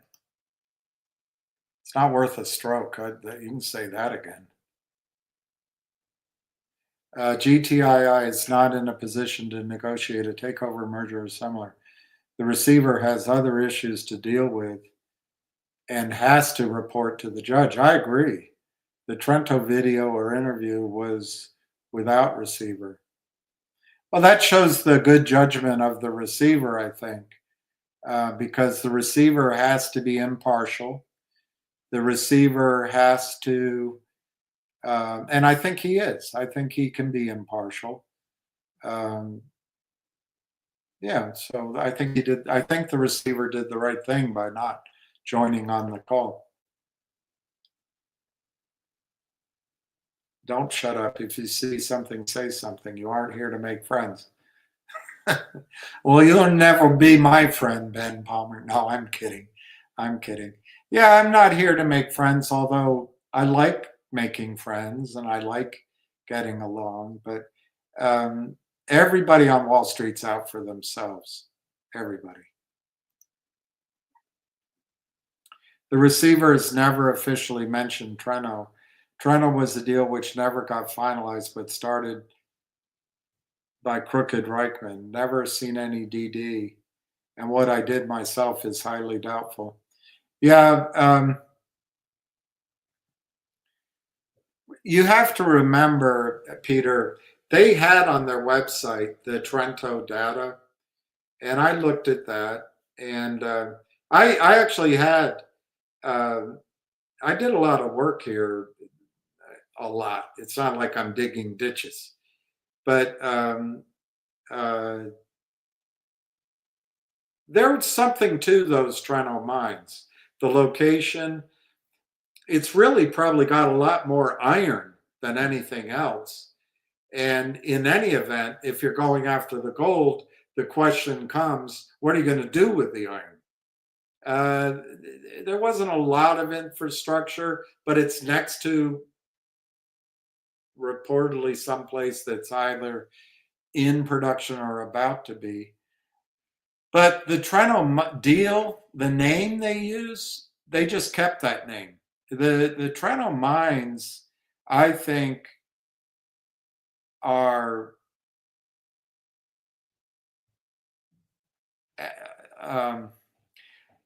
I think Reichman and Rhubarb put a little bit of a Spinnaker in the works on that.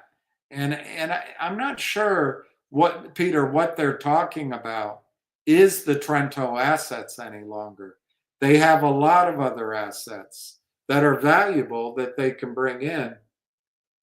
And they have a deep-seated team. They've got Ron, who's a highly successful guy at Oracle. They've got a real estate agent who's worked his way up through just diligent efforts, and they've got the key part of all this is Michelangelo and his contacts, his salesmanship, his vision, and his ability to put a team together. And I think they can do it. But I don't think it's going to be that asset, which is what is ultimately presented. And I would imagine they wanted to talk to all of us. I have a feeling if we had put it out to vote, shareholders may have voted me ahead of that receiver if I had kept my name in there. I didn't. And that guy couldn't hold something that we had agreed on for me. I don't know. You do people favors, it doesn't come back. Doesn't come back.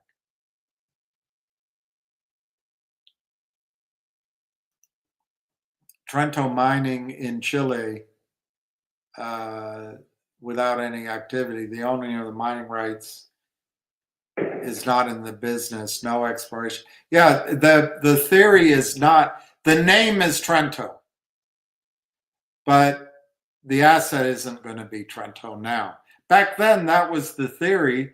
And Peter, frankly, I think if they had put it in, it was just to try to make the squeeze. That's my guess. And in that sense, Reichman might have had a valid point to say, hey, let's look at some other deals. I don't know. I wasn't in the room.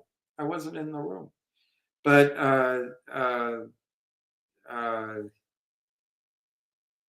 I know there's other assets which are valuable that they represent. And so you don't have to get hooked up on that one deal. And you don't need more than one good deal to shake it all up. A lot of people got badly hurt in GTII chasing a squeeze. Yes, that's true, including me. The way that squeeze happened, there's an advisor to the company who now advises the whales and is apparently pissed off at me, which I hate because I like the guy very, very much. And I thought we had a trusting relationship, but whatever. Can't win for losing. But I really like the guy. I think he's terrific. But he found this short position and he referred it to him. And when I first saw it in GTII, there were something like 10, maybe as high as 25, but I think it was closer to 10 million shares in the real float. And the shorts, the Kramer brothers had done a note and then they bought it back. And the shorts had shorted something like 40 to 60 million shares. And that was the premise of the squeeze. Back then, I did believe that squeezes could happen because I looked it up. They had happened. The stock went from, I think some people got in at 9 cents. 9 cents. But the stock went from roughly 20 cents to 4.40. And I don't know, that might be a squeeze. Then it pulled back and it went from, I don't know, 20, 30, 40 cents to 2.20. That's not so much of a squeeze. Then it pulled back at, it got into the 50, 70 cent range and went to $9. That's probably qualifies for a squeeze. Probably. But I didn't believe it. I thought there was much more to come. I was listening to all of it. That advisor was the one everyone relied on information, then Ham and then others. Whales came in. And it was great. But then several things happened. And Evan, you won't include this because you want to blame somebody. But somebody hired Frank Benedetto, Lou Bravo, and simultaneously engaged the CEO of COSM. And they did a campaign to get everybody to go into COSM. And everybody started selling. And Lou came out with a sell recommendation. Fair enough. Lou can do what he wants. He asks people to buy GTII, and he can tell them to sell it. But from the standpoint of a squeeze happening, when they moved everyone from GTII to COSM on lies. I'm not saying intentional. Somebody lied somewhere. I don't want to go through them, but they were lies. What happened is $35 million went in the pocket of the Greek CEO. Money went to the other guys, I'm sure. One was a IR guy, so definitely. And the squeeze stopped. But at that time, Evan, even, the Fidelity was paying 1,000% to borrow stock. And Wells Fargo took the buy button away. So the squeeze was happening. But you're going to come in and you're going to say a lot of people got badly hurt. Yes. But you can't, and if you want to, you can do whatever you want. But it's hard to point fingers at any one person when the criminals were so active in sabotaging. Why? Because they were down $1 billion by my calculation in GTII. How do we know that? Well, Alpine took over for the Kramers, and that position went to Alpine. Then Alpine was sued by FINRA and NSCC to be dismissed, expelled from FINRA. And NSCC put in their filings that Alpine was deficient because of a large short position in GTII. Black and white, it's right there. So you know something went on. So I think the squeeze was happening. I'm not trying to blame anybody. Frank and Lou and that Greek guy just looking out for themselves, just like the people on in GTI now. Everybody's looking out for themselves. Everybody looks out for themselves. Everybody has a family. But what I am saying is the squeeze was happening. And it's a fight. And we're naive to believe that everybody that comes in, like our friend, gravelly voices, cigarettes, whiskey, oh, I know what, hey, I'm doing this. I'm a big shot. I'm bringing this in. And all of a sudden they're our friend? No, they want our money to kill. But anyway, I agree with you. I think it was very expensive listening to the short squeeze idea at the end of the day in GTII.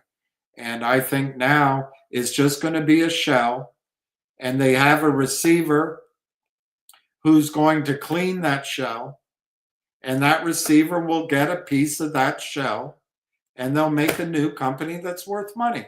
And the receiver will make a lot of money. Good for him. Somehow he's the best person for it. And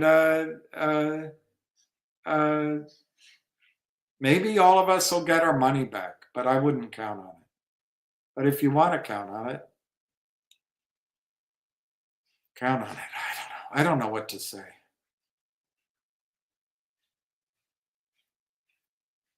I didn't ask Hoffman any questions. Didn't ask him any at all. He just came on here and blasted me and told me to piss off, and he's done with me. That's what he told me. It was nicer said, but that's what he told me. So I didn't ask him any questions.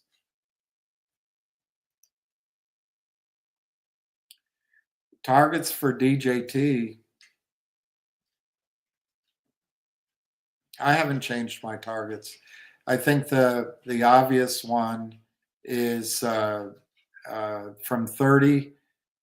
I'd have to say it broke down. I did a support line, and my support line was wrong, I guess. But I'd say 35, which was my support line. I think that becomes a target. And then I'm trying to remember if it was 40 or 50. But anyway, 35, 40, 50.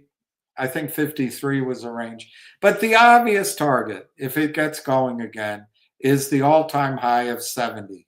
Once it gets through 70, which I think it'll do very easily, I personally think DJT could go to, in a squeeze, it could go to 150, 200, 250, 300. But we know now, Alan, that all of the strength of the bad guys works to tamp down squeezes. And squeezes don't happen when there's no surprise. They have to come out of the blue.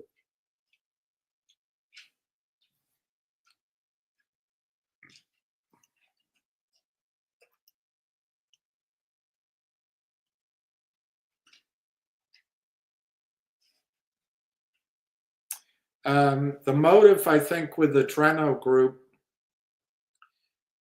is, I think they're on your side. I'm not sure about Lou because he came in.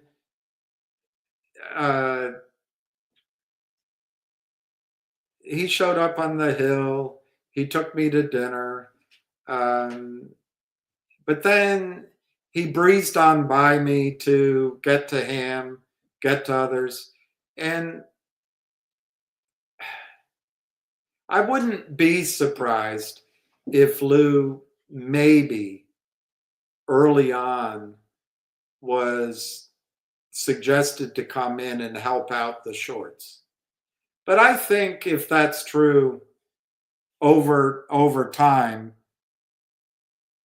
he's on the side of what Treno's trying to do. But you might be right when you question Lou. I don't know. I met him. He seems like a nice guy. But he's from New York. Could he be somehow in the same milieu as some of the short people? They're all tied together. Yeah, he could be. I don't know. I don't know how to find that out. But he seems, he seems like, but he wanted to get to him. He didn't really want me. He wanted him, and he wants to keep going up. He's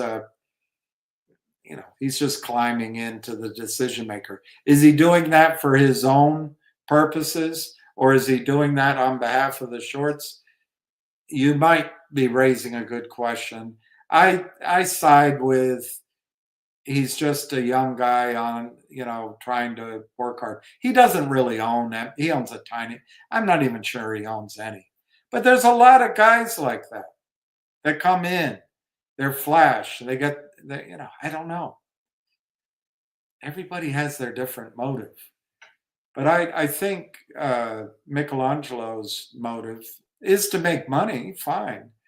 But I think he wants to do it in the context of everybody making money. And to that extent, I like that. That's how I think. I'm not sure that's how some of the other people I've mentioned think. I think they're just looking out for themselves, and the shareholders be damned. But hey, that's how Wall Street is, by the way.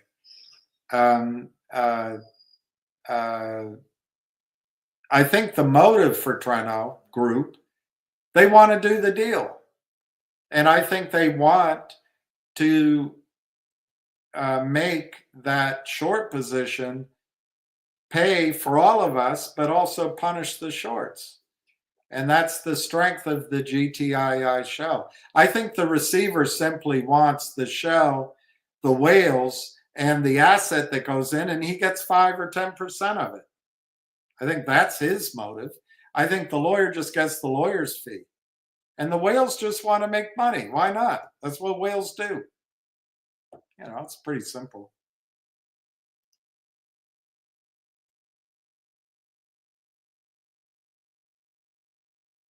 No, I agree with you, Peter. I think your assessment is good. I think your assessment is good. I'm kind of the voice of small guys. Yeah. Doesn't get me anywhere. No, I'm just kidding. Look, Ben, I'm not.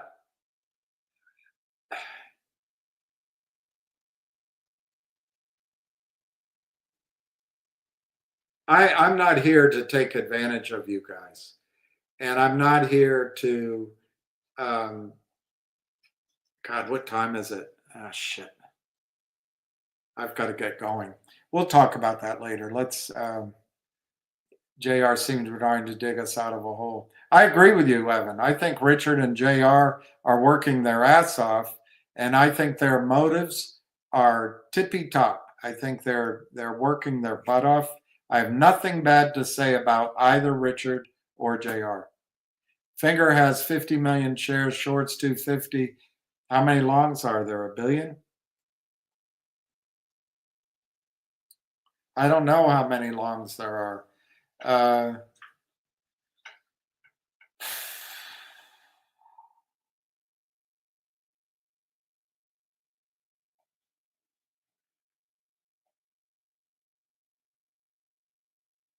I'm searching my head for a number that Ham's ever given me on how many people are long finger.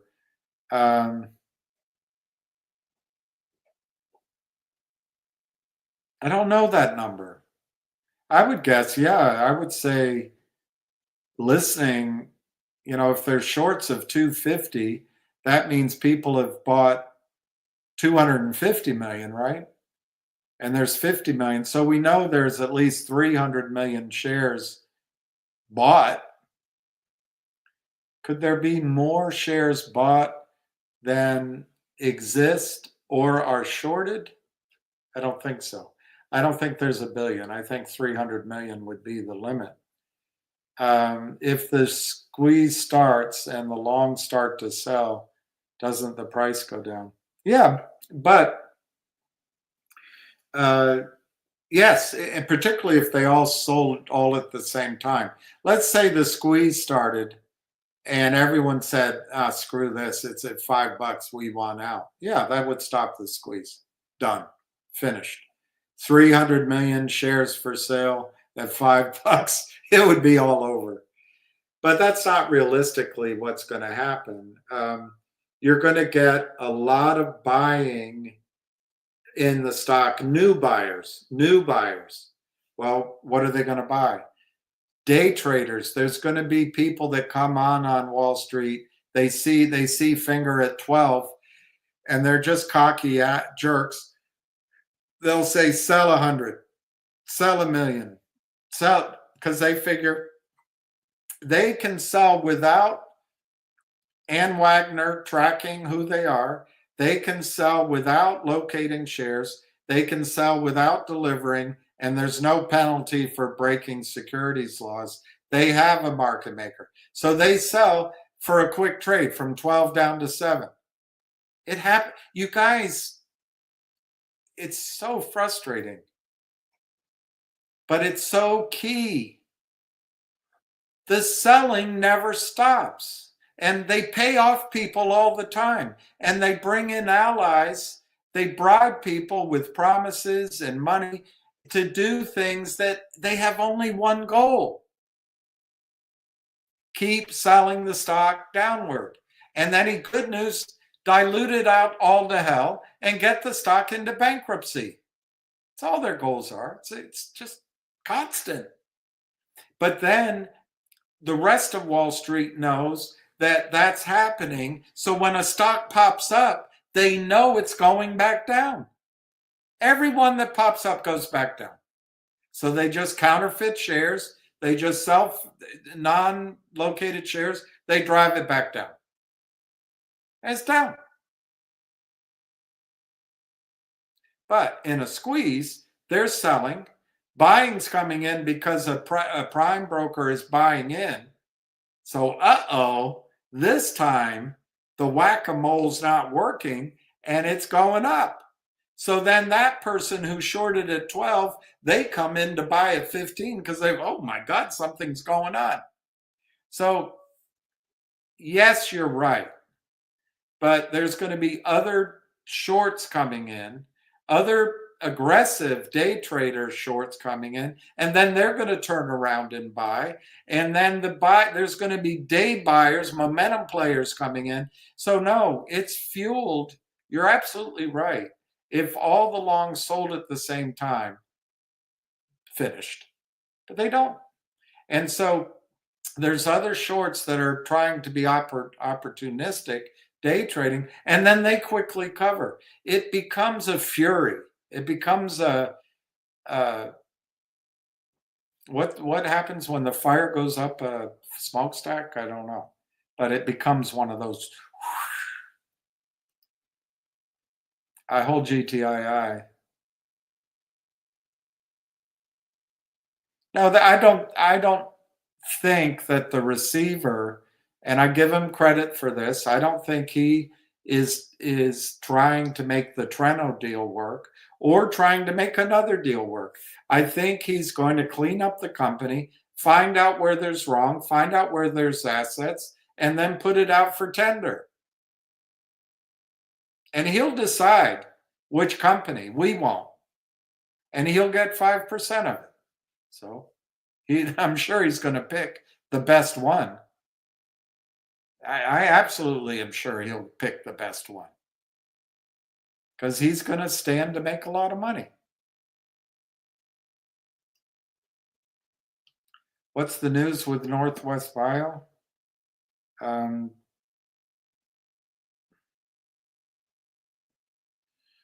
You can't look it up?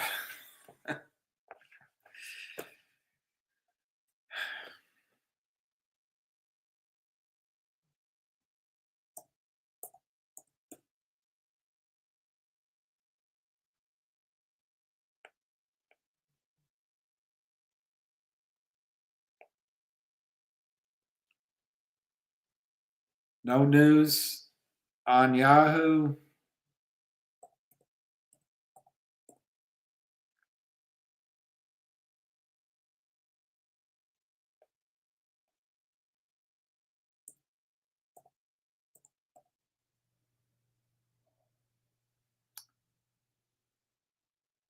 They did file their quarterly earnings on November 12th.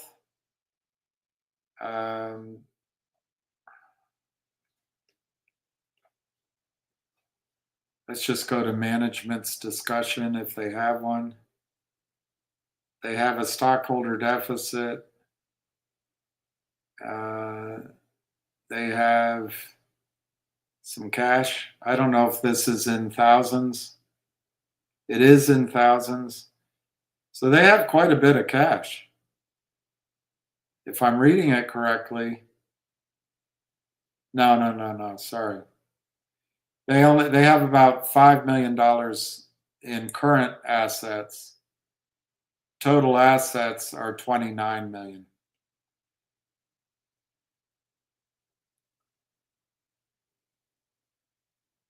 They have a bunch of data here. I don't want to read it all. Description of business.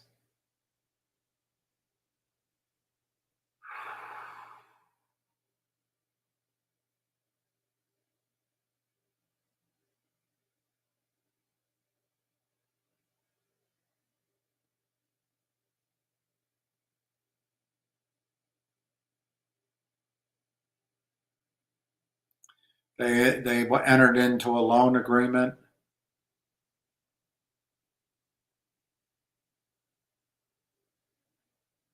And it doesn't seem to be convertible. That's good. That was earlier in the year.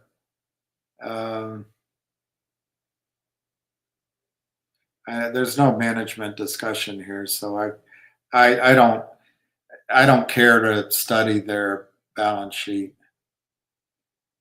They have an agreement there that, oh, here's management's discussion. They entered into a non-dilutive funding agreement. That's great. They did another funding, 8 million. I don't know if these are good fundings. I'm going to assume they're toxic as hell because the stock is down. They say they're non-dilutive, whatever. So they raised a bunch of money. On November 8th, the company entered into a statement of worth that originally entered into in 2019 to establish the DC Vax Direct program in the UK and manufacture products for global use.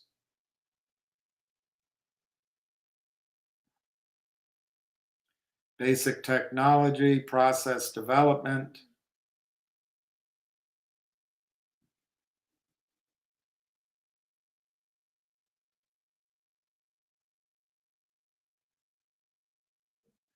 We are a biotechnology company with therapies for cancer. Our lead product, DC Vax R-L, is designed to treat solid tumor cancers, which shorts never get. We completed a 331 patient international phase 3 trial for brain cancer, peer reviewed, December 20, 2023, submitted a market authorization application. It was published in the JAMA Oncology Journal. We plan to conduct clinical trials for other cancers in the future. Shorts don't get cancer. Our second product, DC Vax, is designed to treat inoperable solid tumors. 40 patient phase 1 has been completed. Shorts don't get that. We plan to work on phase 2 coming up. We have an MAA application and inspections on multiple teams of expert consultants.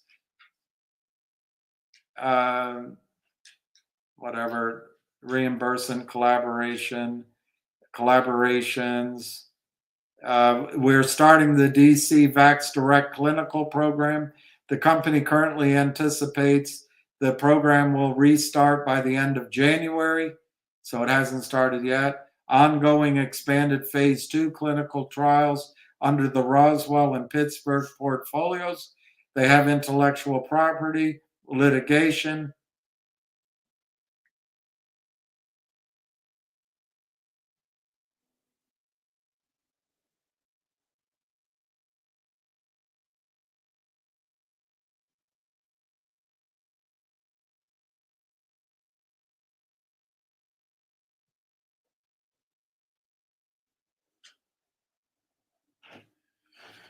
That's it. That's the news, Pete.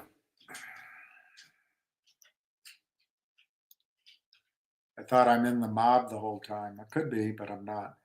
I didn't say anything about the stock trading. I wanted to get your thoughts on what this. Other people did. Other people wanted to know the stock trading. As a GTII shareholder, I don't want to see a group come in and drive the company down because it could help the naked shorts. Well, I think the Treno guys, there's one guy involved in that I don't know his bona fides. I don't. But the other 3 guys, I think for sure. And that guy, let's say that. There's 3.5 guys there that are on your side. I'm not quite sure, though. And people trust. But how do they know? How do you know you can trust me? Maybe I work for the shorts. Maybe that's my whole goal here, is to work for the shorts. They're everywhere. Because Ann Wagner doesn't want integrity in the markets because she wants to protect the privacy of criminals. I'm more worried that the criminals have already driven the price down, and now they have the company exactly where they want it, which is in the courts. That's what I worry about. But I can't have a conversation about that with anybody without people getting pissed off at me. But that's where I think it is. XRP is moving. Good. And XLM, good. They're all great. I have both cataracts and move. Evan, which one? It boils down to this. Should I get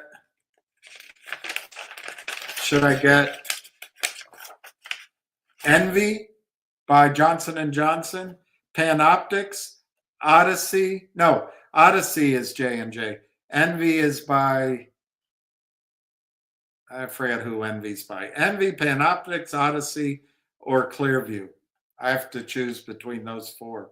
Or LOL, but LOL doesn't sound like it's mono.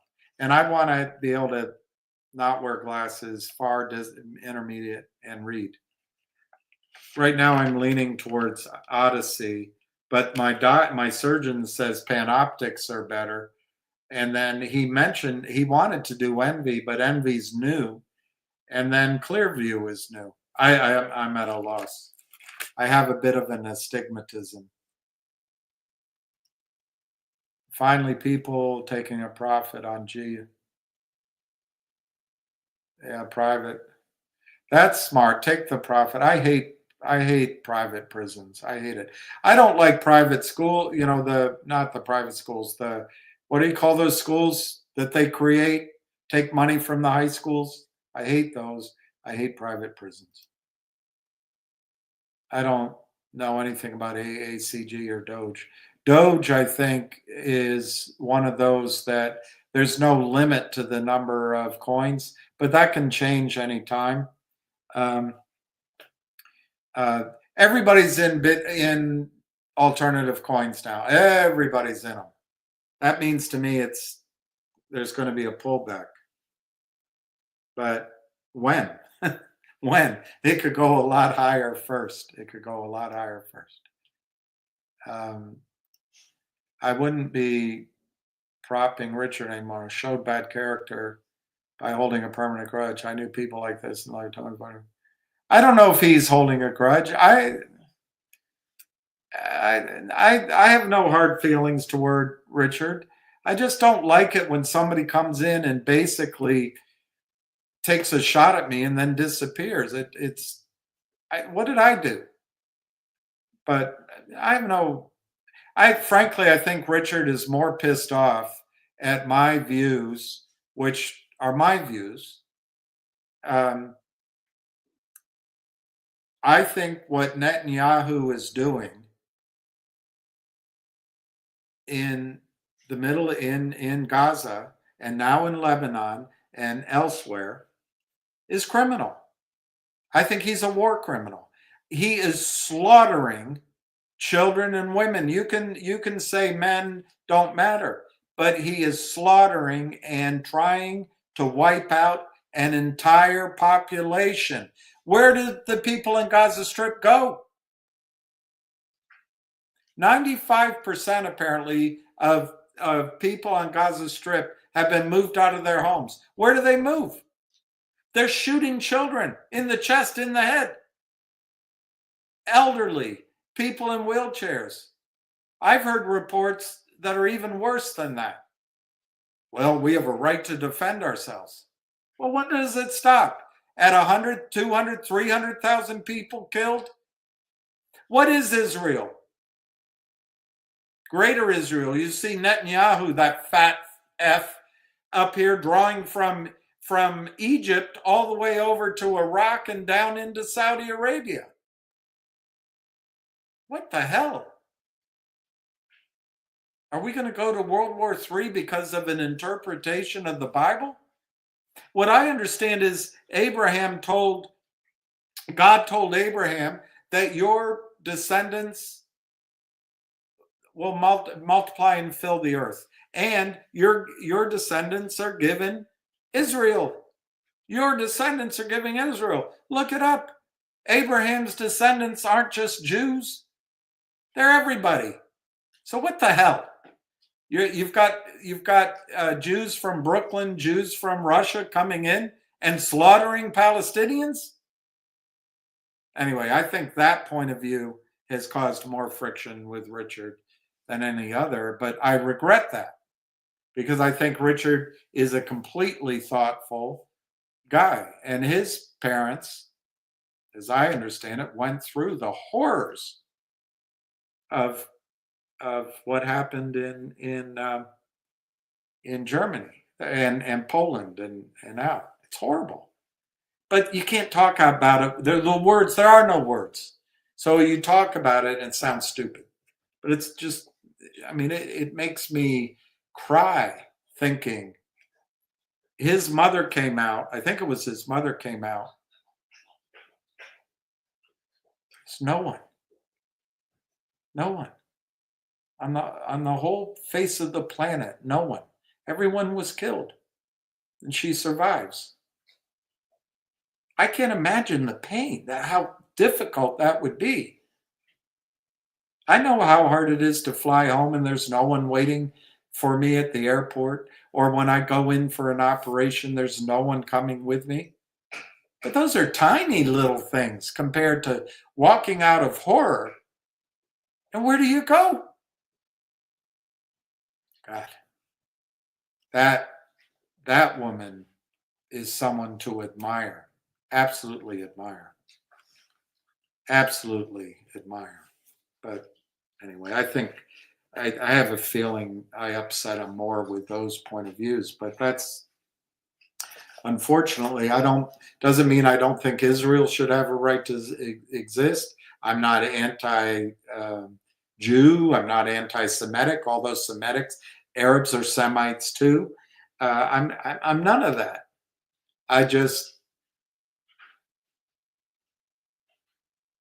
think it's time to tell Israel to stop committing genocide.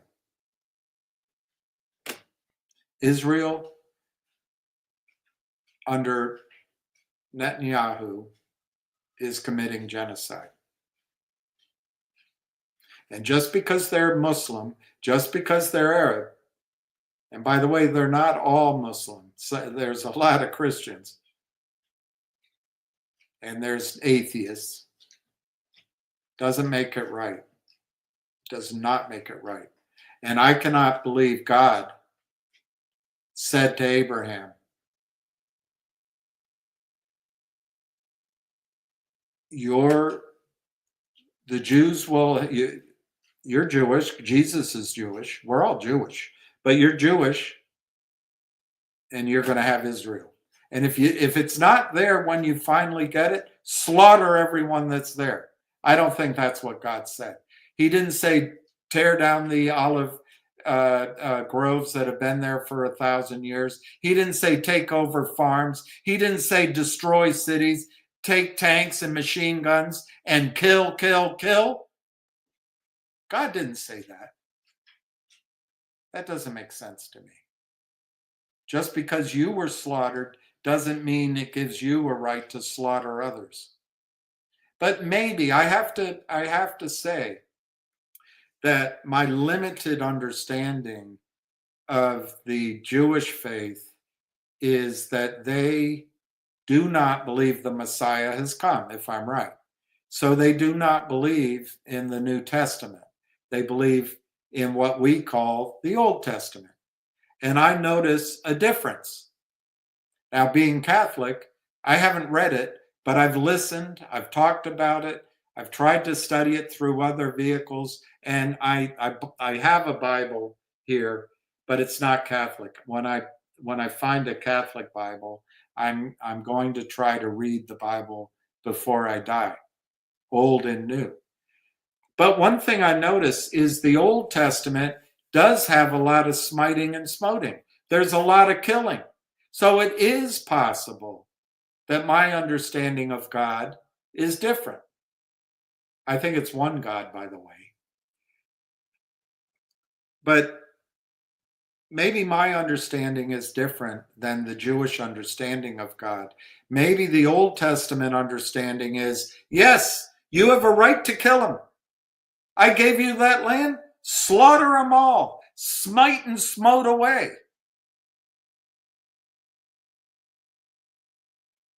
They apparently, it's not true though. Israeli troops say it's not true. But they killed 1,200 Israelis, Hamas did. Israeli troops say that half of that, or up to half of that, was crossfire from Israeli soldiers.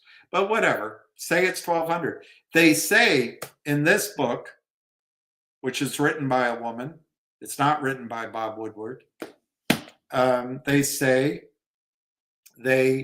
and I'm reading it, I'm getting the other side, they say they raped and they tortured. It's horrible. It's horrible. All right, so let's say it's 1,200. Where do you stop? The latest reports I've seen is as many as 400,000 100,000 Palestinians have been killed or injured. And when they dig up the rubble, it may be more than that. There's 2.6 million people that are in a jail, open air jail, the size of LAX. Half of them are children. What's right about that? What surprises you that they would bust out? Would you stay? Paul Newman in Cool Hand Luke essentially killed himself. He couldn't stay in jail. So anyway, they you know what's coming back? Polio. They have no food. They have no water. People are dying. And if you tell me that this hasn't been planned for decades, I just respectfully tell you, you're not looking at the evidence of what Israel's been doing. I don't blame all Israelis. I think it's just a narrow right wing, but they have the power. And I think Netanyahu is a crook. So I think that's one of the reasons Richard is mad at me.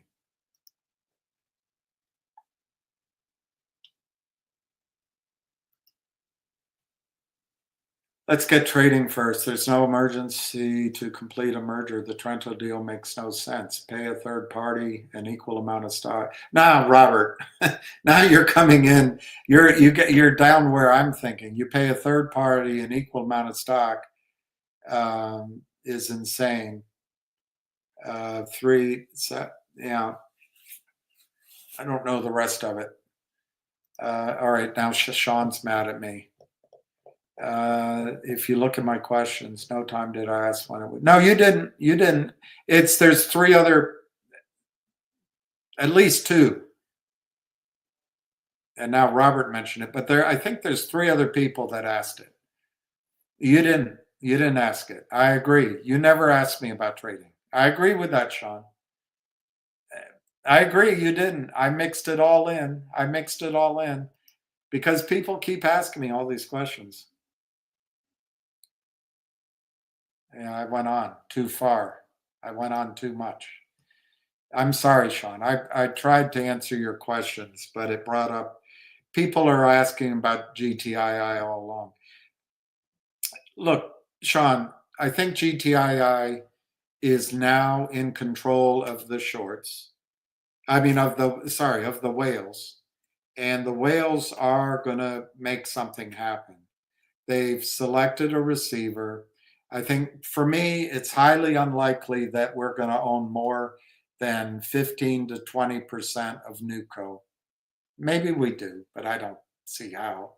Maybe a lot less. And it could be that the receiver himself owns as much or half as much as we do collectively. That's his price. So I don't know. Maybe he won't. Maybe he'll put the shell together for free. I don't know.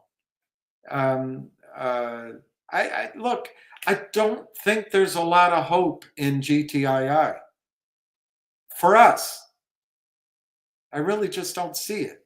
But I'll stay in with you and we'll see what we can figure out. Corruption and lawsuits, there could be payback. Sure. 331. Sean, I wasn't, Sean, your questions were great. Sean, I really did respect your questions. That's on me. I didn't answer your question properly. I didn't make it clear to you that I was answering many people's questions at once. And I'm talking about yesterday, the day before, last week. I'm blending it all in. And there's some of my frustration that I feel like I've been fighting the GTII fight for a long time. And then, I don't know, all of a sudden I'm a bad guy with the, anyway, I'll leave it at that.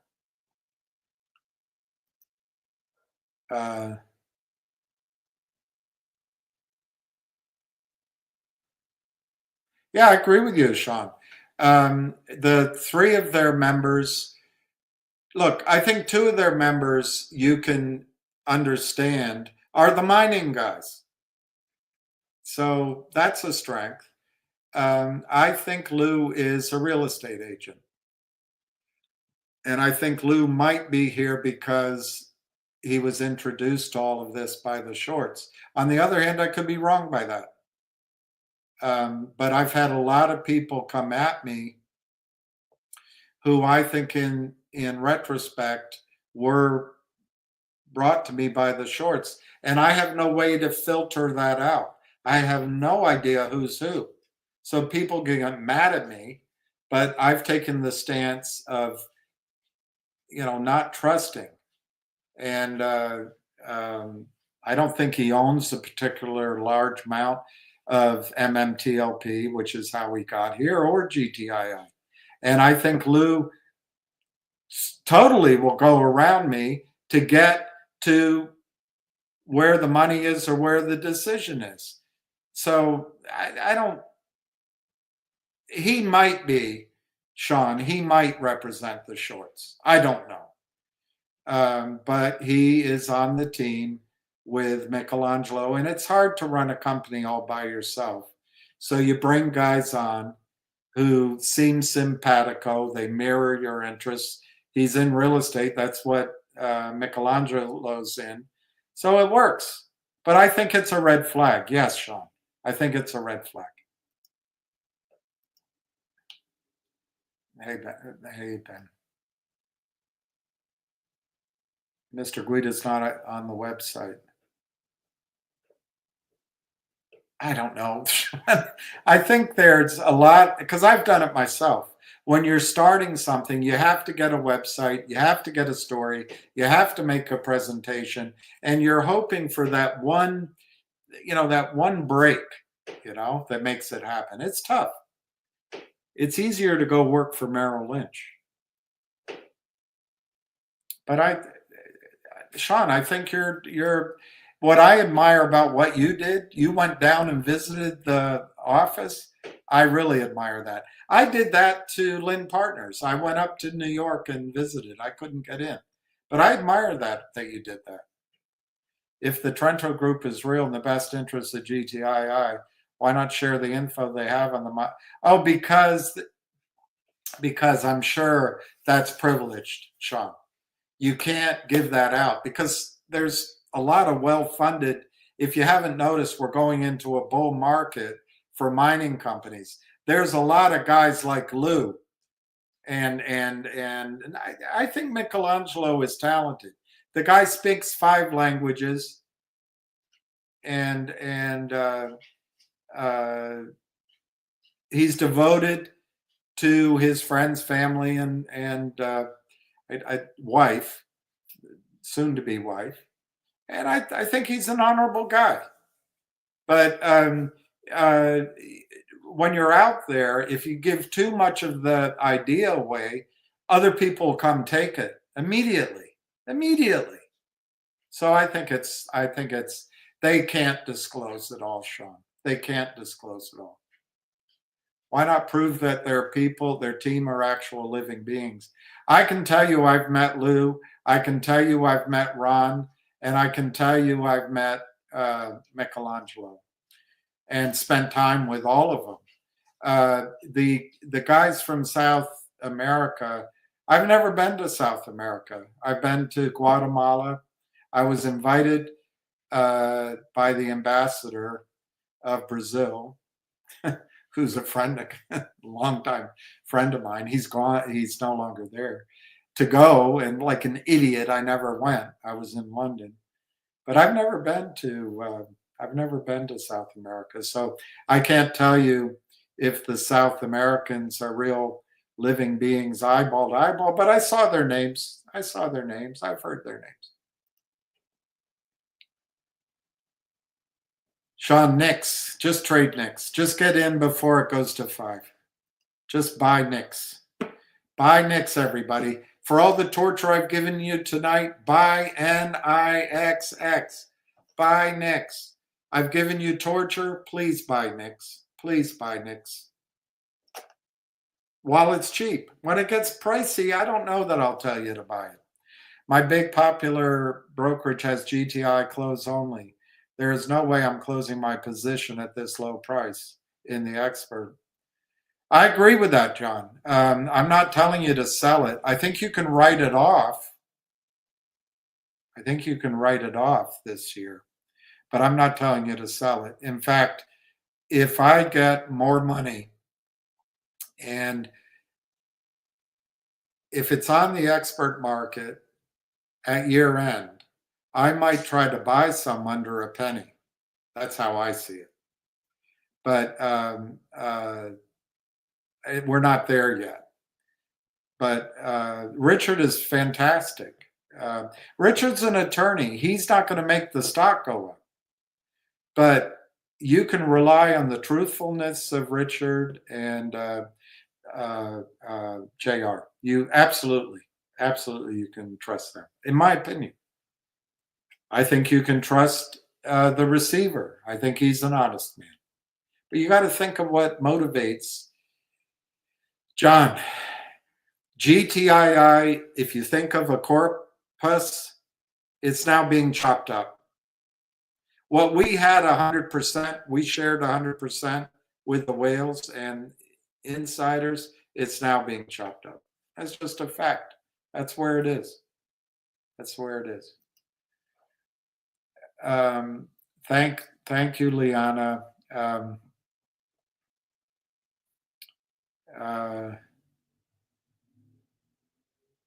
I have GTI too. I still want to figure out something, but it's out of my hands now. I have no input in GTII. It's just totally out of my hands. And, you know, I can't do much. I can talk, I can give you my thoughts, but that's all I can do, Liana. And I'm sorry about that. But I'll do my best. And please forgive me for I get worked up and then I say something that's wrong here or wrong there. And oh my God, I'm going to hate him because he said that. All right. Well,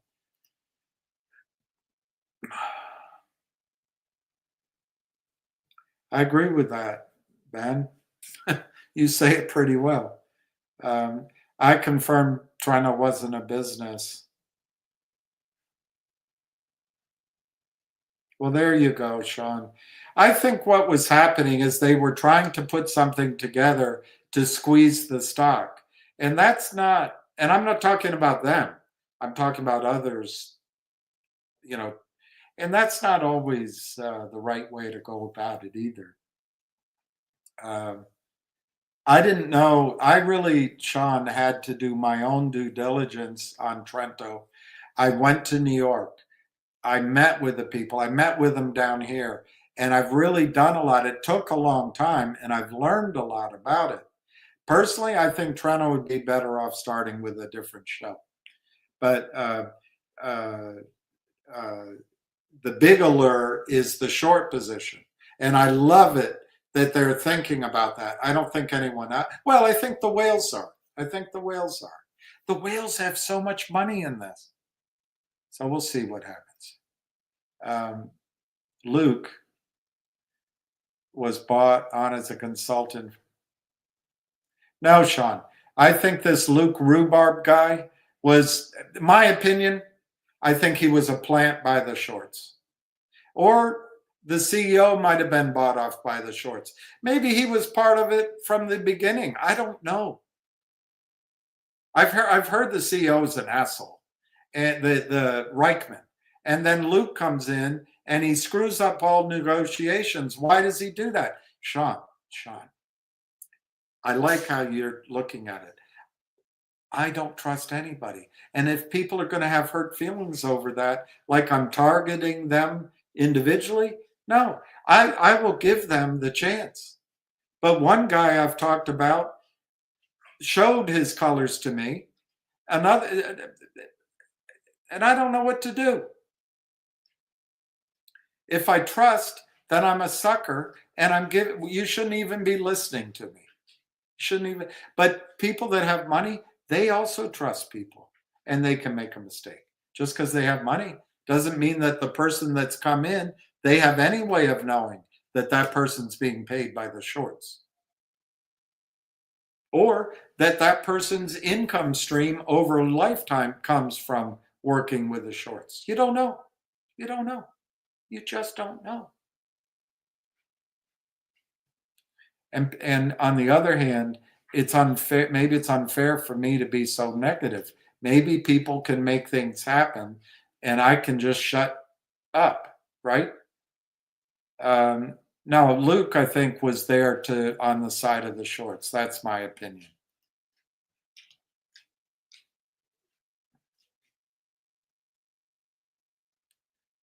Who's Akira Nova? He just told me he can get on, but when he leaves the question, it doesn't show up.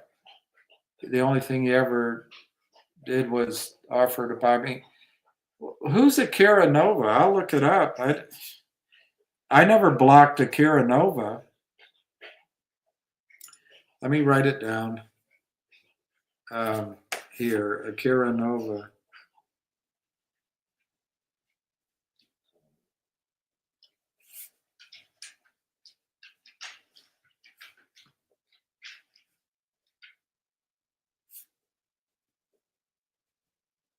All right, Hammersmith. I'll look up Akira. Maybe I'll just go let everybody out. I don't know. Well, there's nothing to talk about with VGLS. I think the company which was intended to come into VGLS is going to go into GTII, but that's supposition on my part, right at the time being.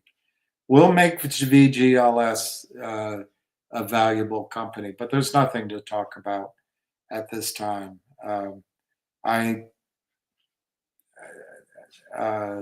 We'll make that valuable for everybody, including everyone that's without elaborating, for everybody.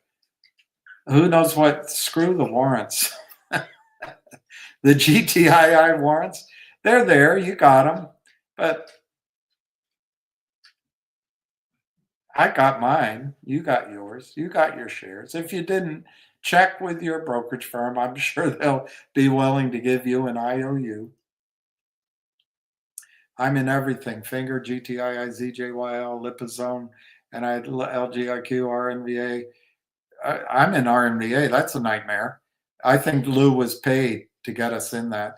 XRP, XLM, XAH, HBAR, Shaboom, Jasmine, Pepe, Kaz. Yeah. BDC just crossed 90. There you go. It's going to go to 100. Hey, Stan. Did you call GT a piece of shite?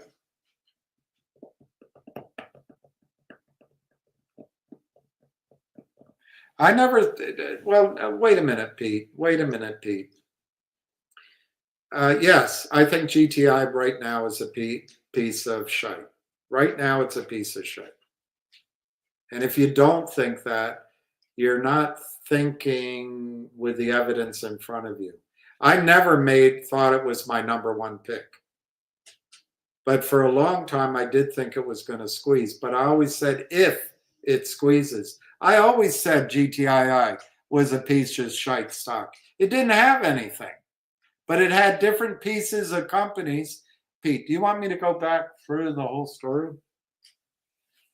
When I got introduced to GTII, it had a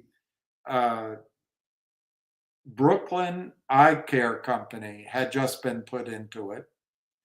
The concept of GTII is he would bring companies in, clean up their financials, then float them and keep 5%.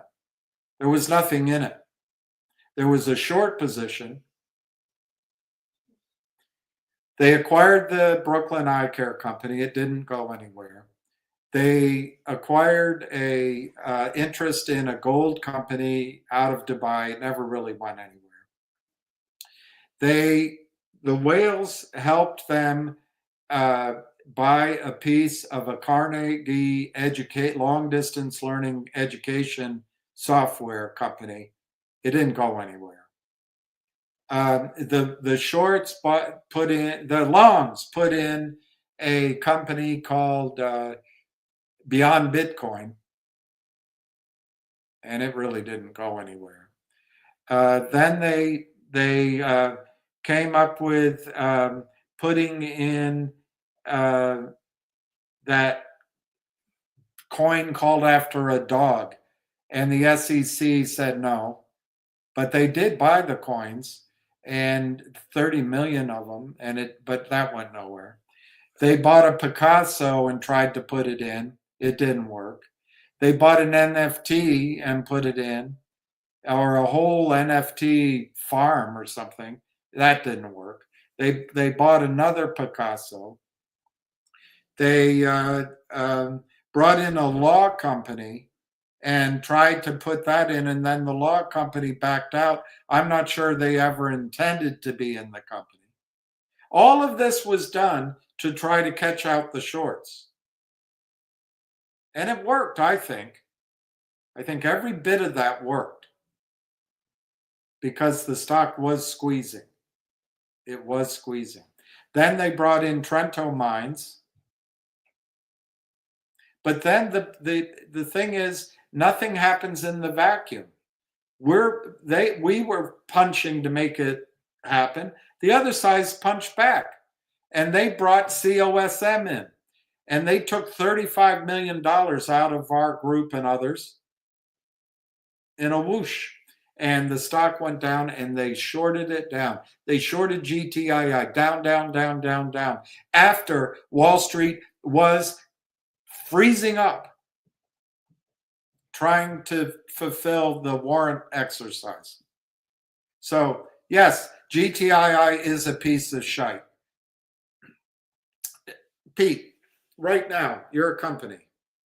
I'm an AI company that has a revolutionary algorithm for trading short stocks versus longs, and I can trade $1 trillion all day long, and I never lose every single day. That's my algorithm. So my company, though, is private. I want to go public. I need to find a shell. Well, I've got GTII. Oh, great. Show it to me.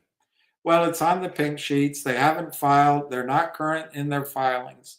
They're in the midst of a lawsuit and receivership. It looks like the CEO stole money, and then they're tied up in a little bit of regulatory issues too. I don't know how far that's going to go, and I can't tell you when the shell's going to be ready. Oh, well, I'm not so interested. How about if I go, do you have another shell? Yeah, we've got a NASDAQ shell here. And if you give me 10% of the company, I'll give it to you. Oh, great. I'll take that one. Boom. Gone. So, yes, I think it is right now, I think and it always has been. It's a company that had no assets. It had a CEO and a couple of board members. But it has, what GTI has is 500 million shares short and one short caught and trapped. That's the whole story. Doesn't matter if the company's a piece of shite or it's the best thing ever. But if you don't admit that company, what does it have, Pete? What does it have? I'll tell you what it has. It's got a dedicated group of whales. It's got one guy that I admire the hell out of that never quits. It's got a receiver that is going to go get Reichman. I'll tell you that. You can count on it. And I think they've got a lawyer that's going to go get Reichman. And you have Richard, and I do too, I hope, but have Richard who's working on that. There's so much good going on, but that's outside of the company. It's all with this. It's because of us and you, not me, the whole group. But the shell is just a piece of shit right now. Now it needs to be cleaned up. How could it be cleaned up? I think this receiver is the guy. He's going to be able to get those filings with a little money from the whales. He'll be able to get those filings current. Then, now you have a shell. If it's clean, it has a lot of shareholders, and it's current in its filings, then you have something that's valuable. Then you have something really valuable.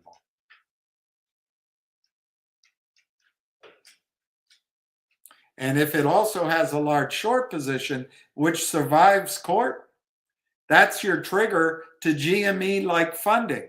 And that's valuable. But both those values have nothing to do with the status of the company right now. And yes, Pete, a stock trading at 0.00001 on the bid, which is what I imagine the bid is closer to POS than piece of gold. People invested hard money. So did I. They did invest hard-earned money. Now,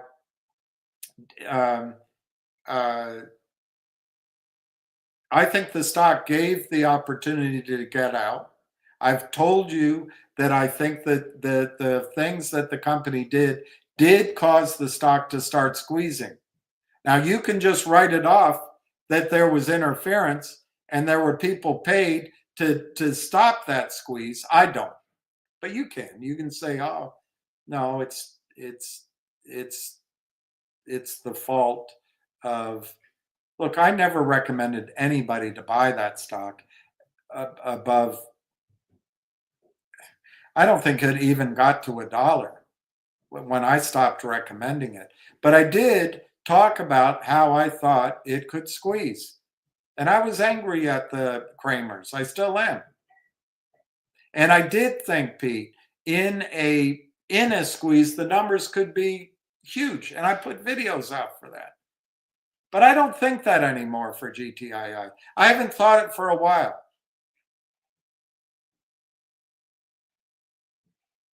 And I made it clear, but one thing I'm learning is I've got to be explicit. I thought I was making it as clear as I could last year. You've got to be careful of GTII. Now, I didn't know that it always could be that Reichman would make a deal, and there was more than just Trento, and all of the stock would go up. But I now think that that guy Luke and Reichman wanted this stock to go down. Were they paid off? I don't know. And that's where I think the bulldog of the receiver is going to find out answers. I don't have access to all the lawsuit stuff. Disappointing to hear that when for months you thought it was number one. No, I never thought it was number one. Maybe number two. So I'm nitpicking with you. But no, I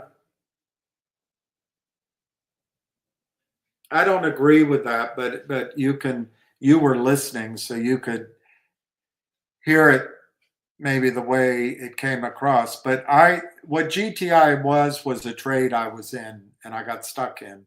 I should have gotten out at 9. I didn't. I should have gotten out when Lou went over to COSM. I didn't. But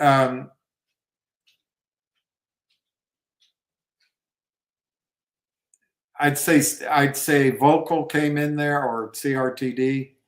Finger was in there. I was trading Finger last year. I never mentioned GTII. So, well, look, we can go back and forth. It's odd that a stock never changes you make a recommendation and it doesn't have complexities that you talk about, that's not me. Yes, I think Nix is, you don't have to buy it. Pete, don't buy Nix. Don't buy Nix. Just don't buy it. Just don't buy it. I don't care if you do or don't. I'd like you to make money. If your hope of making your GTII money is just to hold on, that's reasonable. I think it's going to take a while. It's reasonable you make your money back. And it's reasonable, too, if we get more information, that it makes sense to buy GTII once it starts trading again. Possibly. But if you want to make money before the end of the year, buy NIXX. But you don't have to. You can link the two. I see no linkage. I don't see why, if I call GTII crap right now, which is what it is right now, it's in law, it's in a receivership. Doesn't mean it won't come out. And I recommend NIXX. What's the connection? I don't know. I understand. I know people lost hard money. So did I. I lost it. I lost it in Vocal. I lost it in Finger last year when I went to that stupid film. Where are you? Get there. They're waiting for you. Phone calls forever. I go there. I lost a ton of money because I couldn't pay attention to Finger. I'm not mad at anybody. I'm mad at myself. Why didn't I just say, no, I can't do it? They can go do the video without me.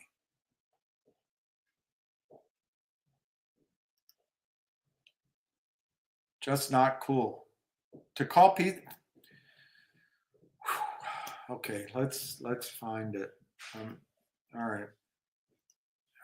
Let's just see.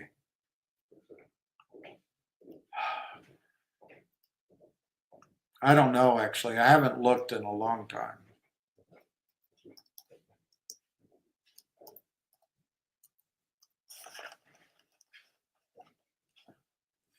Okay, it's trading at 3 cents. On Yahoo, let me just see if you're seeing this. You are. Okay, on Yahoo, the news is Global Tech's 2 months ago returns AI commerce stock back to the Treasury. That's a positive, Pete. Global Tech announces Luke Rahbari's appointment as CEO. He gets $20 million. They execute an employment agreement with Rahbari. He gets $20 million if it goes to $2. They provide an update on 2022 and 23. Their commitment to shareholder value and vigilance. They retain Fortune CPA and assert rights for various auditor. They have an updated legal opinion. They welcome Luke Rahbari as the COO.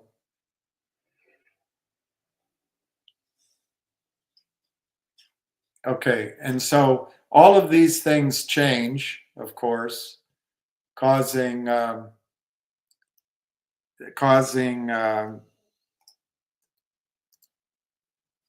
stock to be different than when we first got in it. Pete, when I first got in it, the squeeze was something like 50 million shares versus 10 million in the float. And then behind that 50 million could be as much as 200 million. Now it's 450 million. We'll find out. And nothing changes. It's got the warning, double diamond, expert market, which really is bad. Now, what's good, company verified profile is good. Transfer agent profile, it's a shell risk, which means it's a shell. It's got delinquent SEC reporting. So that, let me just see if you're seeing this. Yeah.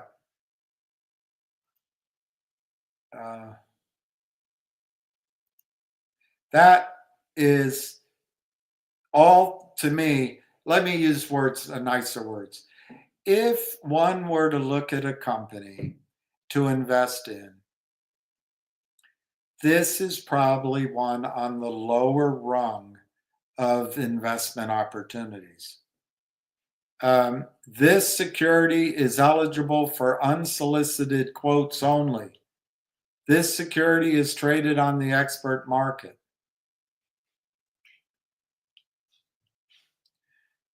When I first got in, the authorized shares, to my memory, were around 250. Now the authorized shares are 750 million. The market cap is 10 million. Okay. The outstanding shares, this is good so far. This has come down. Outstanding shares, 339 million. The unrestricted shares, 141 million.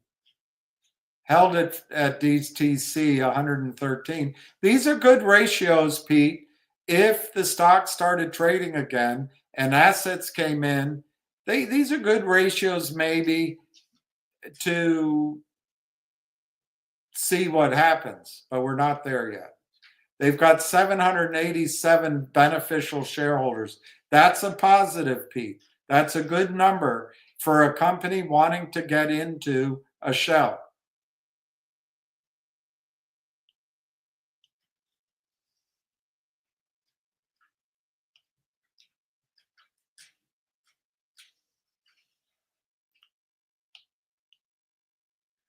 Okay, their operating income last reported was minus 83 million.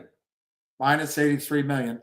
Now that was partly stock awards, so you got to take that out. But minus 83 million.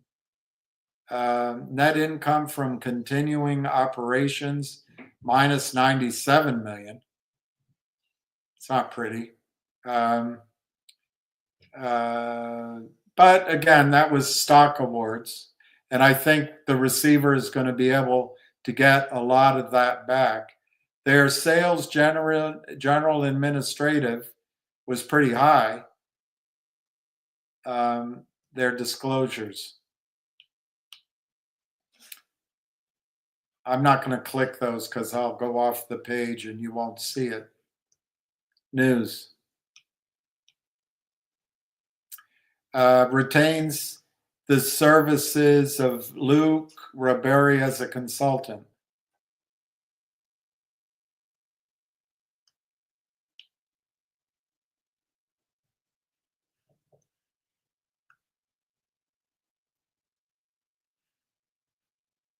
All right. Well, we can agree to disagree.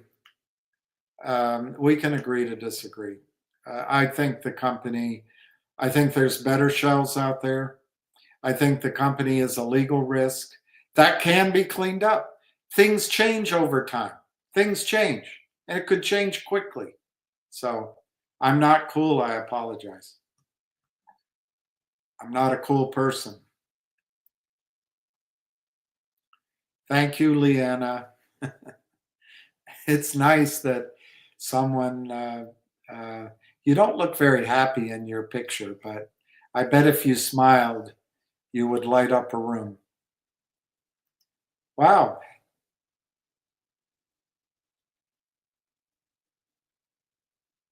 No, you didn't tell me privately. You did it right here. You did it right here. And yes, maybe it was nice, but you knew what you were saying in front of everybody. You were trying to nail me or call me out. I don't know. I don't know why, but it's okay. I'm not angry about it, but I do talk about it. You didn't tell it to me. You did it right here, not legal advice. And I'm not saying you're lying. I just don't think you remember. Nobody could predict the management would be assholes. That's true. That's true. My anger is toward them. Bo, my anger is totally, this frustration you see is because we're in a knot and I can't get out of it. But my anger is at the criminals. It is at the shorts. It is at management. I'm not angry at the whales. I'm not angry at the whale advisors. I'm not angry other than, I'm hurt. I'm not angry at our lawyers. I'm not angry at the receiver. But you guys you're not getting it. The setup is no longer it's not an investment anymore. Not right now. It could be again. It could be again. You've got to get through receivership. It's going to be new. You got 100% of the company. You got to take 5 to 10% out. Well, of the assets that are recovered, you definitely got to take 10% out. But I'm talking about after that. When the new company is created, you probably got to give 5 or 10% to the handlers that created the show. So that's 10% goes there. Then you've got the lawyers will probably be paid off, so they're gone. Then you've got whatever deal you make with management or insider shareholders. I hope they get 0, but my guess is they'll get something. Then you've got the new company coming in is going to ask for probably 80% of the shares, maybe 90% of the shares, 75 you get them to go with. Okay. And then the whales that finance it will probably finance the new co, so they'll own a big chunk of that, I would guess, which is okay. And then they probably will get a piece of the other because they need the GTII is going to need funding. Guys,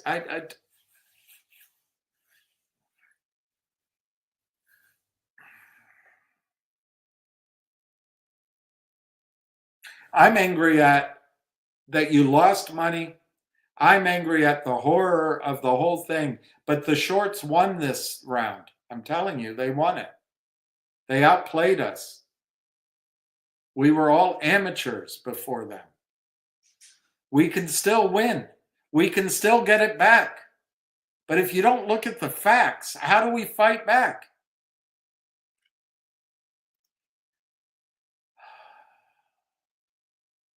If you follow the court, see mon our side for GTII. I don't know what that means. See mon our side. Pew clause waiver expires.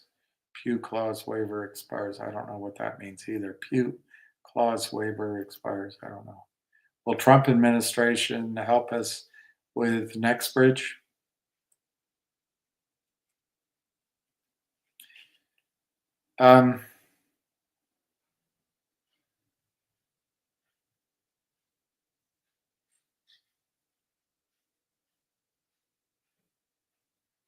I don't think first, but I think because of the hard work of Busy Brands and Junk Savvy, I think the biggest help with MMTLP NextBridge will come through RFK Jr. That's my prediction. And yes, I think the Trump administration will help. Any word on Patrick Byrne replacing Gary Gensler? I don't think it's going to happen. I think there was another name floated, which I can't remember. I just saw it Friday as a man.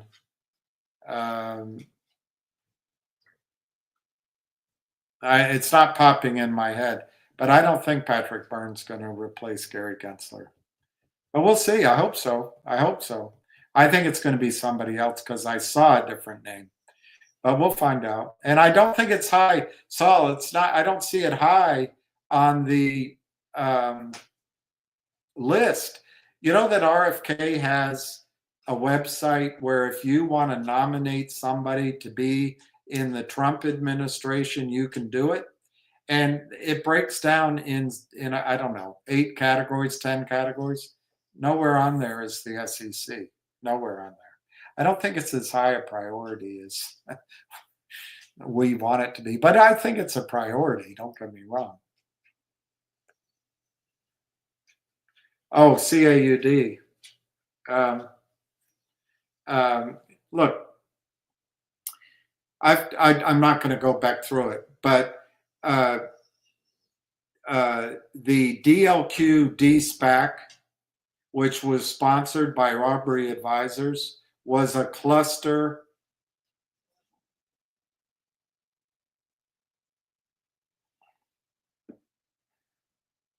conflagration. It was a disaster. I think it was on purpose. I think Aubrey Advisors did it on purpose to help their client Polar make outsized returns. That's my opinion. 2 of the Aubrey Advisors people are on the board of CA Collective Audience. I think they're there protecting the crime, protecting the profit. That's my opinion. Now, am I right? I don't know. But I predicted when I saw the financing, the stock would go under $1. Oh, you don't know what you're talking about. There's systems in place.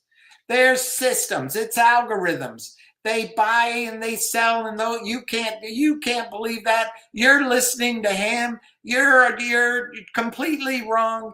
That stock that's going to $25. Well, who was right? Who was right with that prediction? It could be coincidence.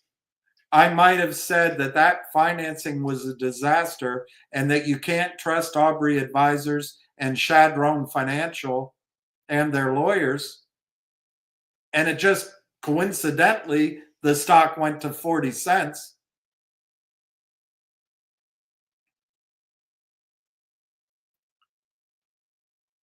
But I predicted it. So I was either right or I was wrong, and the coincidence backed me up. I don't know. You can't retest it. But Collective Audience was destroyed by Aubrey Advisors' incompetence or intention. And I think it was the latter, intention. And Shadron Financial has done over 120 SPACs, and Aubrey Advisors was a sponsor of the SPAC. They knew what they were doing. They knew what they were doing. Now, here's the good news on Collective Audience. Here's the good news on Collective Audience, Miles.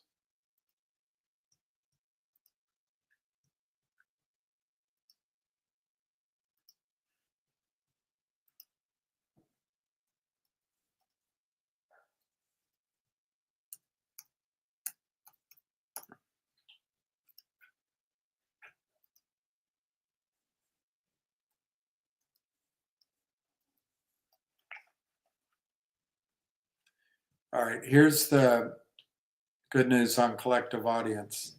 Let me just make sure you can see it. Oh, no, you can't. All right, I'm going to go back to it. Where is it? Right here? Okay. But yeah, now you can. All right, so Miles, here's Collective Audience for the last 6 months, yeah? And right here, let me get my... Right here, do you see this? I can only draw a straight line. I can't draw anything else. This day right here, I think it's right here. It might, no, sorry, ignore that. It's over here. It's over here. Can I erase that? Can I get that out of there? Okay, get that out of there. Right over here, Miles, this day. You see this day? See this day? All this activity here? I'm trying to highlight this one down day right here. This was when NASDAQ informed Collective Audience that they were going to delist them. And you know what?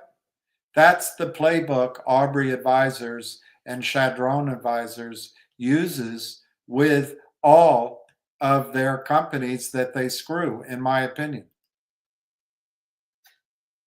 Look at this. This was with third-party pricing. This is as Aubrey Advisors is sponsoring the SPAC. Look at the trading at $11. It de-SPACs. It gaps open. Somebody calls FINRA and says, oh, they don't have enough shares for 24 hours. FINRA stops trading. Or NASDAQ, sorry, NASDAQ. And boom, it opens at 12. Nobody got to trade here because we didn't get our stocks. But those guys did. They got to sell it short. And then look what Polar did. And there was one other. So it's Andor.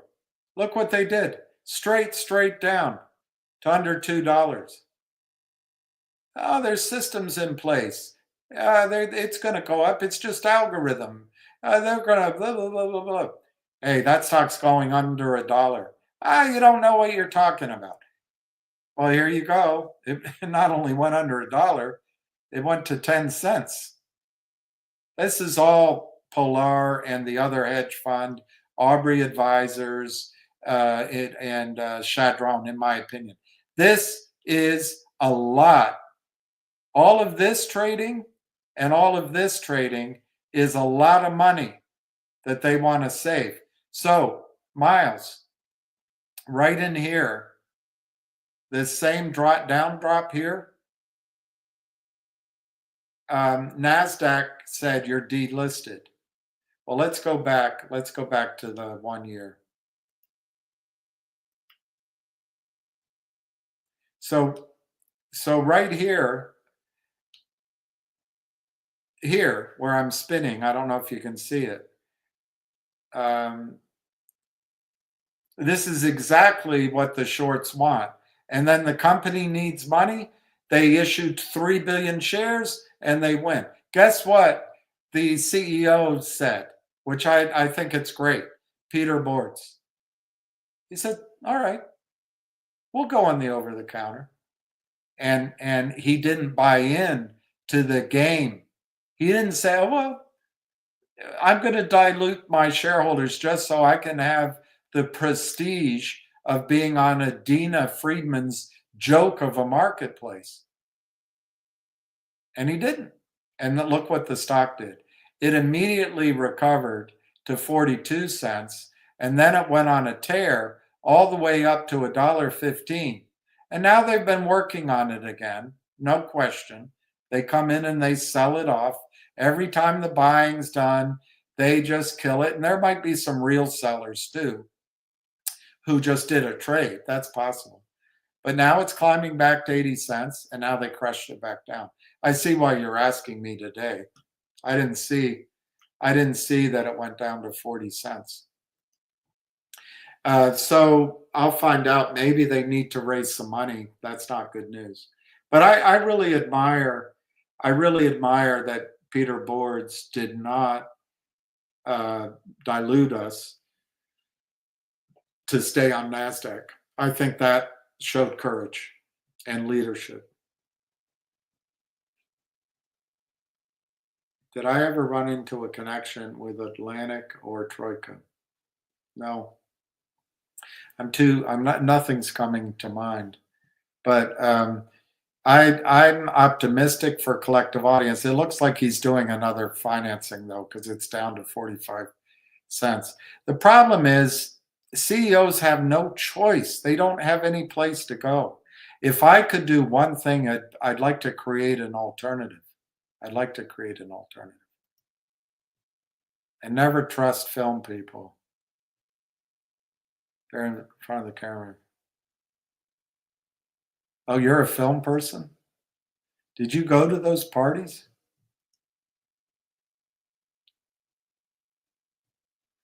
Yeah, it's all, and that's a lot of the frustration you see is I don't think everybody gets what's going on.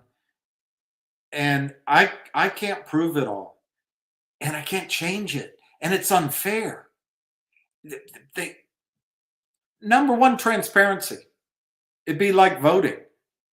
Transparency in the system, and people would trust it. Number two, settle the trades. Number three, put one of these guys in prison next to that cocaine dealer, and it'll all stop.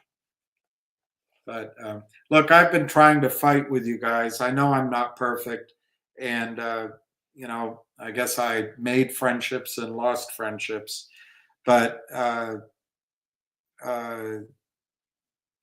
keep coming on simply to fight. That's all I do, and I'm not a perfect guy.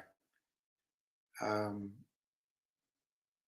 I don't have huge resources either. And it's all about access to people who can make a difference.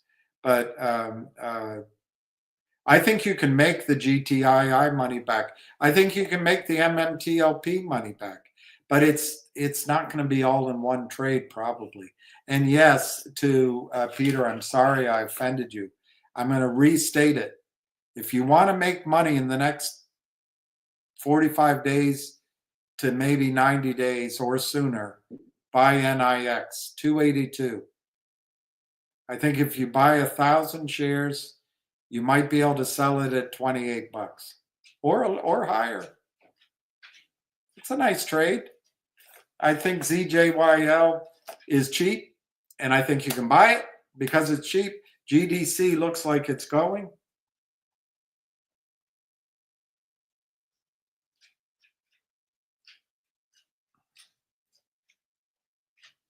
Darn it, not anymore. 313. So those are some ideas, and we all feel the frustration. Isn't that Indian in Outlaw Josie Wales? He persevere. You have to persevere. We always persevered, and then Josie Wales goes and falls asleep. All right, I'm going to go walk my dog. I'm sorry. I shouldn't answer questions. Maybe in the future I'll just do videos without questions. Why do I get worked up? I think is frustration. I think that's it, is frustration.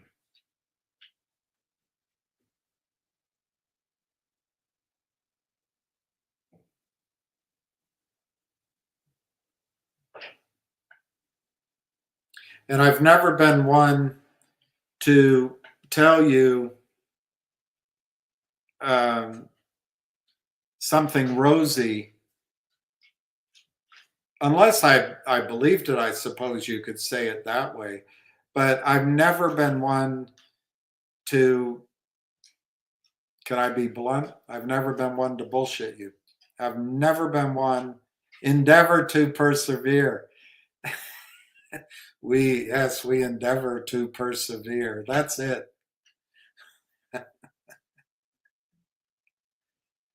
Well,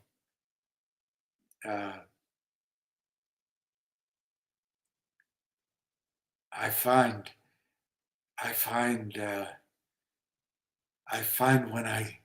when I get to liking someone, they're not around.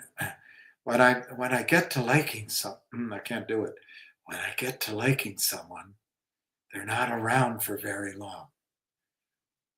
Well, I notice when you you get to disliking someone, they're not around very long neither.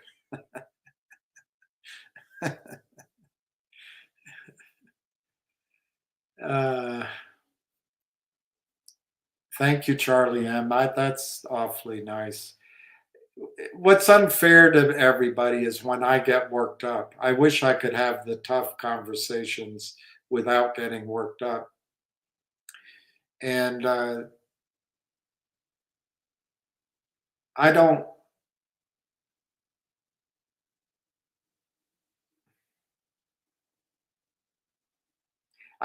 think I can solve all this problem, but I try to, which is bad. I don't think I can solve it all. I do think there's a blessing of Ham teaching you how to trade. And if you can learn from it, not everybody can. It's not a judgment. I think you can make back the money. And you know, as Ham told me today, I bought some minor position in GDC at whatever what you know. He said just get out. If it goes to 5, 10, then you have $1,000, or then you have $5,000, whatever. And that's a start. And then you try to do it again. And anyway, that's one thing. I also think you're lucky because there are good guys working here. I've pissed them all off, but they are working here for you. Listen to them. Listen to them. And some guys are working in the background they never get any credit. And I think they actually deserve more credit ever than I do. I don't deserve any credit. But anyway, all right. Miles. All right, I'm going to go walk my dog, and I'm going to go. I'm not. I had a girlfriend, really, I did. And she could make the whole room laugh, but in a second she could make it all. But a friend would come over and he'd say, "Come on, Bill, let's go get a beer." And I'd say, I'm not going to say her name, but I'd say, "Hey, I'm going out." And she'd say, "Where are you going? Where are you guys going?" And I'd say, "I'm going to go pick up chicks." And she'd say, "Well, good luck good luck," she'd say. "Lots of luck with that." And she was right. She knew. She knew. She was funny. But anyway, tonight I'm going to walk my dog, and then I have I have to go meet people at a birthday party. I'm running late, and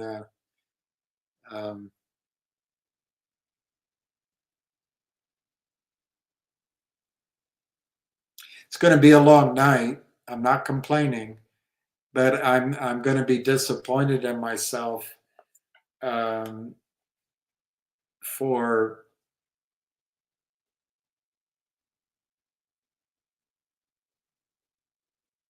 roiling the waters.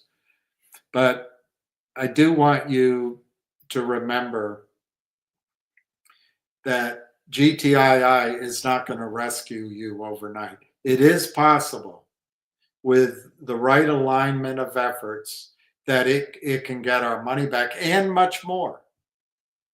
But it's not as simplistic as, like Pete said to me, and I'm not picking on Pete. I respect Pete. He's mad that I called it a POS. Well, it's always has been. But you did have the whales, and in particular, there's two guys that work very closely to look out for your interests, and they did everything they could think of, and then Ham too, everything they could think of, and it almost worked. But I don't think they're quitters, and I think they'll come back. But in the meantime, we have to try to make some money elsewhere. And I think Sexy Nixie is a trade, even if you do 100 shares. All right, let me see what this is. Thank you, Ted. Thanks, everybody. I'm sorry I'm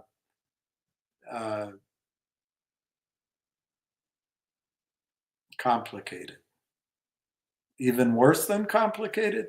All right, sorry I'm a pain in the arse. Pain in the arse. I'm sorry about that. All right, we'll see you tomorrow. Peace, love, happiness. Sexy Nixie.